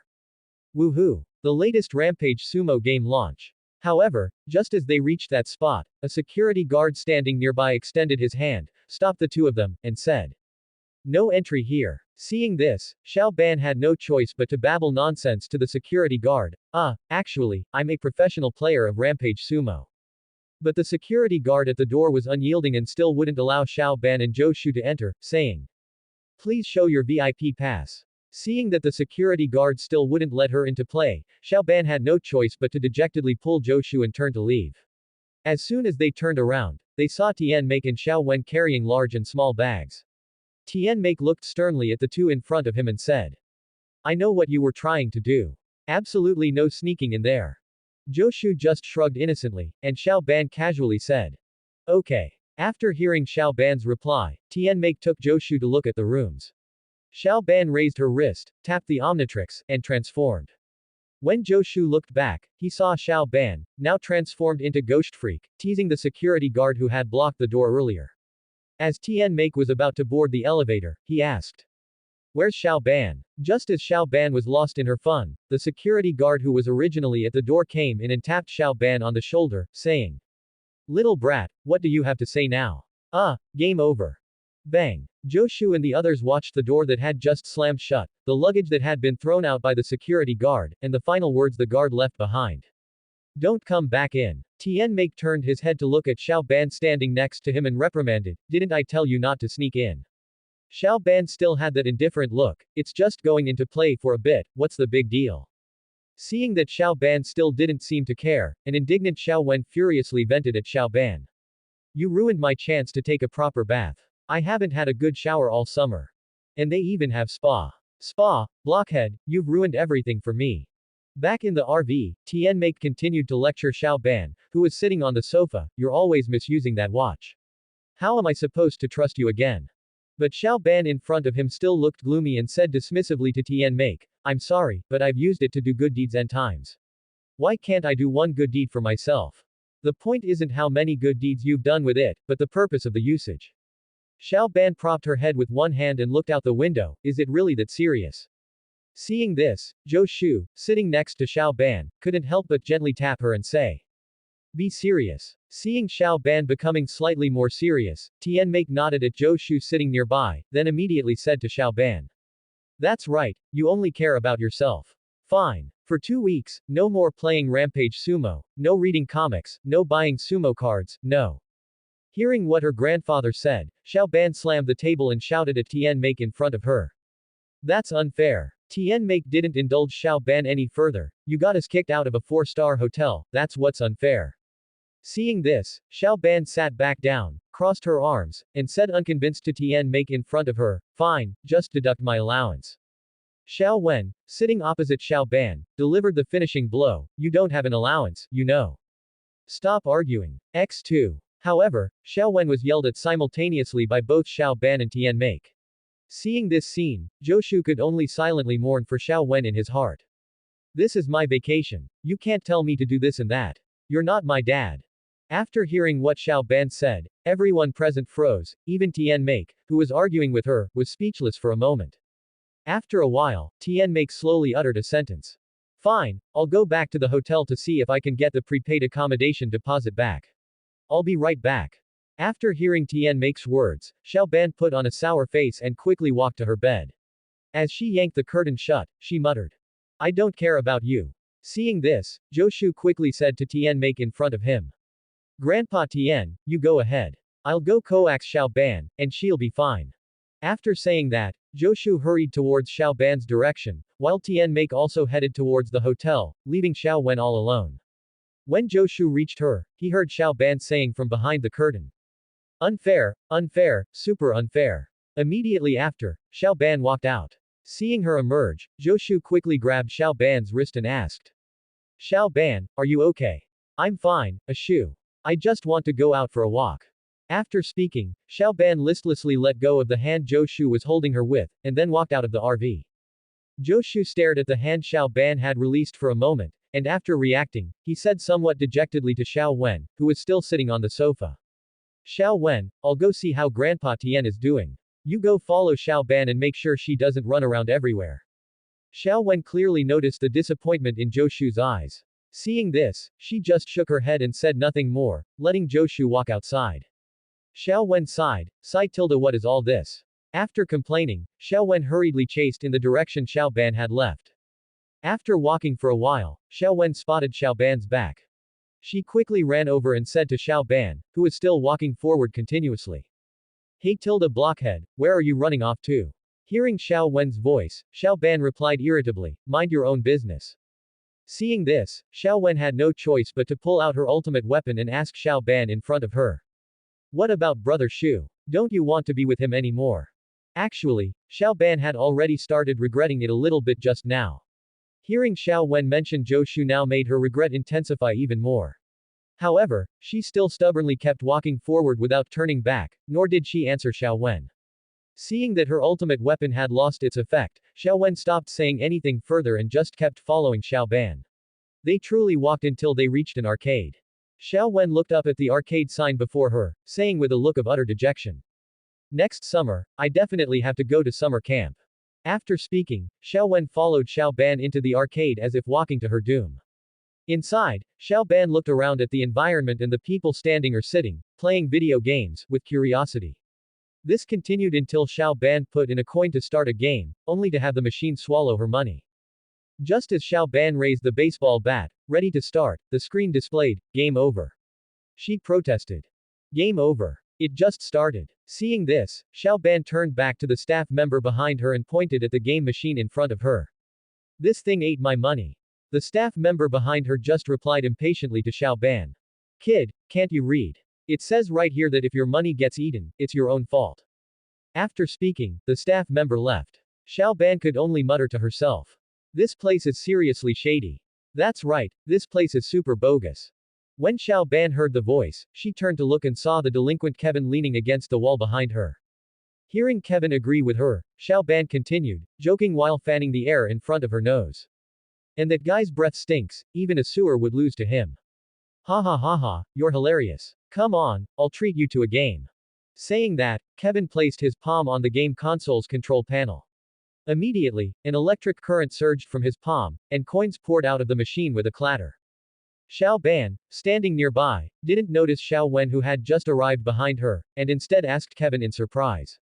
Whoa, how did you do that? I have superpowers. Just as Xiao Ban was about to pick up the coins, Xiao Wen, standing behind her, spoke up. You can't take those. They aren't ours. Xiao Ban just turned back and told her, they are now. After saying that, Xiao Ban scooped up a handful of coins and introduced herself to Kevin. Thanks, my name is Xiao Ban. Kevin. After hearing Kevin's reply, Xiao Ban invited him, want to play air hockey. Just then, a group of people walked up from behind them. Kevin quickly refused Xiao Ban upon seeing the group and started walking in another direction. Seeing this, Xiao Wen crossed her arms and commented to Xiao Ban in front of her. He's trouble. I think he's pretty okay. As Xiao Ban and Xiao Wen were talking, the group behind them walked up and elbowed Xiao Ban and Xiao Wen out of their way. Just as Kevin was preparing to leave, a thin guy with a blue mohawk suddenly stepped out in front of him and said to Kevin. Long time no see. Where are you going? Back home to recharge your batteries. Seeing the person in front of him, Kevin quickly stepped back 2 paces, but his rear was already surrounded by the mohawk guy's accomplices. After stepping back a few paces, Kevin's hands were grabbed and he was lifted up by the mohawk's cronies. Seeing this, Xiao Ban righteously walked up and asked Kevin. Need help? Hearing Xiao Ban's words, the big bald guy walked towards her, shoved Xiao Ban to the floor, and said. HMPH. You can barely look after yourself, and you still want to back him up. Get out of the way. Xiao Wen, who was watching from the side, quickly went over and helped Xiao Ban up. After standing up, Xiao Ban declared, I have superpowers too, and then ran towards the outside. Seeing this, Xiao Wen shouted after Xiao Ban's retreating figure, no. But Xiao Ban ignored Xiao Wen's words, walked directly behind the game machine, and slapped the Omnitrix dial. With a flash of green light, Xiao Ban transformed into Flash Star. Meanwhile, Kevin, even with his hands restrained, continued to taunt them. How's headquarters? Have you fixed the stuff I smashed yet? Hearing Kevin's mockery, the bald guy, being the leader, naturally couldn't stand it. However, his eyes darted around, and then he said to Kevin with a wicked grin. Alright, you just pay me some compensation money, and that'll cover it. Besides, you can't beat us, freak. Just as he finished speaking, another voice came from beside him. I can beat you. The bald guy dismissively mocked the Xiao Ban in front of him, ha ha ha ha, isn't it a bit early for Halloween costumes? Xiao Ban ignored the bald guy's taunts and simply circled him at high speed. The speed of Xiao Ban's circling created a tornado that swept up the screaming bald guy. She then knocked down all of the bald guy's other accomplices one by one, rescuing Kevin who was trapped in the middle. Once outside, Xiao Wen looked at Xiao Ban in disbelief and said. You actually transformed at a time like this. After hearing Xiao Wen's lecture, Xiao Ban still maintained an impatient attitude and told her. He supported me, so I support him. You wouldn't understand, and Grandpa wouldn't either. That's the issue. Just then, Kevin, who was still in the arcade, also walked out and came in front of Xiao Ban, asking her. Did you see XLR8 beat up those scrubs? Of course I saw her. She's called Flash Star, my good buddy. While answering Kevin, Xiao Ban looked proudly at Xiao Wen behind her. Kevin then complimented Xiao Ban and extended an invitation. Cool. Hey, wanna tour New York? Hearing Kevin's proposal, before Xiao Ban could answer, Xiao Wen, standing behind her, threw a bucket of cold water on the idea. If you make Grandpa and Brother Shu wait any longer, Grandpa will explode at you again. We need to go back, let's go, Xiao Ban. Hearing Zhou Shu's name again, Xiao Ban hesitated once more. However, she recalled how controlling her grandpa was, coupled with Kevin's invitation beside her, she once again rejected Xiao Wen's reminder. Maybe you're the one who needs to go back. Kevin next to her showed a triumphant smile after hearing Xiao Ban's refusal. Seeing Xiao Ban reject her again, Xiao Wen simply left behind the words, I'm done with you, and turned to leave. Great. That's exactly what I wanted. The annoyed Xiao Ban replied to Xiao Wen's retreating back, then followed Kevin away. Meanwhile, back in the RV, Xiao Wen saw Tian Make and Zhou Shu sitting on the sofa. Tian Make also noticed Xiao Wen returning and asked her. Where is Xiao Ban? Hearing her grandpa ask, Xiao Wen, who had failed to persuade Xiao Ban to return, could only answer awkwardly. Right, good question. Xiao Wen, upon returning, could only offer an awkward smile at her grandfather's expression before saying. That blockhead, she went out to play with some other boys. Hearing Xiao Wen's words, Zhou Shu froze for a moment, recalling the plot he had only halfway remembered before.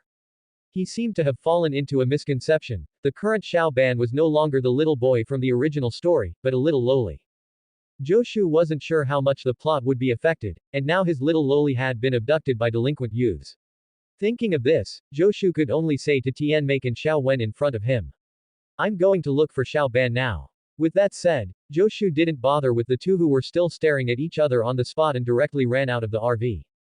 Tien Make, who hadn't had time to say anything, could only watch helplessly as Joshu ran out and disappeared from his sight. Seeing this, Tien Make could only sigh helplessly. Meanwhile, Xiaoban and Kevin had arrived at his secret base. After adapting to the dark environment for a while, Xiaoban could clearly see the pitch-black basement before her, then she asked Kevin behind her. You live here? Yeah, I live alone. What about your family? They all ran away. They didn't want a freak child, but that's best since no one manages me. Xiaoban listened to Kevin's answer and felt a little envious of his carefree life without anyone managing him, so she replied enviously.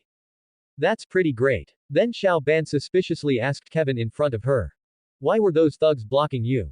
Upon hearing Xiaoban's question, Kevin just lightly replied while walking ahead. Oh, I just smashed up their base under the 39th Street Bridge. After answering Xiaoban's question, Kevin, who had walked ahead, remembered what Xiao Wen had said before she left, so he asked Xiaoban in front of him. What about you? Your grandfather seems to manage you pretty strictly. And who is that brother Shu? Is he your older brother? Why is he on the same side as your grandfather? Hearing the question, Xiaoban habitually replied to Kevin in front of her. You just get used to it. I just snuck out to play the newest game, Berserk Sumo. However, regarding Kevin's later questions, Xiaoban just stammered. He's just the son of one of my grandfather's colleagues, staying with us for the summer vacation. Seeing Xiaoban stammering over this question, Kevin didn't press further but asked another question about the Berserk Sumo game. The one that doesn't launch until after Christmas. Yep. After speaking, Xiaoban and Kevin exchanged a knowing smile, instantly understanding each other.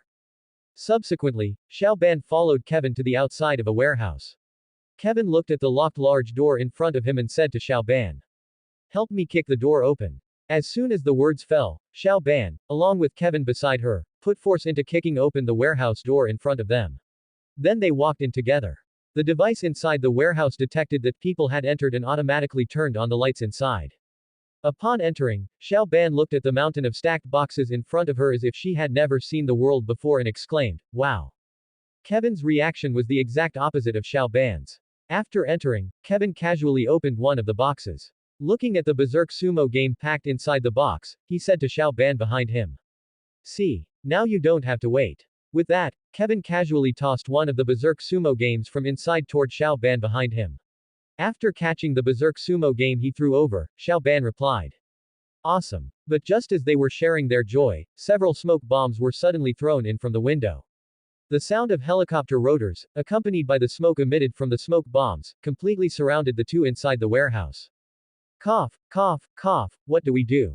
Xiaoban, holding the Berserk Sumo game, and Kevin were both coughing violently from the smoke. Seeing this, Kevin threw the Berserk Sumo game in his hand onto the ground and said to Xiaoban beside him. Quickly drop it, let's run. Hearing Kevin's words, Xiaoban didn't hesitate and threw the Berserk Sumo game in her hand onto the ground as well, following Kevin as they ran toward the outside of the warehouse. Just as they were about to run out, a spotlight from a helicopter suddenly shone down, forcing them to change direction. Kevin also managed to place his hand on a nearby device while escaping, charging his body with electricity. With a bang, the warehouse door in front of Xiaoban was kicked open by a group of people holding guns. They shouted at the two children in front of them. Don't move, kids. Seeing this scene, Kevin showed no panic. He ran to a forklift, channeled the electricity he had stored into his palms, and then placed his palms on the control panel. The real show is about to start. Just as Kevin finished speaking, the forklift, which he had reinforced, charged toward one of the men. As he was about to collide, Kevin quickly jumped off the vehicle. But that person wasn't so lucky. Accompanied by the smoke from the tires screeching on the ground, he was directly speared into a box by the forklift, knocked unconscious. Seeing this, Kevin quickly called out to Xiaoban, who was still stunned in place, hurry up and get out of here. After hearing Kevin's words, Xiaoban ran out with him. Just as Xiaoban and Kevin got outside, a police car was speeding toward them. Not only that, but police cars were also approaching from behind them, and there was a lit-up helicopter in front. Seeing this, Xiaoban and Kevin ran back into the warehouse. Looking at the two police cars and the helicopter, Xiaoban could only say to Kevin behind her. We're done for, we can't get out. Got any ideas? Hearing Kevin's question, Xiaoban looked at the green glowing Omnitrix on her wrist and said to him with some hesitation. I have one, but you have to keep it a secret for me. Of course. After hearing Xiao Ban's words, Kevin didn't care about the condition she set and immediately agreed to Xiao Ban beside him. After hearing Kevin agree, Xiao Ban no longer hesitated. She began adjusting the dial on the Omnitrix, setting it to the alien heroes she wanted. However, Kevin only saw Xiao Ban fiddling with her watch and asked her with a puzzled look. What are you doing with your watch? Xiao Ban just smiled without speaking, silently adjusting the Omnitrix dial to gliding King Kong, and then, under Kevin's shocked gaze, she slapped the dial down. As a flash of green light flickered, Kevin was shocked to find that Xiao Ban, who had been standing beside him, had disappeared. In her place was a giant insect. But just as Kevin moved a little closer, a foul odor suddenly wafted from Xiao Ban. Kevin could only cover his nose and complain to Xiao Ban in front of him. Whoa tilde you stink. I know. After speaking, Xiao Ban used her claws to grab Kevin in front of her and flew toward the outside of the warehouse. While leaving, she even knocked down a large group of police officers. Kevin, who was flying, looked curiously at Xiao Ban, who was holding him up with her claws, and asked. Compared to you, I'm considered normal, so how did you do that? Xiao Ban observed the helicopter flying up behind them with her compound eyes, and then said to Kevin below. We'll talk later. Immediately after, Xiao Ban flew left and right in the air, dodging the bullets being fired from the machine gun on the helicopter, and headed towards the distant Statue of Liberty. Just as Xiao Ban passed the Statue of Liberty, she secretly hid herself. The helicopter following them could only disperse to search for Xiao Ban and her location. However, what they didn't expect was that Xiao Ban and the others had hidden underneath one of the helicopters. Seeing this, Xiao Ban quickly said to Kevin, who was still looking excited. I don't have much time left. Find a chance to shake them off. As soon as Xiao Ban finished speaking, a soldier on a nearby helicopter spotted them and opened fire with a machine gun. Seeing this, Xiao Ban quickly fled outwards, constantly dodging the bullets shot by the helicopter. She could only fly toward the city. Xiao Ban led Kevin, weaving through the city to evade the helicopter behind them.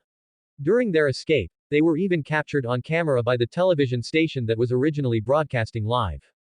Afterward, Xiao Ban's transformation time ran out. She happened to be under an overpass and managed to escape in a car. The helicopters in the sky searched the vicinity after seeing the two disappear, but left when they didn't find anyone. Seeing this, as soon as the car Xiao Ban and Kevin were in stopped, they immediately ran into a small alley. After stopping, although Kevin was out of breath, he was still excited as he asked Xiao Ban, who was also panting in front of him. Can that watch turn you into a dragonfly monster anytime, anywhere? Hearing what Kevin said, Xiao Ban pointed to the Omnitrix on her wrist and explained to him. Not just that one. The special energy inside the watch allows me to transform into one of 10 aliens. 10. So that XLR8 was you too. That's right.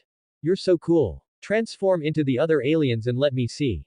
Just as Kevin learned all this and was extremely excited, Xiao Ban, standing beside him, pointed to the Omnitrix that was emitting a red glow and splashed a bucket of cold water on him. It's not that simple. This watch is a bit tricky. When Kevin heard Xiao Ban's words, he wasn't disappointed at all. Instead, he reached out his hand, looking eager to try, and said to Xiao Ban. I'll do it. Maybe I can fix it. However, the hand Kevin reached out was slapped aside by Xiao Ban. Then, under Kevin's confused gaze, Xiao Ban said to him somewhat irritably. No, it's stuck on my hand. Seeing that Xiao Ban wouldn't let him touch her watch, Kevin's eyes darted around. He seemed to remember something and tried to persuade Xiao Ban behind him. Come be my partner. We both have incredible, magical superpowers. We can do anything we want anytime. We'll definitely be incredibly cool. Saying this, Kevin turned back and extended his hand to Xiao Ban, adding as a final sentence. What do you think, bro? Facing the hand Kevin extended, Xiao Ban hesitated for only a moment before reaching out and shaking it with him. Bro. On the other side, Zhou Shu, who was looking for Xiao Ban, suddenly heard the news coming from a passerby's mobile phone. The news reported everything Xiao Ban had just done. Seeing this, Zhou Shu could only curse. After hearing this, Zhou Shu remembered that part of the plot and quickly ran towards that location. Tian Make, who was still in the RV with Xiao Wen, also heard the news on his car radio and learned what Xiao Ban had done. So, Tian Make said to Xiao Wen, who was sitting in the passenger seat. Xiao Ban has done many things, but this time is the most serious. Wait until I catch her. Xiao Wen just sighed and said, I should be happy to see her suffer, but why am I not feeling it? The scene shifted back to Xiao Ban. Kevin had brought Xiao Ban to a subway track switch in an underground area. Upon arrival, Kevin said to Xiao Ban behind him. Do me a favor, I need to recharge. Immediately after, Kevin ran towards a street lamp ahead, and Xiao Ban followed closely, throwing Kevin up with both hands so he could recharge. Once Kevin was fully charged, he ran towards the controller in the middle of the track where the train was about to pass. After touching the controller, Kevin directly used his superpower to forcibly switch it to another direction. Seeing this, Xiao Ban asked Kevin, who had just finished everything, in confusion, "What are we doing?" Kevin turned back and said, "There's a cash transport train full of money coming through here. I switched the tracks, and it will collide with another train. Then we'll hear a bang, we'll be rich, and then you can turn into that flash star and we'll run away together." After hearing Kevin's entire plan, Xiao Ban looked at Kevin in front of her with an angry expression and said, "But that will kill hundreds of innocent people. Hey, money is hard to earn, and who cares about them?" Upon hearing Kevin's still indifferent tone, Xiao Ban became even angrier and quickly said to him, "You can't do this." Hearing Xiao Ban's angry words, Kevin was stunned for a moment before reacting. He quickly struck first and pushed Xiao Ban, who was in front of him, to the ground. Pinned to the ground, Xiao Ban was helpless. After all, without being able to transform, she was just a little lowly with no strength. Kevin also grabbed the hand wearing the Omnitrix, preventing her from transforming. Kevin even taunted Xiao Ban, who was pinned beneath him, "Ha ha ha, hurry up and stop me, hero Xiao Ban, ha ha ha." At this moment, Xiao Ban remembered what Xiao Wen had said before and regretted her own actions.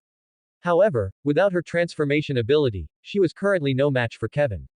Seeing that Xiao Ban beneath him was helpless, Kevin reached for the Omnitrix on Xiao Ban's wrist. Immediately after absorbing the energy, Kevin's body began to mutate.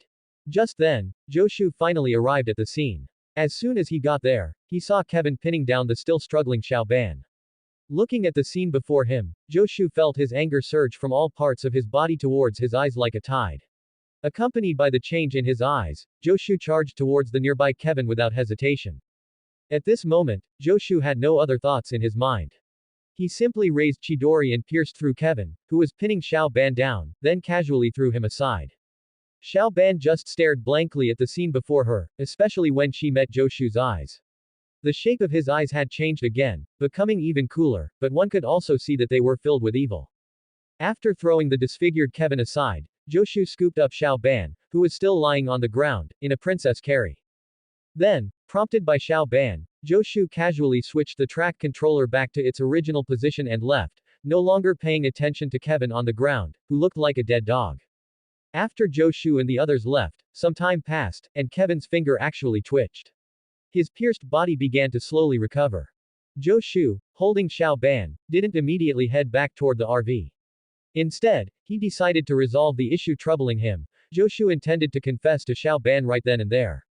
After all, what if someone unexpectedly appeared out of nowhere one day and snatched his Xiao Ban away? Xiao Ban, held in Joshu's arms, didn't feel scared looking at the unfamiliar surroundings nearby. She merely raised her head to look at Joshu holding her. She vaguely discerned a trace of impatience in Joshu's blood-red eyes, but she hadn't yet figured out what was about to happen. Just then, Joshu carried Xiao Ban to an empty, deserted park and suddenly stopped. Under the moonlight, he gently placed Xiao Ban, whom he was holding, down. After leaving his embrace, Xiao Ban stood frozen. By the time she reacted, she saw Joshu lightly pull the hair tie from her hair and put it on his own wrist. Seeing this action, Xiao Ban didn't understand it until Joshu slowly spoke to her. "Xiao Ban, do you know? Where I come from, some people wear the hair tie of the person they like on their own wrist. Like this." As he spoke, Joshu raised his wrist, showing her the hair tie he had just taken from Xiao Ban. Xiao Ban didn't react for a moment, just staring blankly at her own rubber band on Joshu's wrist, until the next words Joshu spoke completely woke her up. "Xiao Ban, I like you. Will you be my girlfriend?" After speaking, Joshu quickly took out a bouquet of roses he had hidden in his system space, and then continued speaking to Xiao Ban in front of him. "Actually, I was terrified today. I was afraid you wouldn't like me, afraid you would ignore me. I was afraid that someone else would snatch you away just like this time. I'm afraid of losing you, so please let me protect you forever in this lifetime." Okay. After finishing, Joshu imitated a movie he had watched in his previous life and knelt on one knee, offering the bouquet of roses in his hand to Xiao Ban. Xiao Ban only paused for a moment before tearfully and quickly accepting the bouquet of roses held out to her. She then threw herself into Joshu's arms, pressed her face close to his ear, and whispered, Ashu, I've actually liked you for a long time too. But I don't want you to protect me, I want to protect you instead. So, I agree, my boyfriend. Just as she finished speaking, Xiaoban noticed that the distance between them seemed a bit too close. Even though they had just gotten together, she quickly tried to step back. However, just as Xiaoban moved back slightly, Joshu pulled her back into his embrace. Under the moonlight, Xiaoban lifted her face, and Joshu happened to lower his head. The two looked into each other's eyes. The entire world was so quiet it seemed only the sound of their accelerating heartbeats could be heard. Joshu felt that everything was just right, meeting her at just the right time, liking each other at just the right time, the night and the moonlight being just right, and obtaining his most cherished treasure today being just right. I love you, Xiaoban. I love you too, Ashu. After speaking, both of them tacitly stopped talking, beginning to savor the moment of tranquility now that they were together. Snuggling close to Joshu, Xiaoban gradually recovered from their suddenly changed relationship. Seeing that it was getting late, she boldly said to Joshu, Ashu, I don't want to walk anymore. Can you carry me back? Hearing this, Joshu looked at Xiaoban's expectant little eyes, swallowed, and then unhesitatingly picked her up. Xiaoban naturally wrapped her arms around his neck as Joshu carried her toward where they had parked the RV. On the way back, Joshu occasionally looked down at Xiaoban in his arms, who was still giggling foolishly. Xiaoban, being carried, also looked at Joshu with sparkling eyes and asked, Ashu, what do you like about me? I like everything about you. Then what do you like the most? As long as it's you, no matter where it is, I like it. Really? Of course. Just as the two were chatting and laughing while heading back, Xiaoban seemed to remember something and said to Joshu with a slight shiver, Ashu, what should I do when I get back? Grandpa is definitely going to scold me to death. It's okay. As long as you go back and sincerely apologize to Grandpa Tien, he will probably just lecture you a bit. Okay. Just then, Tien Make happened to drive the RV past them and saw Joshu walking toward them carrying Xiaoban. Seeing this, Tien Make only stopped the car after being reminded by Xiao Wen in the passenger seat. Facing the RV in front of him, Joshu quickly put down Xiao Ban from his embrace, but Xiao Ban, not seeing the RV clearly, asked the nervous Joshu curiously. Ashu, what's wrong? I still need to. Before Xiao Ban could finish speaking, her grandfather's voice came from behind her. What else do you need? You did such a big thing today. If Xiao Shu hadn't found you, what else would you have done? Hearing the voice, Xiao Ban turned back in terror and saw her grandfather walking toward her menacingly. She quickly apologized to him. I'm sorry, Grandpa. I shouldn't have disobeyed you. I definitely won't do this again next time. Tien Make was stunned for a moment before looking at Xiao Ban, who was apologizing to him, in surprise. He then lectured her. You only realize now that you should listen to me. If you had done so earlier, none of this would have happened. This is all an issue of trust. Hearing what her grandfather said, Xiao Ban originally wanted to retort, but after meeting Joshu's eyes beside her, she just said to Tien Make, Grandpa, I'm sorry. In the end, Tien Make relented and said to Xiao Ban, it's good that you know. You are my granddaughter, and that fact cannot change no matter what. But now, you have to re-earn my trust. After saying that, Tien Make took them back into the RV. Seeing them return, Xiao Wen quietly walked up to Xiao Ban. She first looked left and right, and when she found that Joshu and Tien Make hadn't approached, she asked Xiao Ban beside her. Xiao Ban, are you and Xu Jie together? Don't deny it, I saw how Xu Jie was holding you when you came over. Also, I just saw that Xu Jie is wearing your rubber band on his wrist. I already checked online, so how do you feel? Xiao Ban listened to Xiao Wen's analysis with her mouth agape, and finally just blushed and said one sentence to her. Not bad. On the other side, Kevin, underground, slowly woke up. He only felt a wave of weakness throughout his body and had returned to being a normal person, but the wound that Joshu had pierced through him was gone, as if it had never appeared. Kevin stared at the ceiling and silently swore in his heart, Tien Xiao Ban, Joshu, I will definitely make you pay the price. After thinking this, Kevin was surprised to find that he could directly summon flames in his human form. He immediately forced himself to stand up and walked outside. That day, as usual, Tien Make was driving the RV on the highway, but he kept glancing at Joshu and Xiao Ban behind him.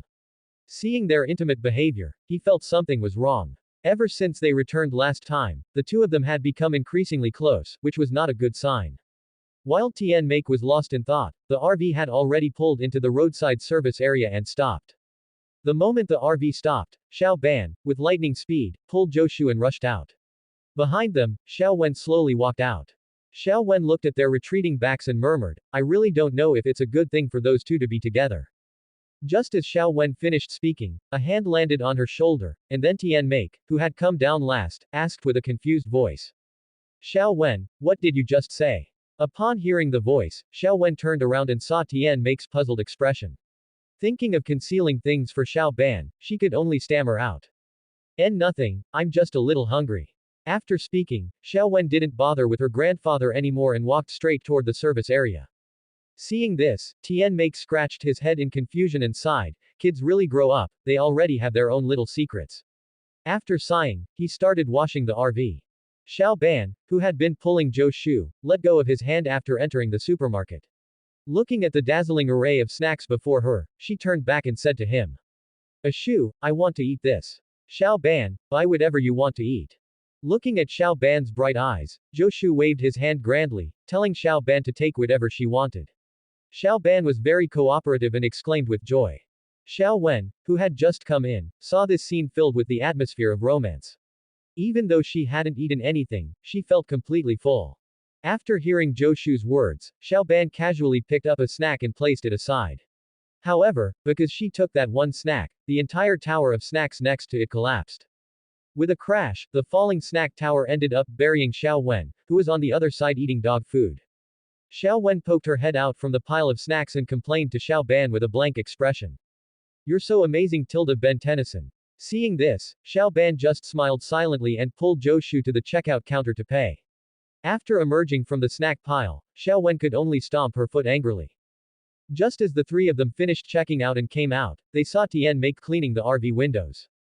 When Tian Make saw them coming out, he turned back and asked them. How was it? Are you full? Of course, we're almost done. Hearing her grandfather's words, Xiao Ban replied while eating the snacks in her arms. While they were chatting, a laser suddenly shot towards a car not far from them. Accompanied by the explosion of the car, three fully armed people walked out. What are you looking at? A woman's voice came from the helmet of the person leading the group, cursing at Zhou Shu and the other four who were standing nearby witnessing everything. Immediately after, they raised their laser guns and fired at them.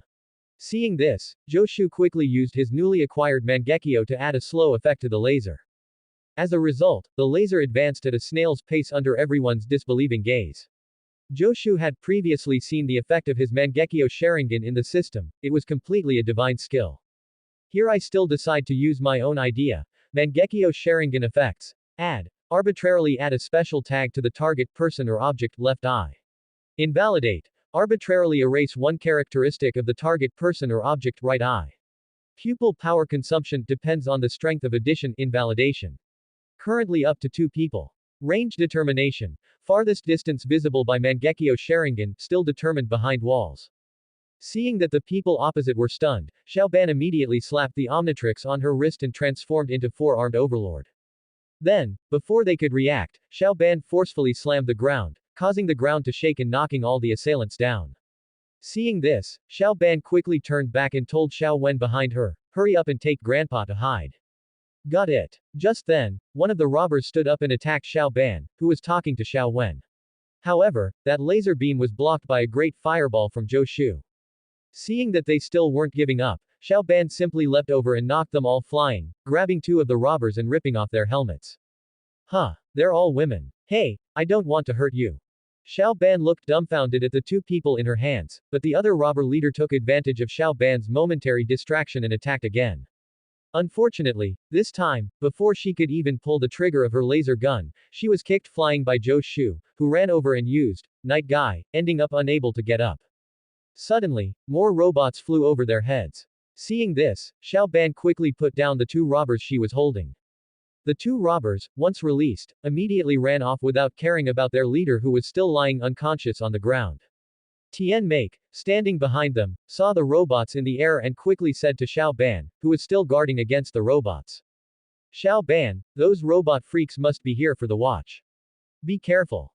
When the airborne robots heard Tian Make's voice, they fired a laser beam that collapsed the roof above his head. The falling stones crushed Tian Make below. Grandpa. X3. Seeing this, Xiao Ban instantly exerted her strength, grabbed the robots that were still flying in the air, smashed them together, and after completely destroying them, casually tossed them next to the unconscious robbers. Next, Xiaoban and Zhou Shu ran towards where Tianmake had fallen. Looking at their grandfather lying unconscious, Xiaowen anxiously told the two in front of her. Let's quickly send Grandpa to the hospital. I'll call an ambulance. There's no time, the hospital is just ahead. After speaking, Xiaoban grabbed Xiaowen, who had just taken out her phone, and jumped towards the hospital while carrying Tianmake. Zhou Shu followed closely behind them. Just after Zhou Shu and the others left, the robber leader who had been lying on the ground surprisingly got up. The moment she opened her eyes, she saw the two nearly wrecked robots beside her. Let me see what kind of freak you are. She immediately twisted off the head of one of the wrecked robots and held it up in front of her. A red light flashed in the robot's eye socket, and a mechanical tube pierced into the robber leader's neck. Accompanied by her scream, her entire body began to change. Her whole body turned red, she grew claws on her hands, developed 4 eyes, and 2 laser emitters appeared on her shoulders. Just then, 2 police cars drove up, and 4 police officers got out. As soon as they got out, the officers told the robber leader in front of them. Hands up, don't move. Ha, I've already been to jail before. After speaking, the robber leader's shoulder-mounted laser emitters lifted up and fired towards the 4 police officers in front. Seeing this, the police officers fled in panic. The robber leader then walked over, picked up the money she had stolen, and burst out laughing.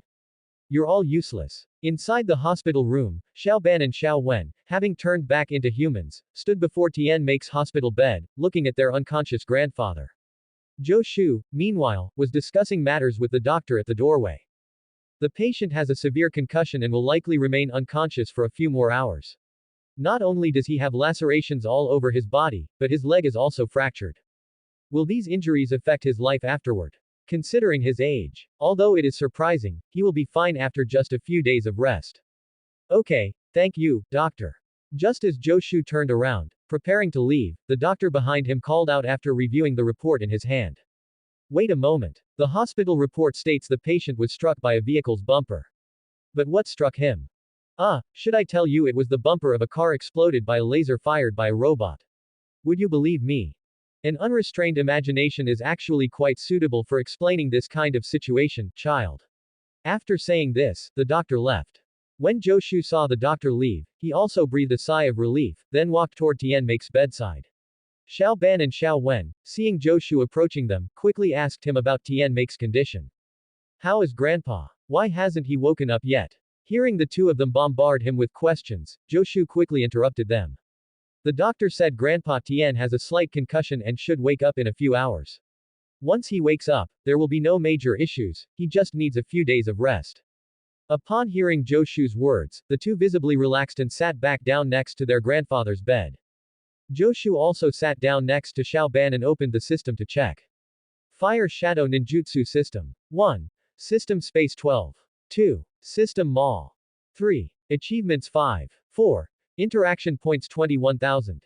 5. Ninjutsu 3. 6. Bloodline Limit Mangekyo Sharingan, see previous sections for effects. 7. Daily obtainable interaction points 1000 refreshes at 0 every day.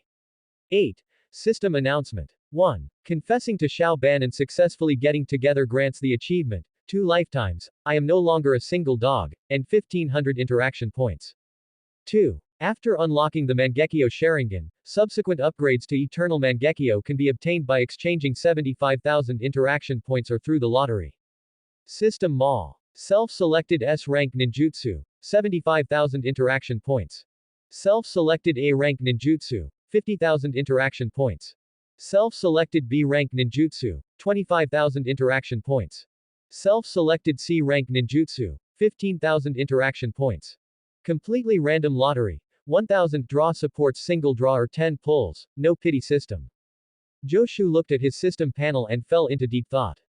After so many days, he only had so few interaction points, it wasn't even enough for one B-rank ninjutsu. Just as he reached toward the lottery section, he remembered his luck and hesitated whether to draw or not. Because he was the type of person who could never keep things, when playing games in his previous life, he never saved up any lottery tickets, always preferring to draw immediately. So, after hesitating for a moment, he resolutely clicked on it. Entering the lottery interface, Zhou Shu looked at the familiar vibe before him and immediately complained. This is fooling Genshin Impact. After complaining, he clicked. Immediately, even the draw animation was exactly the same. Seeing this, Joshu was too speechless to comment further. However, this first 10 pull surprisingly brought him explosive luck, even yielding a purple meteor. Upon seeing this purple item, Joshu quickly skipped the animation. Ninja Tool Pouch times 3. Soldier Rations times 4. Makeout Tactics times 1. Red Cloud Cloak times 1 purple. Holy Socks times 1. Joshu looked at the items that had been teleported into the system space and doubted life itself. The first two were fine, no issues, but, Makeout Tactics, and the Holy Socks, were they serious? And that Red Cloud Cloak, isn't that the attire of the Akatsuki organization? Why is a piece of clothing of purple quality? Besides, what normal person would wear such clothes on the street? Seeing the purple quality, Joshu stubbornly went back into the system space to check if it had any hidden attributes, but there were still no attributes. Seeing this, Joshu could only helplessly put it into storage to gather dust, then stretched his wicked hand toward the final 10 pull. Ninja Tool Pouch times 4.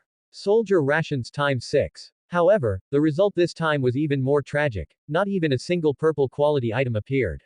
Seeing this, Joshu looked at his remaining 1000 interaction points and felt his life was plunged into darkness. Just as Joshu was lamenting the great ups and downs of life, Xiaoban also sensed the gloomy mood of the person beside her.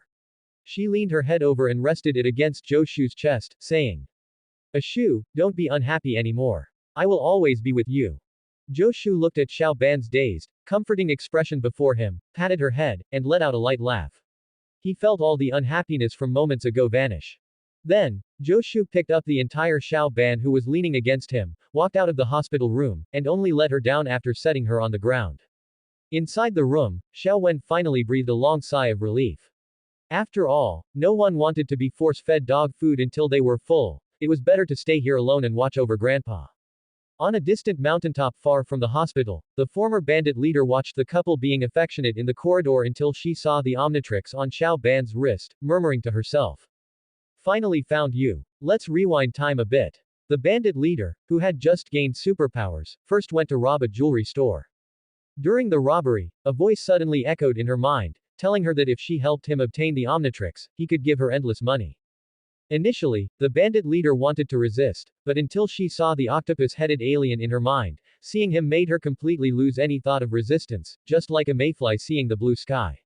Finally, under Mojo Jojo's guidance, she arrived at the mountaintop outside the hospital. Upon seeing the Omnitrix on Xiaoban's wrist, she immediately flew toward their location. Just as she was about to smash through the glass and enter the hospital, Joshu's Sharingan had already noticed her. With a bang, the bandit leader successfully smashed through the glass and entered the hospital. Joshu had already stepped back while holding Xiaoban before she entered. Xiaoban, who was initially confused, instantly understood everything when she saw the red-clad bandit leader before her. She then said to her, "It's you. The bandit leader from before." The bandit leader ignored what Xiaoban said, only talking to Xiaoban herself. "Brat, hand over the Omnitrix quickly, or don't blame me." "Xiaoban, let's go down first. Don't let her accidentally hurt anyone else." After Joshu finished speaking, the three of them immediately began a chase down the corridor. During the chase, the robber boss almost blasted the medical staff working nearby. Fortunately, Joshu kicked a trash can in the corridor over to block it. Immediately after, the two of them ran down the emergency staircase. Seeing this, the robber boss quickly followed them. When they reached the bottom floor, she simply made a huge leap to catch up to them and was continuously attacking with lasers. However, they managed to escape the hospital by weaving around skillfully. Once outside, Joshu immediately activated his Sharingan. Recalling the results of his recent lottery draw, he turned back and said to her, "Now it's my turn. I'm in a pretty bad mood right now." Having witnessed Joshu's abilities, the robber boss chose not to tangle with him. Instead, she used a laser to cut a large section of rock from the nearby mountain. As the rocks began to tumble down, Xiaoban immediately tapped the Omnitrix on her wrist. Four-armed overlord. Following a flash of green light, an alien covered in flames appeared where Xiaoban had been standing. Annoying. I wanted four-armed overlord, not a little alien torch. But Xiaoban didn't have much time to complain. The rocks from the mountain were rolling down rapidly. Just then, Xiaoban suddenly thought of a solution and asked Joshu in front of her. "Ashu, I remember fire can melt rocks, right?" Without waiting for Joshu's reply, she shot pillars of fire towards the rolling rocks. However, the flames Xiao Ban emitted failed to melt the rocks, they continued advancing in their direction. Seeing this, Zhou Shu quickly reminded Xiao Ban, you can melt those cars behind you to block the rocks. But if you do that, you'll also have to intercept them and prevent them from rolling down this road.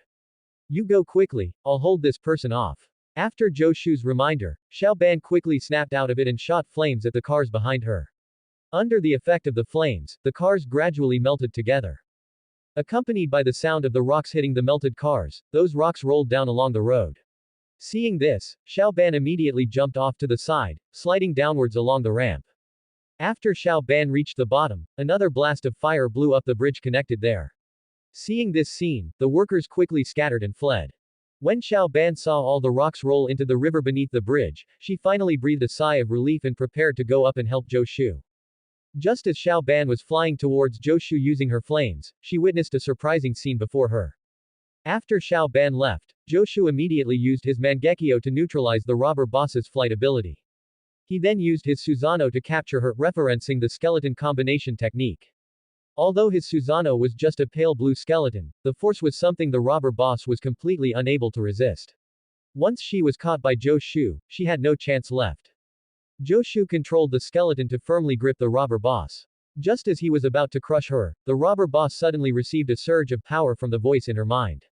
It was precisely this power that allowed her to break free from Zhou Shu's skeleton. After the robber boss broke free, she immediately ran towards the distance. It was at this moment that Xiao Ban returned. Zhou Shu stopped paying attention to the fleeing robber boss and walked towards Xiao Ban instead. However, the side effect of the Mangekyo Sharingan still caused Zhou Shu's vision to blur, and a stream of blood slid down from the corner of his eye. When Xiao Ban saw this, after a flash of red light and reverting to human form, she quickly ran towards Zhou Shu who was approaching her. Upon reaching him, she immediately jumped up and embraced him, wiping away the blood from the corner of his eye. Shu, how are your eyes? Are you okay? I'm fine. Zhou Shu merely held her as she moved, whispering a single sentence to her. That's the end of part 2. Part 3 is coming soon. Thanks for watching. Please subscribe and support our channel for more stories.